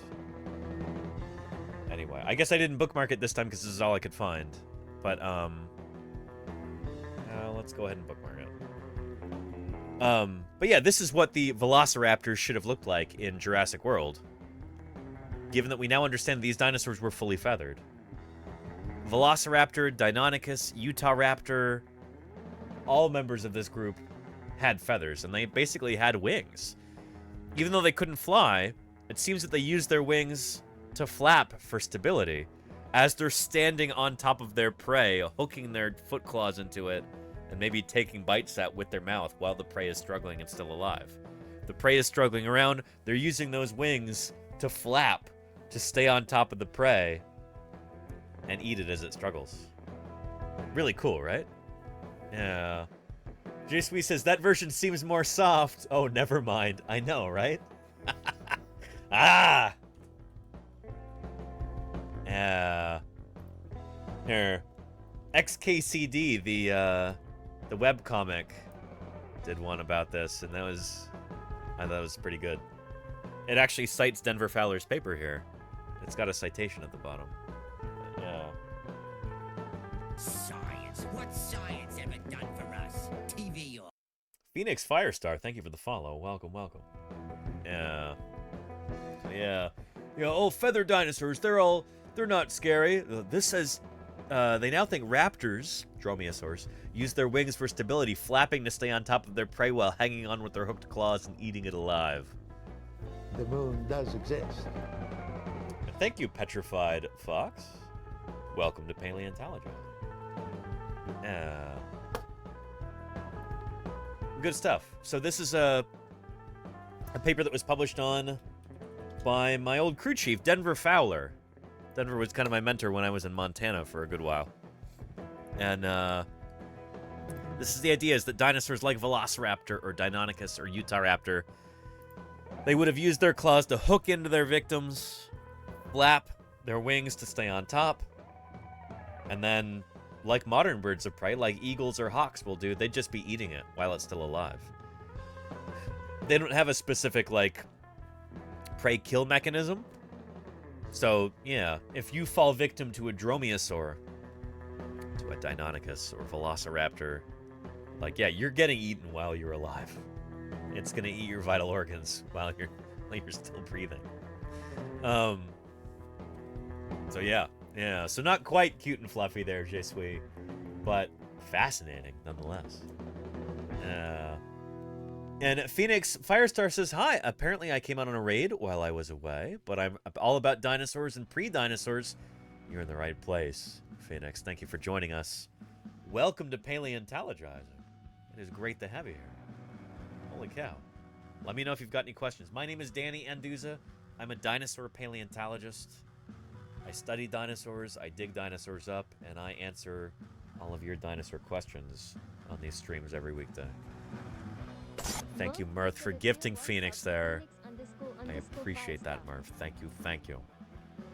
Good stuff. Enjoy those emotes, Phoenix. You like dinosaurs? I hope you like those emotes. Yeah. Yeah. Oh, and are birds dinosaurs? Yes, birds are dinosaurs. as we've been talking about. So yeah. Day raptors, pinning down small prey and flapping their wings to help stabilize their grip. So feathers had all sorts of uses. That's what made them the ultimate dinosaur accessory. And it's what allowed some dinosaurs to eventually take to the air. What evolved on the ground opened ways for the terrible lizards to take flight, a tradition they have mostly kept to this day. But our knowledge of the when, why, and how of dinosaur feathers is still pretty new. Remember, it took nearly a century after the discovery Oh, of thank you, Claire. Archaeopteryx Nice, for nice. paleontologists to finally see the relationship between birds and dinosaurs. And it took another 3 decades before fossils like Sinosauropteryx started changing our view of how feathery some dinosaurs really were. Each new find will continue to enhance our vision of the non-avian dinosaurs. But for now, the next time you see a winged dinosaur flying around, feasting at your bird feeder, or standing on the head of some statue, take a moment to appreciate the hundreds of millions of years of evolution that made that sight possible. Pretty cool stuff. Excellent video there. Thanks for joining I'll me. give you a link to it right here in the chat. Yeah. Murph says, have you ever played the board game Evolution? I don't know if I've even heard of it, Murph. No. Yeah. Oh, and thank you, Clibbert. Here, let's try it now. You need to take some of your own advice. Mechaholic. Aren't you the man who told me to live every week like it's Shark Week, and that nothing's impossible except for dinosaurs? Don't give up on life, sir. Wow. Mechaholic, 27 months of support. That is extraordinary. And I really appreciate it. Thank you, Mechaholic. Thanks for keeping me online for 20. It's almost a whole year, isn't it, Mechaholic? Thank you. Good stuff. Yeah. And Tony is my baby says, do we think pterosaurs had efficient breathing like birds and sauropods like we talked about before? I think they may have, but it would have been different. I think the pneumaticity in pterosaurs is a little bit different than it is in Saurischian dinosaurs. I'm not totally sure. Yeah.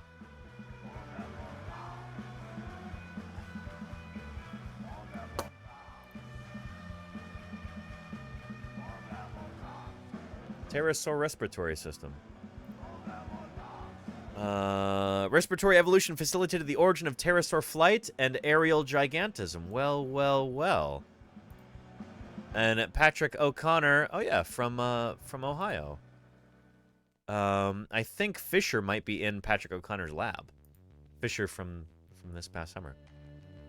Pterosaurs, enigmatic extinct Mesozoic reptiles, were the first vertebrates to achieve true flapping flight. Various lines of evidence provide strong support for high efficient wing design, control, and flight capabilities. However, little is known of the pulmonary system that powered flight in pterosaurs. We investigated the structure and function of the pterosaurian breathing apparatus through a broad-scale comparative study of respiratory structure and function in living and extinct archosaurs, using CT scanning of pterosaurian bird skeleton remains.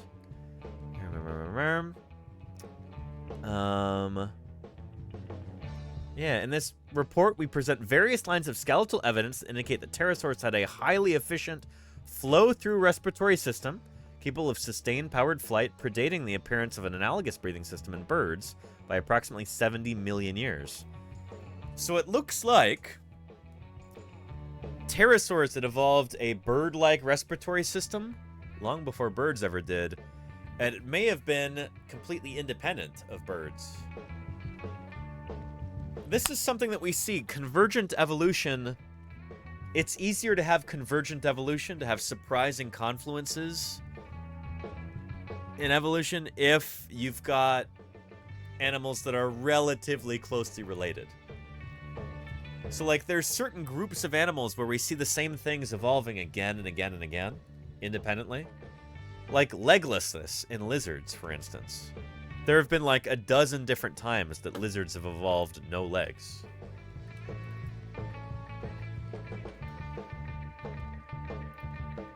So we've talked about this many times, but here you've got all of these different groups, different families of lizards that have all evolved to have no legs anymore.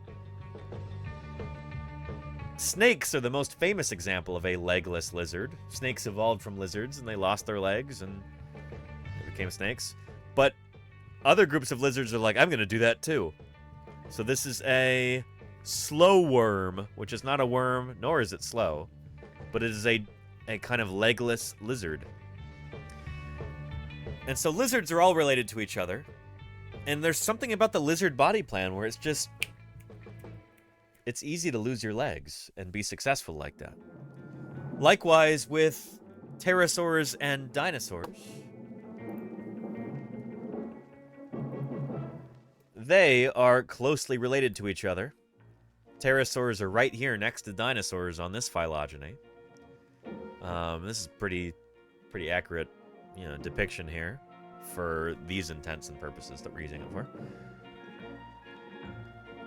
And so these guys evolving a similar respiratory system to the theropods and the sauropods, it's not that surprising because they're pretty close, It's a smaller leap to evolve that convergently than it would be if, like, mammals way over here evolved a similar kind of respiratory system. That would be pretty wild.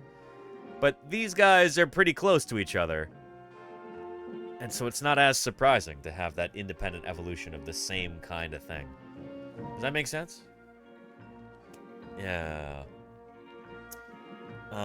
They start with some of the same building blocks, says Charlie's Dragon. So they have an easier time evolving that trait. Exactly. Brilliant analogy there, Charlie's Dragon. Yes. Yes. Yeah. And, yeah, Charlie's Dragon says again, Tiktaalik works so hard on those legs. And snakes and legless lizards were like, nah, don't want it. Sometimes the next generation, they're not as grateful for the sacrifices that their parents' generation makes, Yeah. So could the early archosaurs have had air sacs, asked Murph? That's a good question. Probably not. Because we don't see it in crocodilians, as I understand it. And we also don't see it in turtles. Well, shoot, turtles should probably be over here within Archosauria. This part might be incorrect now. There's a growing consensus that turtles are related to archosaurs. Archosaurs like crocodilians and pterosaurs and dinosaurs. So the turtle branch should really be over here, honestly. But yeah, that's why we've got dotted lines here, is like, who knows? Anyway, I would change that around, actually, if I were in charge of this. But yeah. So, since turtles don't have anything similar to the avian respiratory system that I know of, and crocodiles don't either, it's probably something that happened after their common ancestor.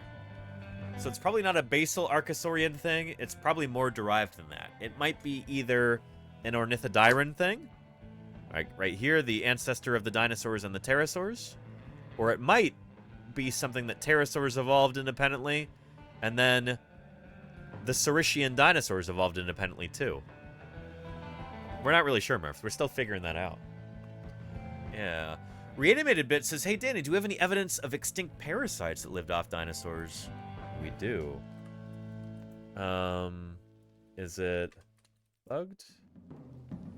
Maybe I don't have a command for this. There's actually a book about that called What Bugged the Dinosaurs? Yeah. Insects from biting sandflies to disease-causing parasites dominated life on the planet and played a significant role in the life and death of dinosaurs. Yeah. So if you're curious about this, I actually don't know a lot about this subject, and I should probably get this book. In fact, I should probably put it on the Amazon wish list. What Bugged the Dinosaurs?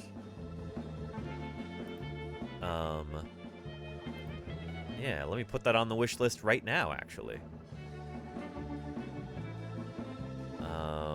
There's only 4 left in stock. Uh-oh. Wait, but I can get it used for $4? Hang on, let me find it on Thrift Books right now. Because I have a gift card to Thrift Books. What bugged the dinosaurs? Yeah. Very good condition. For less than $9? Well, let's add that to cart.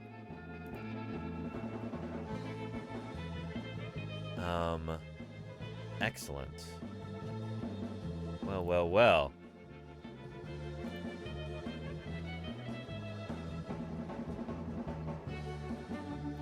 Hang on, don't I have a gift card? Why does it want to charge me? Oh, continue to payment. Okay. Sorry. $0. That's what I want to hear. Good stuff. Place order. Excellent. Yeah. Yeah.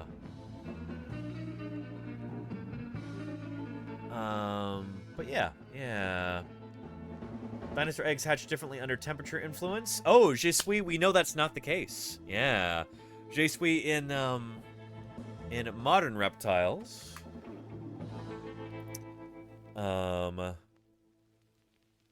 Let's see.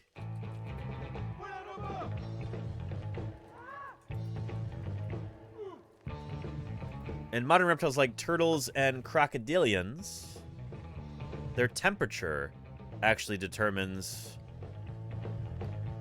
their sex. Take a look at this. Burp. There we go. So it's been known that temperature affects the sex of sea turtles for quite a while, about 40 years now. So what we want to look at is whether there's a difference in the switch point that produces male and female offspring between populations. We looked at this in flatback turtles and green sea turtles, and we looked at these across the northwest of Australia.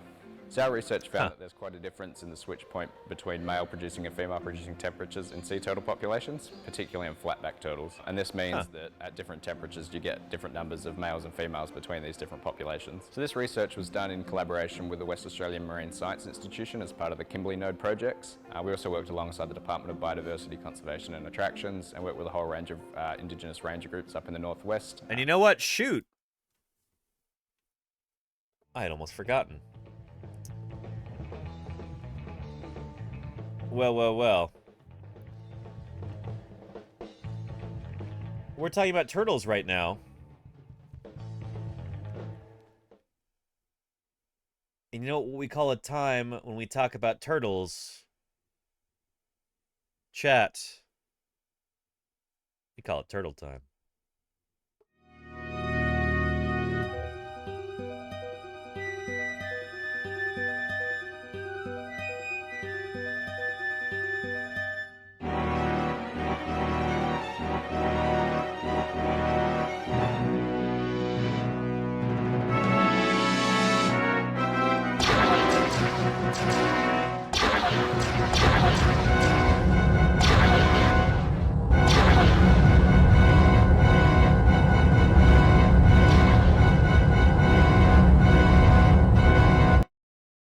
I like turtles.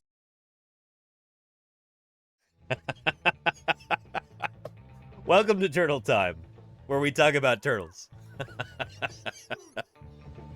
Ah, yes. Let's continue talking about turtles here, shall we? Particularly Wannamal-Gambra, Midgerong-Gadgerong. Look at those turtles. Ranges. So this research really sets precedent for modelling climate change impacts on sea turtle populations. So now that we have these population-specific parameters of the sex-determining mechanisms, we can actually look at how climate change is going to affect each population in a case-by-case basis. And this is something that's really needed in the northwest of Australia, especially with the impacts of climate change. Whoa, that's loud. Anyway, so turtles, when they lay a clutch of eggs, the sex of the offspring, male or female, is determined by the temperature.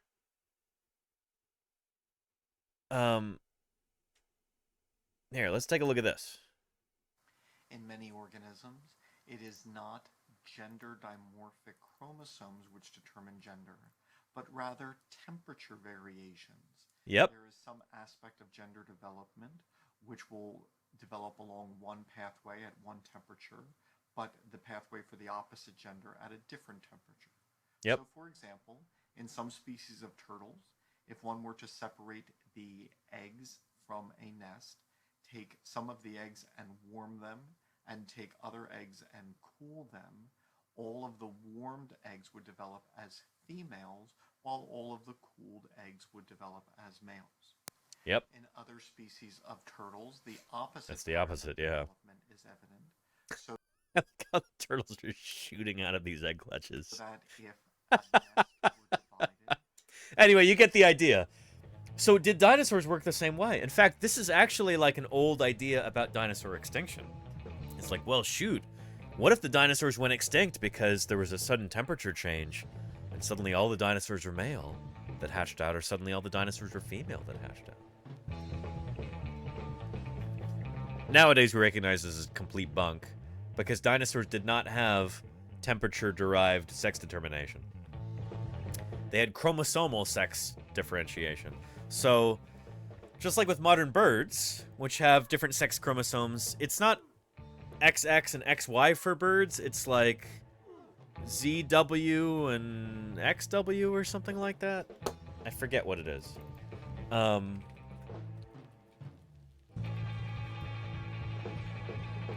But we now know that dinosaurs would have been the same way. Let's take a look at this.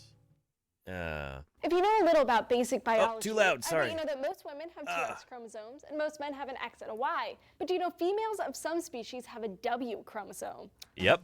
Yeah, like birds. Hey science fans, Julia here for D News. Bird sex Hey, is Julia. a little weird. No, I don't mean because everything happens in one hole. I mean birds have strange chromosomes. Let's start off with what we know about our sex chromosomes. Most women carry two X chromosomes and most men carry an X and a Y. There's room for variation, of course. Some people have more than one X, like XXY or XXX. And this There's is a true lot for of like most weird in organisms, between. like Not humans, weird. cats, I don't and want mice to. and things. I don't want to like call anybody weird. But like there's interesting in betweens and stuff like that too. It's not, you know, if you ever hear somebody say like, well, you know, all men have XY and all women have XX and that's just the way it is, you know, that person does not understand biology, like at all. Because there's a lot of in betweens and there's a lot of like interesting nuance and stuff like that too. So, yeah. In these cases, the female organisms produce one type of gamete, and they all have an X. But males produce two types, X and a Y, and it's the male gamete or sperm that decides the sex of the offspring. In some reptiles, it works a little different. This is really It's not interesting. necessarily Just the gametes yeah, that determine absolutely. Sex, but the Yeah. temperature. Like take the American alligator, for example. Both high and low temperatures turn the eggs female, while middle range temperatures make the eggs male. A reptilian ancestor of both humans and birds probably relied on this system, but give or take a few million years and something else entirely emerged. Birds have ZW chromosomes. Yeah. You heard that right, Z and W, which stand... Certainly, there are many more dinosaurs waiting to be discovered. Mary Drop, Lock, and Poppins. Thank you for the follow. Welcome to Paleontologizing. It's good to have you here. What did she say about crocodilians? There we go. Two types, X and a Y, and it's the male gamete or sperm that decides the sex of the offspring. In some reptiles, it works a little differently. It's not necessarily the gametes that determine sex, but the temperature. Like take the American alligator, for example. Both high and low temperatures turn the eggs female, while middle range temperatures make the eggs male. A reptilian ancestor of both humans and birds probably relied on this system, but give or take a few million years and something else entirely emerged. Birds have ZW chromosomes. Yeah, you heard that. ZW. Yes, we will take the W. We will take the W chromosomes. Yeah. Z and W, which stands for very weird. Okay, not really, I just made that up. But the Z and W chromosomes look nothing like the X and Y ones. They don't even... Oh, wait, did she say reptilian ancestor of crocodiles and mammals? You could tell I've been streaming for 4.5 hours at this point, Charlie's Dragon, because that escaped my notice. Undetected there. Yeah, amniote ancestor. Thank you, Charlie's Dragon. Thank you. Oh, I'm so glad you know that. Yes. share any any genes. But they are kind of similar in that the W chromosome is shrunken, just like the Y is in our chromosome. But wait, it gets weirder. In birds, males are the homomorphic sex, meaning they are the ones with the double Z's, where the females are heteromorphic and have their own chromosome. They get both the Z and W chromosomes. But interestingly, in a recent study published in the journal Nature Communications, found that Yeah, I think is this the one that Chris Organ was an author on? Yeah, back when I lived in Montana, one of my roommates, his advisor who was an adjunct and yet was still a PhD advisor, which is like insane. That's not supposed to happen in academia, but that's further demonstration of how exploitative academia can be. His advisor, Chris Organ, I think may have been an author on this paper. Evolutionary analysis of the female-specific avian W chromosome. Let's see if that's the same paper I'm thinking of.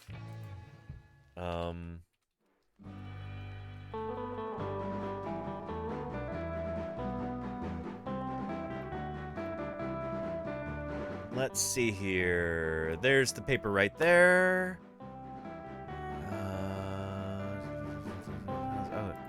Maybe it's not the same one.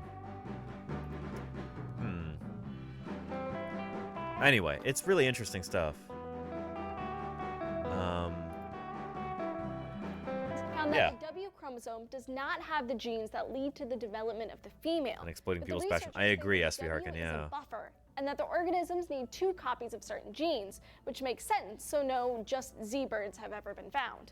According to another study published in the journal Science Progress, the Z chromosome is large and contains almost all the known sex-linked genes. So it's the presence of the number of Z chromosomes that change the sex of the offspring. 2 copies of it produces a male, 1 copy plus a W chromosome produces a female. But why did they evolve this way? Researchers think that sex chromosomes evolved from autosomes, and the split between ZW and XY systems happened a long time ago since they don't really share any genes. Maybe birds got this flip-flop gene setup because of sexual selection. Many species of birds have males with extreme characteristics. Think of like a peacock. That big tail might garner some womanly affection, but it doesn't enable them to fly. If a female were to get these traits... In fact, it's quite the opposite, where, like, it's much more likely to get him eaten by a tiger, for instance. You know, having a crazy, elaborate set of feathers like this. It's an excellent example of sexual selection, where sexual selection can actually work in opposition to natural selection. So, like, natural selection is like, you know, like, don't develop these big feathers, you're more likely to get eaten by a tiger. But sexual selection is like, well, but I'm more likely to be chosen by a female if I have these. So these can be forces in opposition to one another. Tail might garner some womanly affection, but it doesn't enable them to fly. If a female were to get these traits, maybe it would be detrimental. Maybe they'd be more attractive to predators. So having another chromosome might balance out some of those traits. And having these sex-related traits on the Z chromosome means that when a male gets double those traits, he's like extra masculine. But that's just a theory. Scientists aren't exactly sure, so I guess more research is needed. But weirdly, other organisms also have the ZW systems. But the W chromosome does determine the females. Some Lepidoptera, moths, and butterflies have Z0, ZZW, and ZZWW genotypes. Yeah, the world of animal sex is just weird. Speaking of butterflies, have you ever wondered what happens inside of a cocoon? Check out this great episode. Yeah, anyway, I'll give you a link to this video right here. Not the Metamorphosis one, but the one that we just watched. So yeah. Anyway, it seems that dinosaurs would have had the ZZZW chromosomes. Rather than XX and XY, no, ZZ and ZW for dinosaurs. So they would not have had their sex determined by ambient temperature, like in turtles and crocodiles. Instead, it would be determined by the actual chromosomes. So yeah. So that idea for how dinosaurs went extinct, we can cross that one off the list. Yeah. Anyway, you didn't know there was that much possibility, though? Yeah, it's... The world is a wild and wide and beautiful and interesting place. And biodiversity is pretty incredible. All these different critters that have got all these different strategies for survival, different morphologies, you know, physiologies, everything else. It's It's wild stuff. It's really, really cool. And I hope you've got a better appreciation of that now, actually. Yeah. Anyway, you're fond of the weirdos of the world? That means me, SB Harkins, so thank you. I'm not normal. Count me with the weirdos of the world. That's where I belong. Yeah. Anyway. Yeah. And... yeah, anyway. Let me, before we wrap things up here, don't go running away. Let me talk about what we're going to be discussing tomorrow on stream a little bit.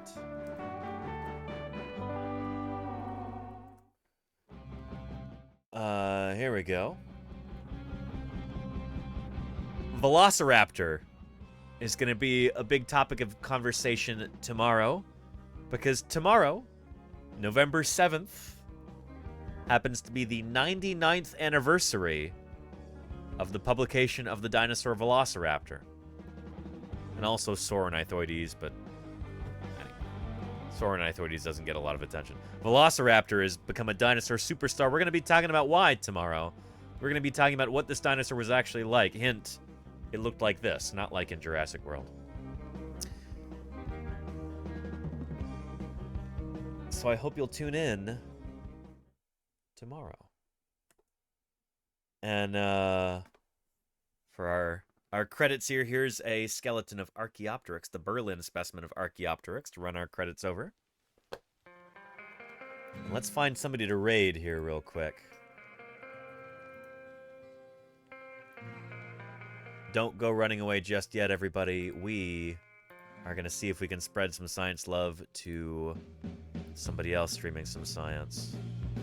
Or somebody else talking about Mental Health Monday. I met Ty Rex at TwitchCon this year. She was wearing a Jurassic Park t-shirt, and I ran into her in a hallway, and I said, "Hey, nice Jurassic Park t-shirt." And she says, "Oh, I love dinosaurs. I'm all about them." And I said, "Well, shoot, I'm a dinosaur paleontologist. I feel like you're somebody I should know." Ty_Rex. There we go. We're going to go right into her and see what she's up to. Everybody, thank you for a wonderful stream. I really appreciate each and every one of you. Look at all those subs we got today. 33 out of 175. We're on our way. Thank you if you subscribed, if you followed, if you cheered, if you rated, or if you moderated. Thank you, thank you. Or if you just lurked or asked questions or whatever. I appreciate you more than you know. Thank you for helping keep me here on the air. I hope to see you again tomorrow for some Velociraptorine goodness. But you take care of yourselves, and let's go check out what Ty Rex is doing. I'll see you there, everybody. Take care. Bye-bye.